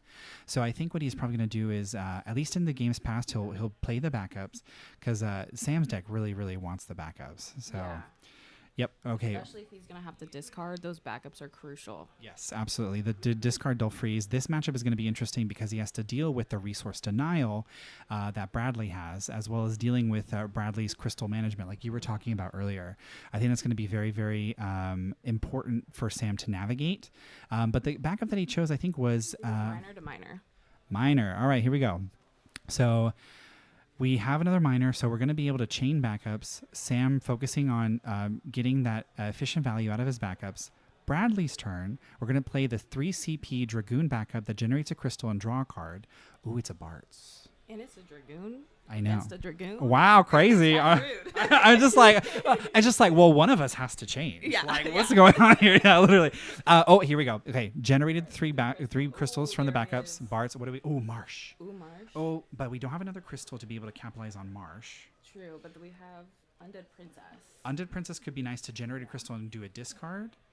Let's see what he chooses. These are both really good options. And it looks like he has a Kadaj in hand. Oh, you know what? Actually, he could just do the Marsh, and then he could just generate a crystal from playing the Undead Princess, like if he really wanted to, and then replenish his hand. Dang, Bradley, you got options. Yeah. Yeah. Looks like he went for the Marsh. Yep. And is he doing it? Is he gonna? I see Yuffie. Oh, so that's gonna be another backup. Generate the crystal. Here we go. Yeah. Marsh is gonna swing. We're gonna take that point of damage, and that is a Dragoon backup. Use the crystal. Draw 2 cards. Bradley looking really good here. Really, really good. That is 1 point of damage on Sam. There we go. And I think Bradley is just gonna pass turn here. So now it's Sam's turn. 2 active backups. We don't have a lightning CP yet. So maybe we're going to see a lightning backup, you think? Or I could see that other minor coming down to find that lightning backup. That's true. Actually, what would be really good here is maybe the minor into a King of Burmecia, perhaps, to make a better efficient play. I just feel like backups need to happen this turn because There's the King of Burmecia. Yeah, there it is. Okay, there we it go. is. And there's There's the boy yeah, of the hour. The boy. All right, sweet. So we have Kane. And now we have the lightning CP to be able to warp him. We're going to warp him now, or we're going to do it next turn. Sam still has to respect the fact that if Kadash comes out and the 2 remnants are removed somehow, then he's going to be discarding cards out of his hand. But currently no remnants have been removed, so I think he's safe for now. Yeah, because I don't believe there's any in the break zone, and I think Kadaj is the only one in his hand currently. Totally fair. So funny enough, we are literally doing the minor King of Burmecia play just backwards. Yeah. Okay, perfect. So this is really good for Sam. It's being very efficient. We are grabbing... Ooh, that's a Matoya. So we could see some board wipes happening pretty soon. And, Sam has enough cards in hand to do it, but that would leave him a little vulnerable. So I think he's just going to hold off for now. What will he play? Is he warping that cane, it looks like? Yep. There we go. Look at you. You're a psychic. I It's know. fantastic. You're really getting into the... Okay. Oh, that's perfect. Nice. We're going to go ahead and warp the cane just to be proactive here. And this is going to be very interesting. Sam is sitting at 3 cards in hand. We're looking pretty good here. Both players having an equal amount of backups. This is going to be pretty even in terms of value being generated here. But we still have that Marsh, and that's going to be really pesky. Yeah. Oh, yeah. Yeah. That's going to deal that. It's going to discard a card. We're going to generate a crystal. He might have to discard 2 this turn. That's true. See what happens, but... Because he does have the Rufus, like you were saying. Yeah. How many cards in hand does Sam currently I have? think Sam has 2. Okay. Yeah.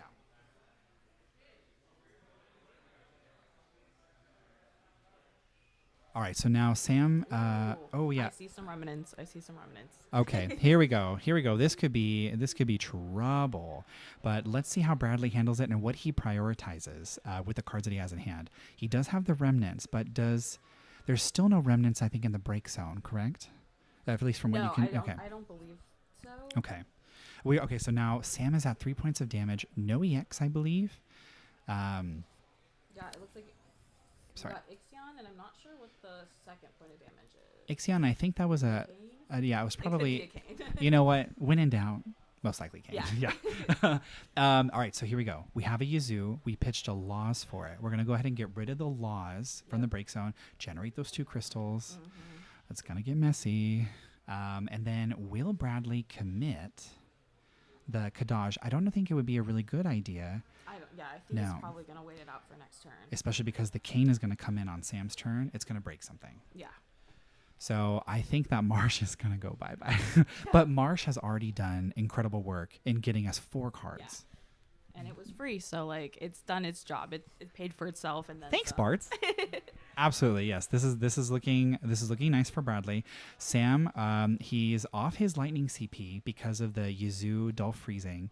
The Kane's going to come in. We're breaking the Barts, not the Marsh, which means that Sam probably has some other ideas. Ooh, Sam has other ideas. Most likely Ixion, because How many Ixions Vincent. are in his deck? I think there are 1 or 2. Because one's in damage, so Yes. he might be out of luck. But even better, he just played yeah, Vincent. the Vincent, I feel like is much more of a move because then you have a body that he Yeah. has to deal with. Yeah, the Vincent was that explains why he did the what's it called? That's why he went for the Barts instead, because the Vincent was going to be able to target it. Yeah, and it looks like we have Scholar in damage 1 for Yes. Bradley. Bradley at 1 damage, Sam at 3. Bradley's turn now. Let's see what happens here. So Bradley has a really nice hand in terms of just the sheer amount of cards. We do have a Rufus, but now I think Sam only has 1 card in hand because of that very expensive play with Vincent. And we'll see if it's Kane. I know, right? Yeah, literally. Most likely, Sam will be sitting on Kane just to be able to protect him. And we're going to see what Bradley can do here. Okay, so we're going to do the Rufus. We're probably going to bait the discard. Doing the discard? Okay. Yep. It was It's a Kane. It's a Wow. Kane. Wow, folks. A Kane. Groundbreaking.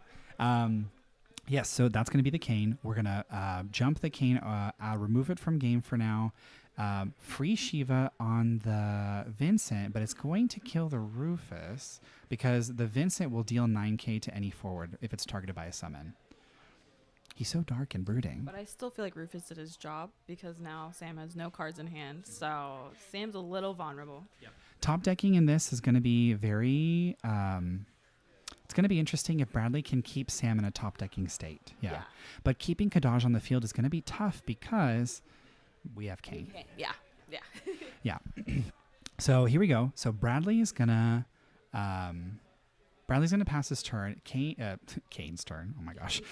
Sam has become Kane. He is now. He is now Kane, yes. Sam's turn. Activate everything. We're going to draw 2 cards. The 2 cards he has, one of them I think is a Kane. So this is going to be good for Sam to protect Kane. But it might limit him in terms of what else he's able to play here. I think he's checking for other remnants and just seeing what other sauce is in Bradley's break zone right now. Yeah, I think having the other remnant once Kadaj comes out would be tragic. I don't believe he has another remnant in hand. I think it's just Kadaj chilling. I think the other thing is that Sam can't swing with Kane here because if he is dull and Kadaj does come on the field, even before Kadaj generates the crystals, Kadaj can try to bounce the Kane back to the hand. So this is gonna be crazy. Let's see what happens here. Sam, what are you gonna do? If he was to play an LB right now, what LB do you think he would want to play? Sam, I'm not sure. I feel like We're looking at like. he play Mott, and then he could swing with the Cane. I don't know if Mott's in his. So it's not dull. Okay, Yeah, that so, could be like, something. That could be something. Yeah. Something. All right. Oh, Yeah. we played Gilgamesh. Oh. We that's played fine, Gilgamesh. yeah. We got rid of Marsh and I have some other thing. Probably not a remnant. Not a remnant. remnant. We want to keep those in there. I'll let you work for it. Oh, Bart's as a second point of damage. That's a good point of damage for Sam. Yes, it is. Sam definitely wants to see that in the break zone. Yes, for sure here.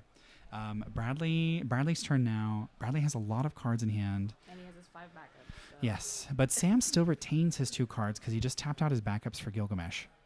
Fairly certain it's at least a Kane. Yeah. Yeah. So let's see. Looks like Bradley has 7 cards in hand. Bradley, I think, has a completely full grip. Yes, but he has 2 losses. Okay. Yeah, so more remnants to get rid of with Kadaj, hopefully. But again, if you can't get rid of the Kane somehow, the Kadaj is just going to die. Yeah. So we need to be able to stabilize by getting rid of Kane and keeping Kadaj on the field. It's going to be tough. Let's see what Bradley ends up doing.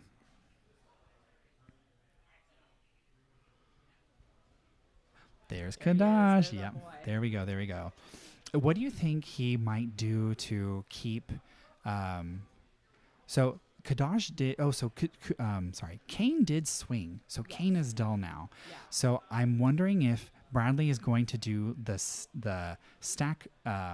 like piling on the stack, getting Kane back to Sam's hand, just to get him out for the time being. Like, do you think he's going to do that? Do you think he's going to do something else based on what we see in his hand? Yeah, it's like I feel like it could go either way. He could just deal with the Vincent as being a bigger body because I feel like sometimes targeting Kane can just be a trap.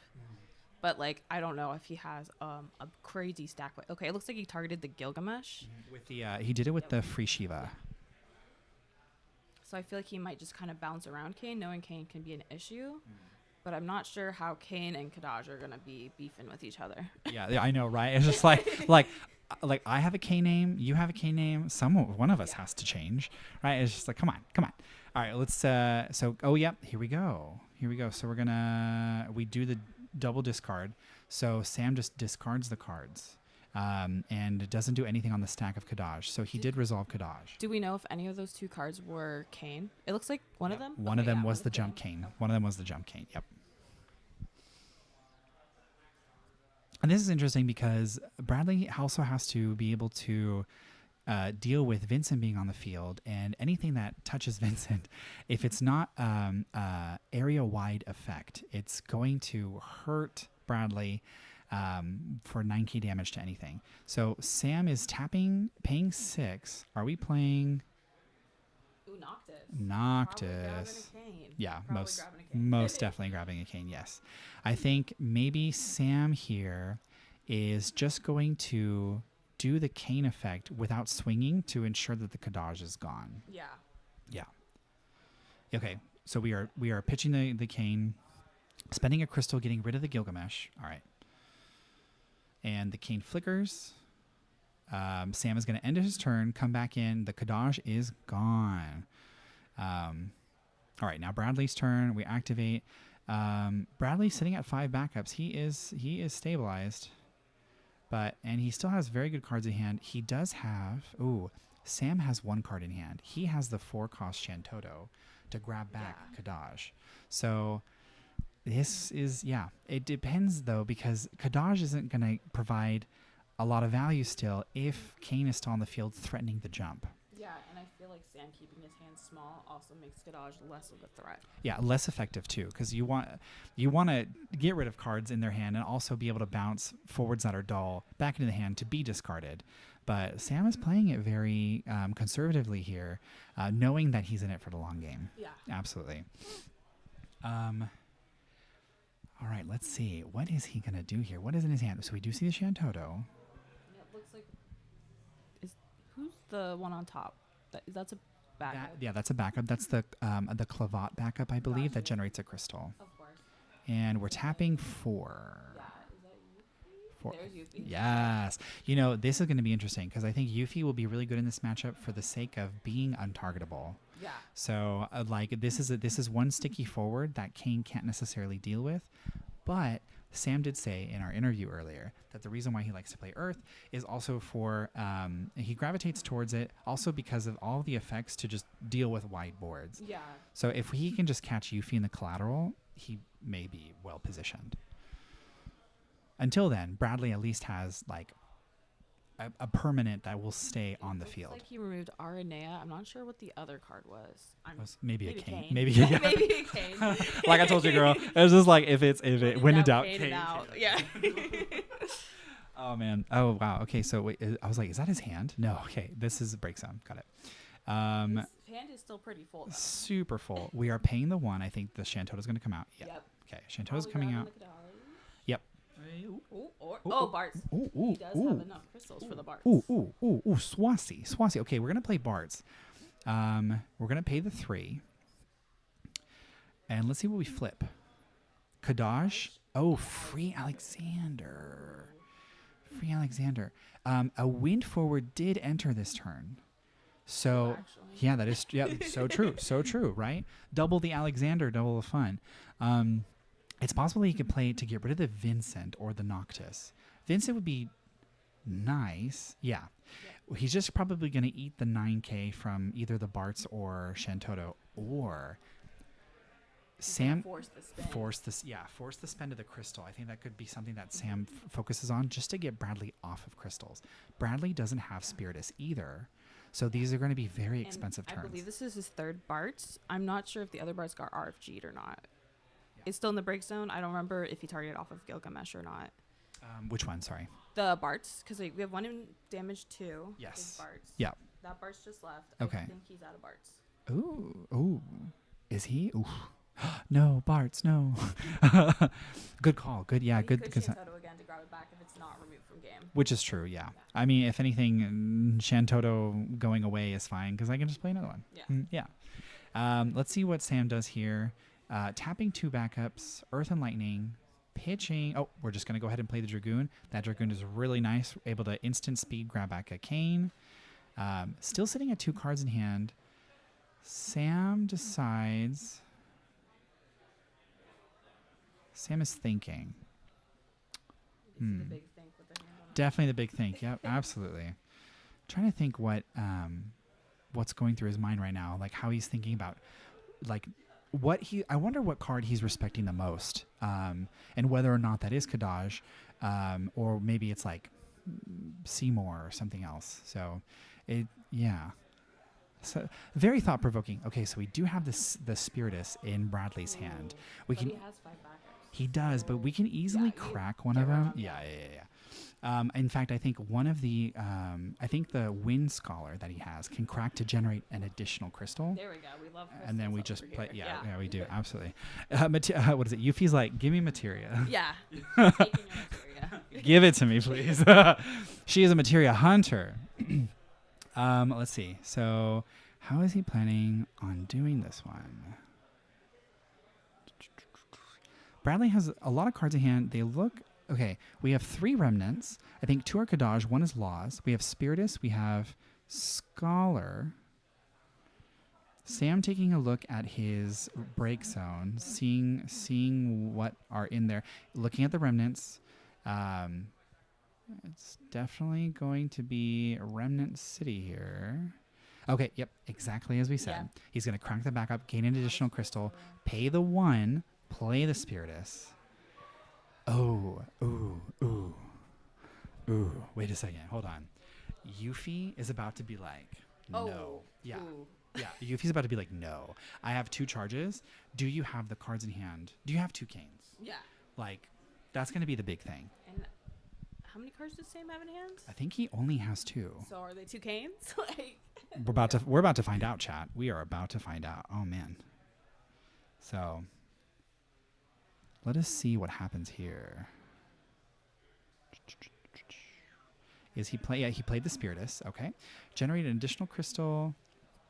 We are playing the Laws. Okay. Laws is going to go ahead and RFG a remnant. We're going to generate an additional 2 crystals.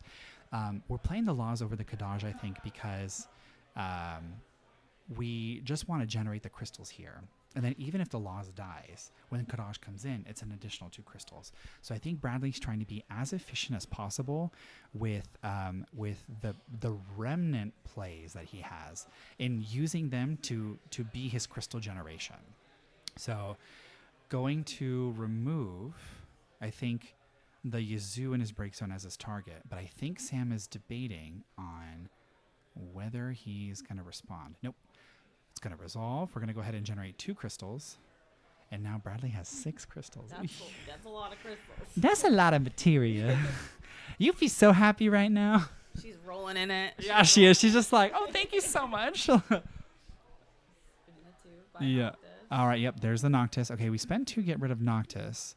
I wonder if we're immediately going to get refunded with the Spiritus. Swinging with the something. Hold on. Oh, I just realized the Sam is at 3 points of damage. Technically, the Cane is at 9k, which means that the Yuffie doesn't cleanly deal with the Cane. Yeah, this would have been great to have maybe before damage 3, but until then, Bradley does need to keep in mind that Cane is a big boy. Let's see what happens here. Okay, so we're dull freezing. Oh no. Okay, we're just reading the cards. Sam is reading the cards. Is he? I think he's swinging with Shantoto right now. Yes, swinging with Shantoto. Laws can spend a crystal to pump Shantoto. There we go. Uh-oh. I'm not sure if Sam's a blocker or not. I have a bad feeling. I don't want to be true, but I think Bradley's going to think on the stack I'm going to use 2 crystals to get rid of the Cane response, but I don't know if Bradley remembers that Cane is a 9k. Okay. We're just deciding to And that's a 4 point of damage. Ooh, with let it resolve. Okay, Garuda's nice cuz we don't want Garuda to call 4. Yeah, and I don't know if Bradley has a way to stop her. Right. We're going to spend the crystal to protect Yuffie. We're swinging in for an additional point of damage, so Sam is at 4 points here. 4. 4, 4, 4. All right, Kane's coming in. Ooh, Yep. All right. Bye, Remnant. Bye-bye. Yep. Tragic. Okay, we do get another crystal because of Spiritus, and now it's Sam's turn. Sam, 3 cards in hand. What did you draw, my good sir? Keeping the cards close to his chest. So true. As we all should. Let's see here. Okay, I see a wind cane. Yes, that's all I see. Yep, absolutely. Yeah, that's all I see. All I see is Cane. Cane is everywhere here. Oh, goodness. All right. Sam probably still thinking of this, like playing the slow game, trying to stabilize, but getting rid of the Yuffie will be a bit of a hassle. Yep, just going to go ahead and pass turn here. 3 cards in hand, active backups. He may want to use his backups to his advantage by either using the Miner's ability to draw a card, using the Dragoon to grab back additional Cane, in anticipation that there's going to be some crystal shenaniganery here. Yeah. All right, so Bradley's turn. We're paying 3. Paying 3 and...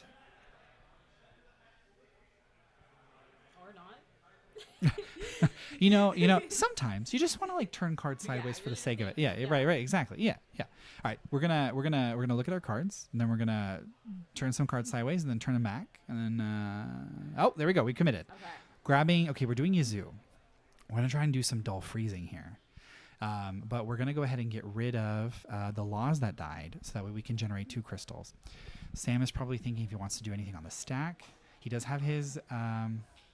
Tapping 3 for something. Tabbing 3. Oh, Miss Dragon. Miss Dragon. That's a really... Yep, I there had we a go. feeling Miss Dragon was coming. I was like, you don't want all that stuff. I control the breaks, so not you. You're That right. It's was just the like- vibe. It's like, I don't want you to generate crystals. That card that's in your break zone, bye. Yeah. Absolutely, for sure. So no crystals for Bradley. Keeping him off crystals is going to be useful. But we're just going to do the dull freeze. Sam is just like, well, I'll see what happens. But actually... if Sam isn't too careful, if Bradley plays a Marsh here, that's 3 attackers. Yeah. Okay, but no, we're not doing that. We're just going to go ahead and swing Yuffie and... Minor and Hecatonkire. Hecatonkire would have been nice. Yeah. But 6 points of damage for Sam, so this is getting dicey. This is getting a little dicey. Currently, Bradley would have game on board if Sam does not play some bodies next turn. Very true. Actually, you know what I'm thinking? He probably could have Magna Rotored to have the additional haste. Oh, yeah. I think that would have been a really, really good one. This is interesting. Yeah, because I think he would have had enough, right? 1, 2, 3. Yeah, Magna Rotor would have been 4 for haste. So if he wanted that additional haste, he could have probably had game. Because I think Sam only has... All right, here we go. Kadaj is here. But Sam is gonna. Something. He will probably warp he's going to jump the cane, but Kadaj will still get the end of turn effect. Yeah. Even though Kadaj will go away. We're reading Kadaj, making sure that's sure enough, that's what he does. Yep, we're going to go ahead and cane. Will Bradley do anything on the stack? The cane is dulled, so yes, he could very well. Yep, going to go using a crystal just to save the Yuffie. Yeah, that's very true. Okay, it happens. So the cane is gone.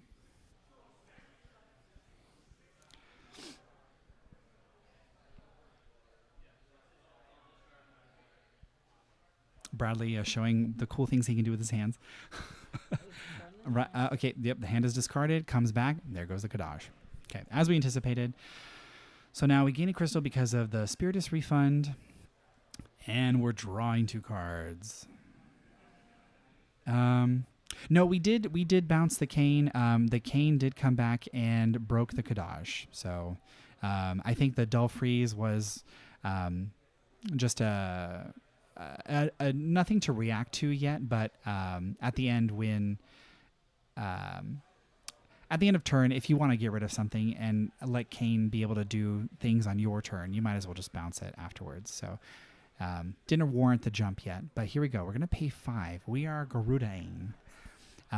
What number do you think he's going to call? 7? Oh, yeah, right? It's so cool. Yeah, I think that's so true. Like, I think 7 is such a great number. Probably for you. No, definitely, yeah. I mean, that's very true. It's going to deal 8K. I think it's going to deal 8K, so it's going to force Bradley to use a crystal that can't be refunded, which is nice. Or he's letting it go. He said goodbye. What is he thinking here? Ooh, okay, so this is a paradigm shift for Bradley. Why do you think he let the Yuffie go? Maybe he thinks he has something better up his sleeve with the crystals. I do see another Shintoto in his hand, so maybe he wants to do something with her crystal effects, or maybe he's just waiting for another Yuffie. Yeah, actually, that's very true. Technically, now that I think, Sam has no cards in hand and is tapped out, even though Bradley doesn't have any. Bradley doesn't have any forwards out in the field. Sam has no more jumps. Yeah. Oh yeah. So Ooh. Kane is vulnerable this turn. Yes, Marsh is in the damage. It's unfortunate to see. What did I say? Look at that Shantoto. Look at that Shantoto. Girl, you're psychic. Crazy. Oh my gosh. Oh, yep. Here we go. This is it. And he had the Marsh. Yeah. He had the Marsh. Who got game? Oh, Bradley. Bradley did. Okay. All right, everyone. Bradley takes game 1. Bradley takes game 1. Ice Wind Crystals takes game 1 against Kane.deck, the one-man army. So this is going into game 2 now. How did you feel about that match? Anything that stuck out to you that you were like, oh, whoa, that's so cool? These decks are just so exciting. I just thought it was really exciting. I feel like it would be cool to see more like stack craziness, because I feel like that there is potential for that. But it was just super fascinating how many crystals he generated. He must have generated at least 10. Yeah. I mean, I think it's very interesting because I feel like a lot of people, they put a lot of stock in Kadaj, and it's just kind of like, well, I only want to play him. But then Bradley was like, no, I need to play all the remnants by pitching a remnant so I can generate the crystals. Yeah, I think Kadaj is to be respected, but there is so much more of a toolbox that's going on there that like there's so much you have to look out for. Yes, absolutely. Yeah, for game 2, I'm gonna hop out. If there's a game 3, I'll be back. But yeah, good luck, you guys. I'm gonna hop out so Julian can hop in. Yes, we have special guest Julian. Julian's gonna join. Yes. Thank you so much for commentating with me. Yes, this is so much fun. Let's do it again. Bye, guys. All right, y'all. We're going into game 2, and I'm doing it with none other than my boy Julia. I know, yeah. I would like to introduce everyone to my very special friend from San Francisco. Hi. Hi. You want to introduce yourself to the team? To chat? Hi, everyone. I'm Julian. Go by he, him as pronouns. And, thanks for watching. Yeah. Julian, tell me a little bit about you and how awesome you are. Well, I have been playing FFTCG since Opus 2, so I've been around for a bit. Really glad to be here during this Materia Cup. And, looking forward to seeing how this ends up. All right, let's go ahead and get right into it. Sam is going to, I think, take turn here. We have a Cane, pitch a Cane for a Dragoon backup, and just pass. Bradley's going to go ahead and draw 2 cards. Here we have a Bart's, a Knight backup, some standard unit backups, and I believe that is... that is a Seymour. The Seymour's foil. It's so dark. Here we go. Pitching the Seymour to generate a crystal with the Knight backup. And just passing. Going to be some backup generation here. Getting some bodies on the board to make some more efficient plays in the future. Standard stuff. Miner's going to go ahead and reveal 5. We have some options. We have Cindy. We have Emperor Gestal. We have Materia. Which one would he pick? Probably either Gestal or Materia. Materia being... Oh, look at that. I love being surprised. It is Cindy. Oh, he's thinking about Cindy. Is he going to take Cindy? Is he taking Cindy? Cindy. Yep, he took Cindy. Very good card. And being able to generate some lightning CP as well. Very useful here. Are we playing the Cindy now or are we playing something else? Pitching the Cane... We're going to warp the Cane. Now, for the Cane deck, Julian, what do you think about the deck? Like, do you think it is on par with, like, Army of One with Lightning? We've seen some incredible games that Sam has shown, like, on stream. Like, this is a very, like, awesome, unique deck that centers around Cane. What are your thoughts on it? And what do you think Sam needs to do to... get around Icewind crystals in your experience? Well, I definitely think it's a unique ability to be able to remove Cane and then play it on the end phase. So there's not a lot of things in the game that really interact with the end phase. So it's a really difficult card to interact with. And so that's a lot more abusable than in Lightning Army of One, where you do refill your hand, you have a lot of options, but this deck, it's like, how do I get this one card off the field that is causing me so much trouble? And so it kind of puts you in a state where you're resource inefficient. That's very true. And that's something that Sam will need to keep in mind here. There's more utility in Earth, as we were talking about earlier. But in terms of replenishing the hand, especially against a resource denial heavy deck, it's going to be, that is the issue going into this matchup that you need to be aware of. We have 3 backups on both sides here. The Cane has entered, and it is Bradley's turn. Bradley, looking at potential Bart's play. We also have Kadaj in hand. We don't have a Remnant yet in the break zone. We only have Seymour and 2 backups. But we are going to play that Bart's. And here we go. What do we get? We get a backup and a Shantoto. This is perfect. We're going to generate a crystal. Unfortunately, we don't draw a card off of that backup. But we do get a crystal, and that's most important what we need right now, just to start generating these and trying to amass as many crystals as possible. Very big grip for Bradley right now. We have the Shantoto. We have the Kadaj. We have 2 Yufis, I believe. What will Bradley do here? Yep, there's a Yuffie. Now, what are your thoughts about Yuffie as a legend that was printed in this set? Like, we've definitely seen her in Icewind Crystals, but do you think that Yuffie has other benefits in, like, other decks, for example? Well, I definitely think she's one of the best crystal users out there. If you're not looking for a board wipe, 8K kills most things. Being able to give herself haste, which is probably the best keyword in the game, is really strong. And also being able to remove stuff in the break zone and also make it so she can't be targeted by abilities. Essentially, she kind of does it all. So I definitely think she's one of the best crystal cards out there. And yeah, I can see her being put in like ninja decks, FF7 decks. So yeah, she has a lot of places that she can fit into. In the context of crystals, though, she is a powerhouse. So it's definitely a card that you need to be aware of. Yes, very phenomenal card. As we saw in the last game, the Yuffie being very sticky because of her ability to protect herself is fantastic. Yuffie is making use of that materia. Yeah. Yes, she is. Doing what she does best. Yes, she does. Oh man, that girl is going ham for some materia. And so it's a very flavorful card, and I do feel like when the devs make cards that are just like full of flavor like that, like it just feels so nice. It feels like FF. You know, like it's tried and true to the games that they come from, to the characters' personalities and what they go through. So very, very awesome card. Bradley is having a wonderful conversation with Sam. And I think it's Sam's turn. Sam's going to go ahead and tap 2 backups, pitch 2 to play the Cindy. We're going to reveal 3. Is it 3 or 4 or 5? It's 5. Yes. We're going to grab an Earth and then a Lightning or an Ice, correct? Okay. So then now we have some options. We have Sid Polendina, Miss Dragon, Miner. I believe that is a Cane, and then Dragoon. And we're going to grab... Do we want Miss Dragon here? Yep. Okay. Opting for potentially Miss Dragon and Dragoon. I do think Sam is probably looking for some more backups to be able to have more efficient turns in the future. How will he do it? Does he want the Dragoon? Does he want the... Okay, here we go. We are choosing...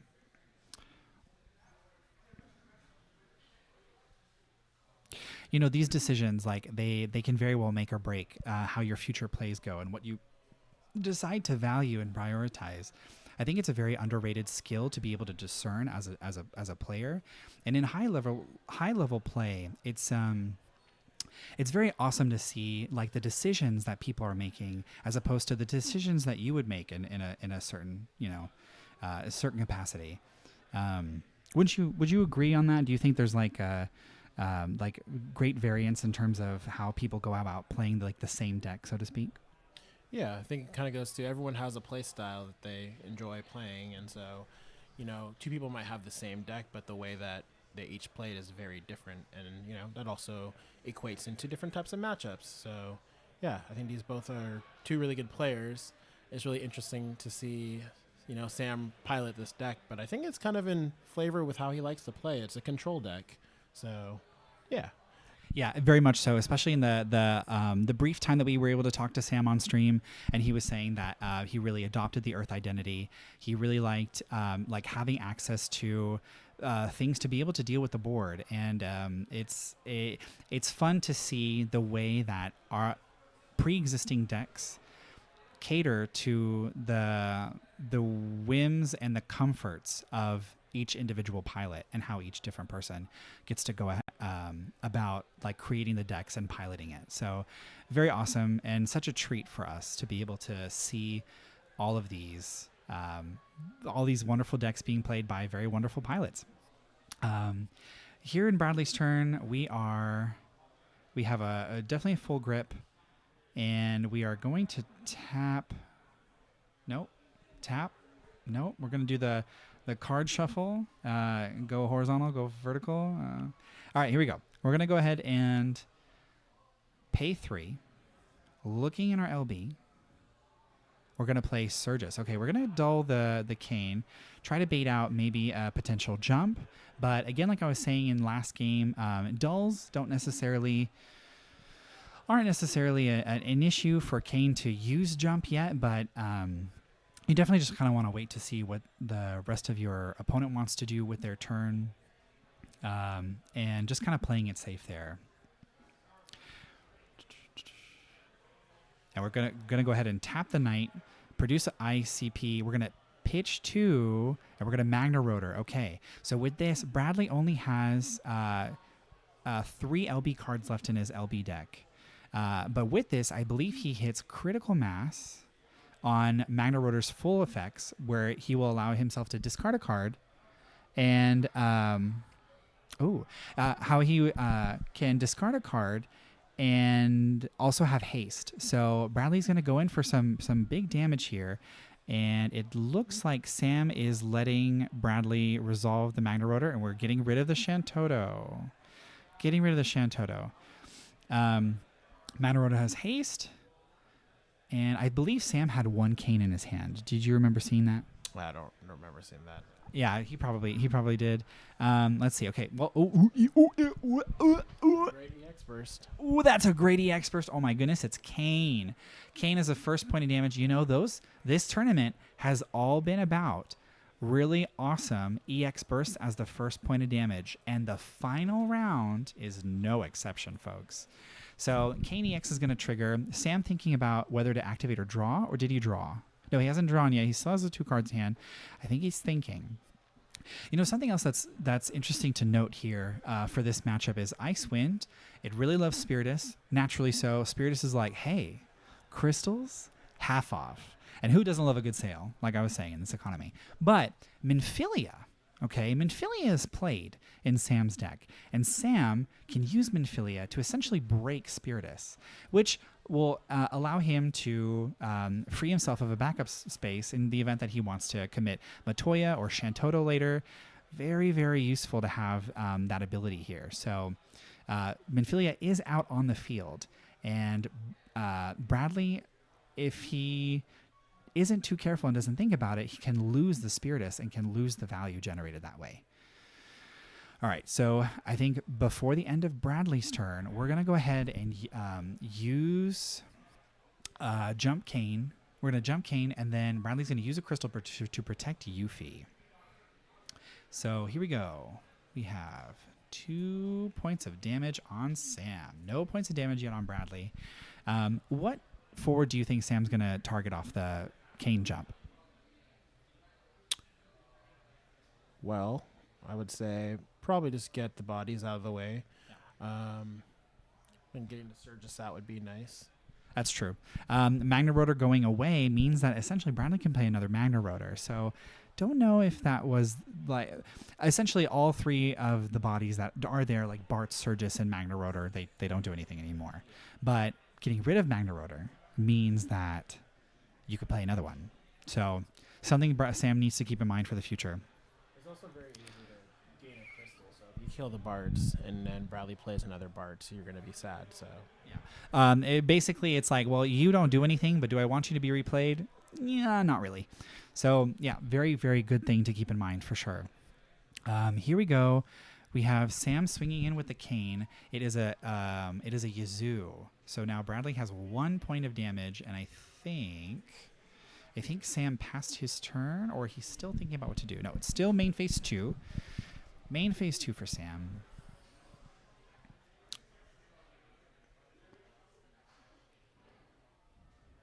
What do you think Sam is thinking about in this moment? Like he has cane. Do you think he's thinking about? Oh, we're gonna go ahead and jump the cane. Okay. Do you think in Sam's perspective that he should be playing more forwards to be able to contend with Bradley's bigger board, or do you think he should commit maybe a board wipe perhaps? Would you look at that? I answer my own question. the Yuffie had to go, so it's really hard to get rid of her. So Shantoto disanswers that, and then it forces Bradley to have to commit more cards now. But Kane is still around, who's also an always present threat. So it's a good position for Sam right now. Definitely a good position for Sam. Unfortunately, I think Sam has jazz hands, and Bradley has a full hand. So it's going to be interesting to see this, how Bradley's going to navigate this turn, because if there is any time to get rid of Kane, it would definitely be now. Sam is at 2 points of damage, which means Kane is still an 8K, and here comes Yuffie. Yuffie coming in. Oh, actually, just kidding. Sam still has the Dragoon backup active, which means that he's able to crack it and grab a Kane back to be able to protect Kane from the Yuffie trigger. So if Bradley's not careful and generates another crystal to protect Yuffie, that Yuffie is going to go bye-bye. But better yet, it would be best if he's able to generate 2... Well, actually, he's going to generate 2 crystals now, right? Yeah, so I think he's targeting with Yuffie, and then Sam's cracking the Dragoon to target those cards. So on the stack, I would use my 2 crystals to target the Kane. Got it. Yep. Absolutely. Yep. Now, does he still gain the 2 crystals if a target that he chose was removed from game off of Yuffie's effect? I think Yuffie just says choose or select 2 cards in the breakdown. It does say, well, it says choose 2, not choose up to 2. Okay. Got it.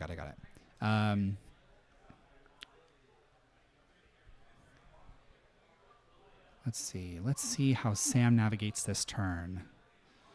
How will Sam do this? And Yuffie went ahead and swung in for an additional point of damage. So now Sam is sitting at 3 points of damage. We love to be able to give her haste and be able to capitalize. Sam at 4 backups. We're going to go ahead and play. Would you look at that? Well, this time we're going to go in and cast the Cane. And Cane does have +1k haste and first strike because we are at damage 3. So this is going to be a little harder for Bradley to interact with. Oh, here we go. This is going to be harder for Bradley to interact with in terms of dealing 8k to Cane because now Cane's a 9k. So Yuffie won't be able to fully get rid of Cane on the stack very effectively. So Bradley using the crystal to protect Yuffie. Cane coming back in, trying to jump Yuffie, and Yuffie's like, nope, I'm good. And now it's Bradley's turn. So Bradley is now at 2 points of damage off of the haste from Cane.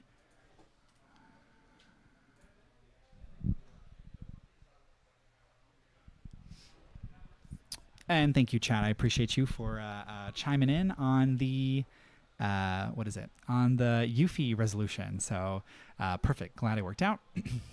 And now it's Bradley's turn.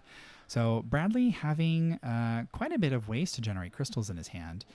What do you think an Icewind player wants to do here to make the most of the situation? Well, the Cane has to go, and Icewind, there's not as easy access to removal. So if I was Bradley, my question is, how do I get rid of this Cane, like right now?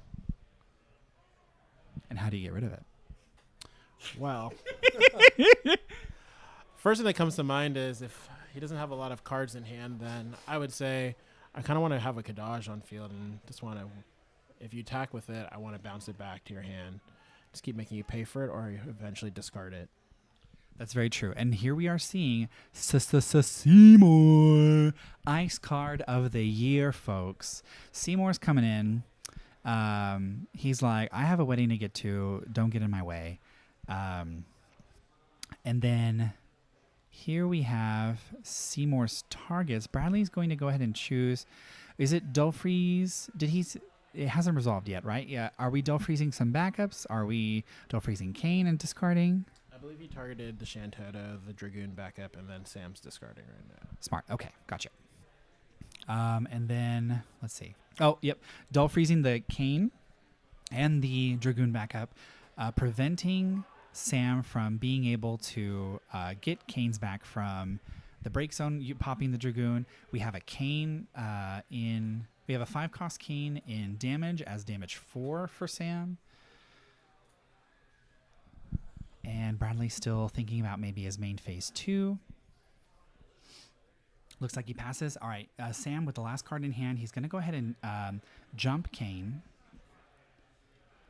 And Bradley thinking about maybe doing something on the stack, or actually, it does bounce back to his main phase 2. So Bradley could technically do something here, but he still would have to deal with Cane coming in and breaking something. Yeah. Oh, issue being, yeah, okay. Because he didn't generate another crystal, Yuffie is gone. So is that 2 Yuffies we're down now? I think so. It depends if he kept the other Yuffie in his hand. Most likely, but it's hard to tell from here. Let's see.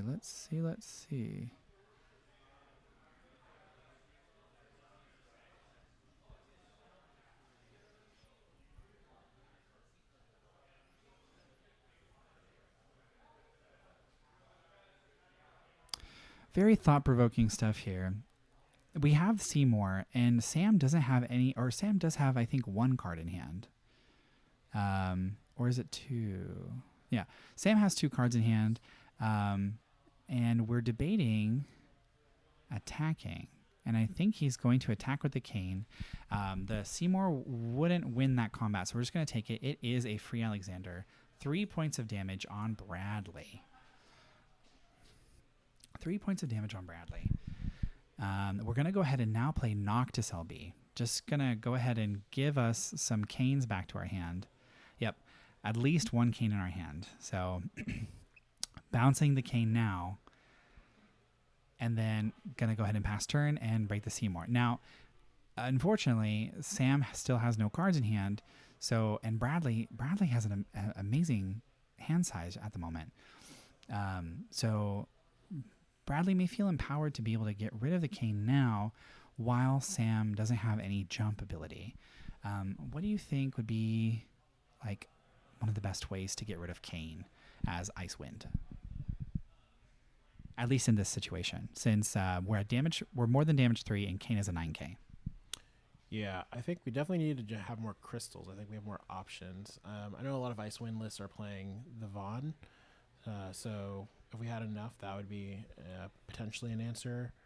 Like I said, if we had Kadaj online, if we had a way to dull it and bounce it and then have him discard, that gets rid of the problem too. So yeah, I'm not sure what Bradley's going to do here. We also only we're down 2 Euphies as well. That's very true. I think something that could happen here is we pay 3, we play Surgus on the Kane, and then we can pay 5, play Kadaj to generate 2 crystals, use a crystal to bounce back the Kane, and then force the discard, and the Kane goes away. Unfortunate thing is that the Dragoon backup is still there, and Sam can easily pop it next turn to be able to warp the Kane and get it ready for the next turn. All right, so here we go. We are going to go ahead and pay 1 for the Shantoto. It is reduced cost. We're going to dull freeze the Kane. We're going to draw a card. Cycling through, and we drew a Kadaj, folks. We drew a Kadaj. So let's see where the prioritization is here. We're going to go ahead. We did manage to dull freeze the Kane, so now it is a target off of Kadaj's action ability. Or better yet, we have Seymour to be able to break the Kane, dull freeze. Yes, okay. We're going to break the Kane because it is dulled, and then we're going to dull freeze the Dragoon, and most likely, the Dragoon and Noctis. Okay. So those are dull frozen. Bradley still has 1 active backup. Ooh, an active backup and 4 cards in hand. He could play Marsh, but unfortunately, Marsh doesn't have any crystals to capitalize on, so no draw here. Even just having haste, I think, is not bad. You said having haste would be really, really good here. Yeah, just to be able to continue to pressure. That makes sense. But I think Bradley's probably valuing the draw more and making sure that the Marsh doesn't just go away. Sam could also maybe top deck some type of area of effect here to be able to deal with Bradley's board. But I think the Seymour may be a little difficult for Sam to deal with in this situation, depending on what he drew. Oh my goodness. Concession from Sam. There we have it, folks. That was it. Bradley takes it. Bradley wins against Sam Prime. Icewind Crystals wins against one-man army, bounce house, mono Kane, Kane.deck. Wow, there's so many names for this deck, y'all. Absolutely phenomenal display from both players. There you have it, folks. Bradley is our champion of the California Materia Cup. It is a Northern California player who takes it all. Man, what an incredible match. Great hustle from both players. Can't wait to hear about how Bradley feels getting his Worlds invite. That is so exciting. It's a long time coming for him. He's been playing for a very long time. So Yes, absolutely very long time. In fact, all of us have been playing for quite a while, and like we've known each other for forever. So this is a very, very exciting moment for us. This is so much fun. And yeah, it's just, I can't believe it's over. it's been a long weekend, but we made it, and yeah, we have our new champion. We have a new champion. We did it. We ran an event, and we're so awesome.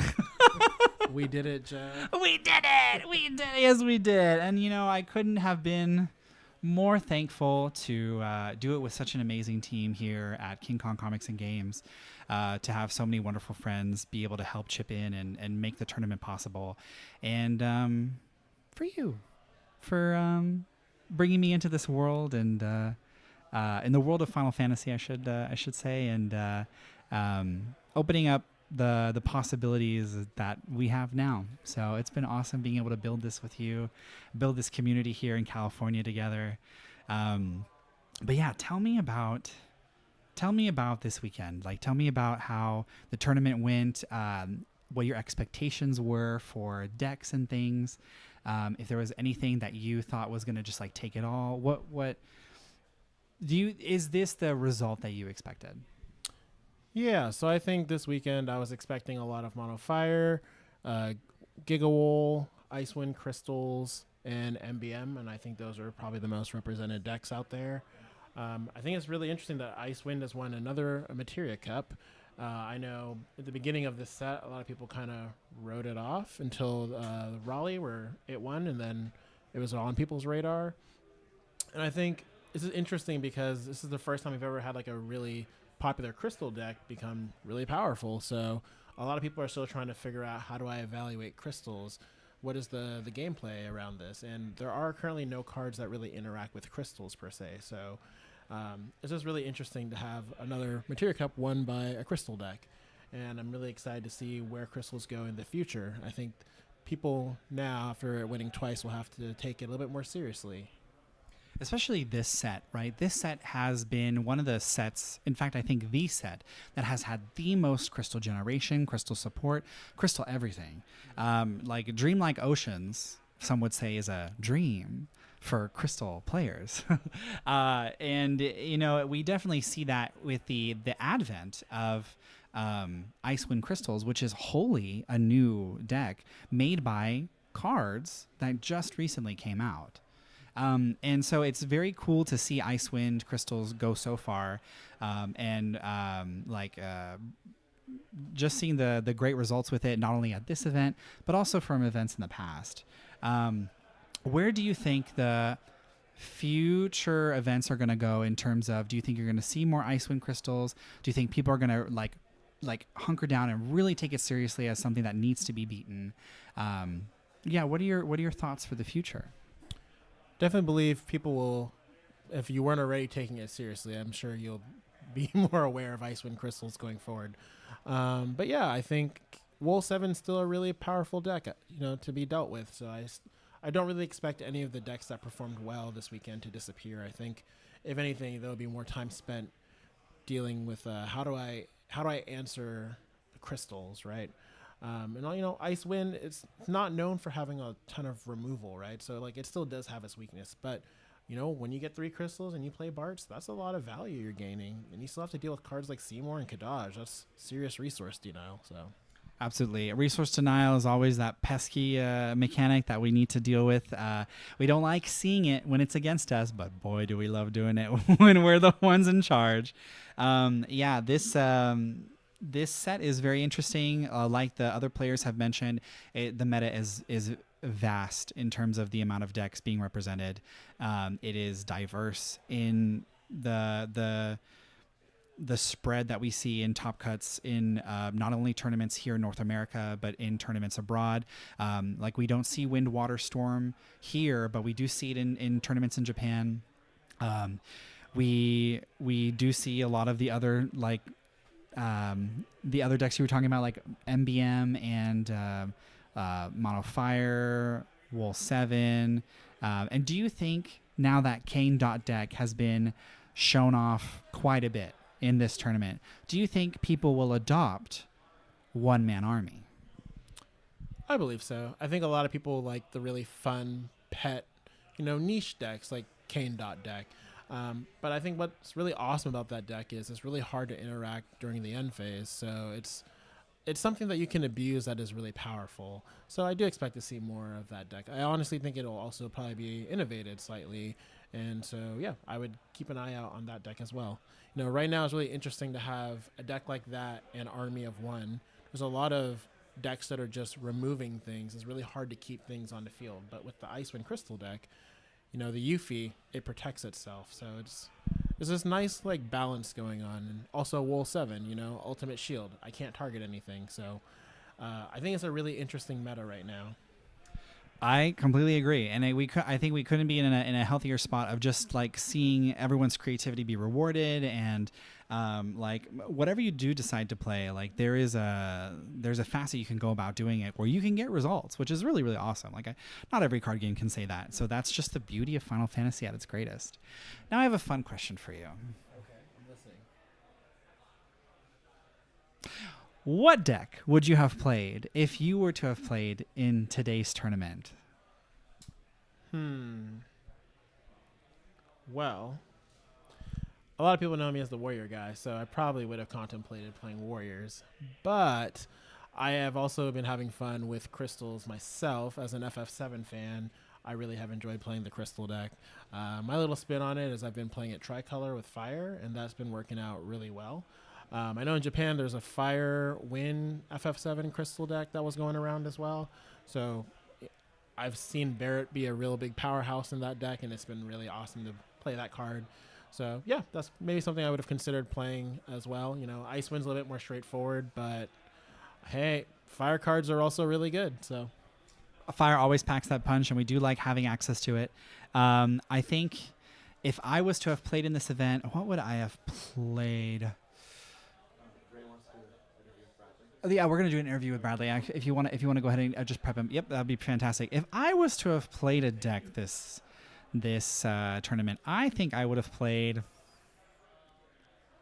Oh, it's so hard. There's so many really good decks out there. Wait. Oh well. As I've been telling everybody. What is it? I usually just defer to Julian's and Ray's expertise. So technically, in me asking myself what deck I wanted to play, or what deck I should have played this event, that's me asking you another question. What deck do you think I should have played? Oh my gosh. What deck do you think I should have played this tournament if I was to go into it? Although hindsight 2020. So bear that in mind. But thoughts? I think you would have played Wool 7. Wool 7! Yeah, Wool 7 would have been really, really awesome. I mean, it's been doing really hot lately, especially in Kansas, because man, KP did really well with the Wool 7, and Musa did really well with Wool 7 today. It's just one of those things where Wool 7 is still really strong, and when you do flip into what you need to see and be able to navigate those difficult matchups with ease, because you're just basically playing all the best 3-cost cards in the game. I mean, you can't go wrong.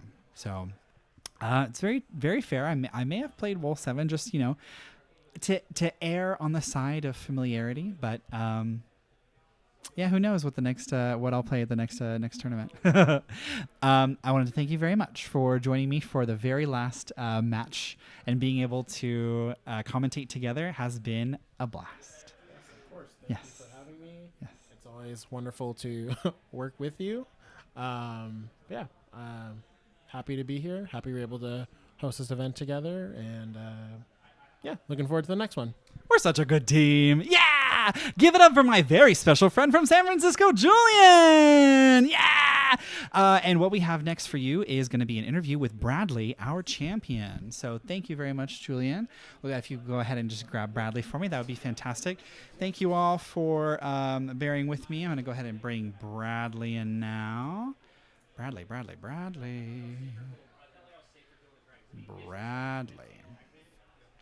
All right, folks.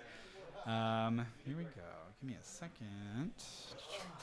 Hello. We're back. We are back. How are you feeling? Unreal. Yeah? Yeah, it was. I know how that matchup will go, and as long as you don't misplay, you can get there, maybe. We do love that. But I think I might have done questionable plays, maybe potentially that someone else saw that I don't. Chat has a what is it? Yeah, chat has a very great a knack for being able to be like, what if he did this? Mm-hmm. And then if he did this, he would have done that. And then why is he not doing that? So, sometimes it does happen. But the nice thing is that we take the feedback, and then we learn, and then we know for next time. But tell me your thought process during that match. Like, you know about you know about the deck, you know the ins and outs, you know that Kane is the guy. So how do you navigate that as an Icewind Crystal player? If you don't know the rulings, you're actually, I feel like it could be really bad. You had to know to pay your crystal to protect Yuffie before end step because you can't respond. You got to make sure you have crystals up. Like there was one turn that I was debating, like, is it worth just dumping my hand to try to just gain a crystal so he can't kill my Yuffie when I had no crystals? But I was like, I got to keep. It's just a resource grind, and in the long run, I think the resource is in my favor if I just resource grind it. Yeah, Don't like. No offense to Sam Prime, he's a great player. I love it. I was scared of all his board wipes because I know he loves his board wipes in his decks. As we literally just had an interview with him, he was just like, look, I want it off the field. I'm going to get it off the field. And that's why I'm playing all these wonderful things that get things off the field. So no, Sam is playing to his strengths as a pilot. That's what he wants to see in his deck. And then knowing that, you have to get around that. What card in your mind do you think was the star of the show for you in the deck? Like overall in this, in the last match, and then also in this tournament in general. Well, obviously Yuffie in the match. Yuffie. The MVP LB. I'm not saying up for the deck, but the LB was Victoria. Really? I used Victoria almost every single match. I barely went to any of my other LBs. Mostly, like I did more LBs in the top cut than my client, and I was always Victoria, and almost never touched my LB. That's crazy. But almost every card in crystals is any crystal consumer is a bomb in that. So like I can't even point out any one. But obviously that match Yuffie, Bart's. I needed the Bart's for the MBM matchups. I played against 2 MBMs, very close games, very scary. Every matchup has like a key card every time. Wow, that's so interesting. Yeah, I definitely agree with you on Yuffie being the MVP in that match against Kane. Kane being like, I'm gonna get you, and then Yuffie's like, no. So having a sticky body on the field, and then also being able to shoot for 8K on the stack, like, absolutely phenomenal. So, how are you feeling now that you got your world's invite? You have a purpose to go to Japan. Yes. Did you call the wife? Are you celebrating with the family? Yeah. I called the wife and she goes, I guess the honeymoon's going to be Japan. I'm like, that's fine by me. We love that. Yeah. Yeah. So yeah, it's unreal. I've always wanted to go to Japan. It gives me a reason to go. Love Final Fantasy TCG. It's my favorite card game. Played very little of video games. I just like the card mechanics. You know what? And the nice thing is that like as card game players, because FFTCG is just so robust, it's fun. Everything about it it just clicks. It feels really good. It's nice that even if you are not an FF fan, if you are a card gamer, like this is the game that you want to play. Like this is it. And it's phenomenal thinking that you're on Team North America. You're going to be representing North America. This is so cool. I'm so excited for you. Oh man. Okay, so what's like one of the things you're gonna do in Japan? Like one of the things that you'd like to see? I'm probably gonna get pulled around by my wife everywhere. Let her to do what she does. I'll have to plan out. I actually don't know much about Japan. I hope whoever our world's team is gives me great ideas. I'm expecting a lot of repeat worlds players. They'll know their way around. Have a great time. Yeah.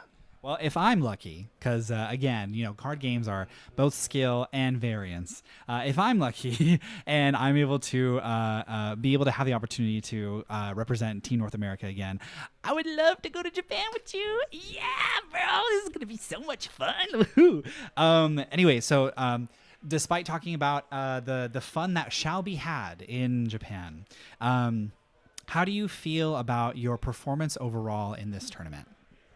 If I'm being honest, the deck is good and carried me a lot. There was a lot of unfortunate RNGs on my opponent's side a few matches, but I was counting my misplays after I did them on my climb, and I felt my misplays were actually becoming less in the top cut, thankfully. Nice. Okay, we do love that. I mean, in the sense that like being able to gain self-awareness, gain the future knowledge and wisdom to know that, oh, this just happened in this match, I'm going to try to rectify it in the future.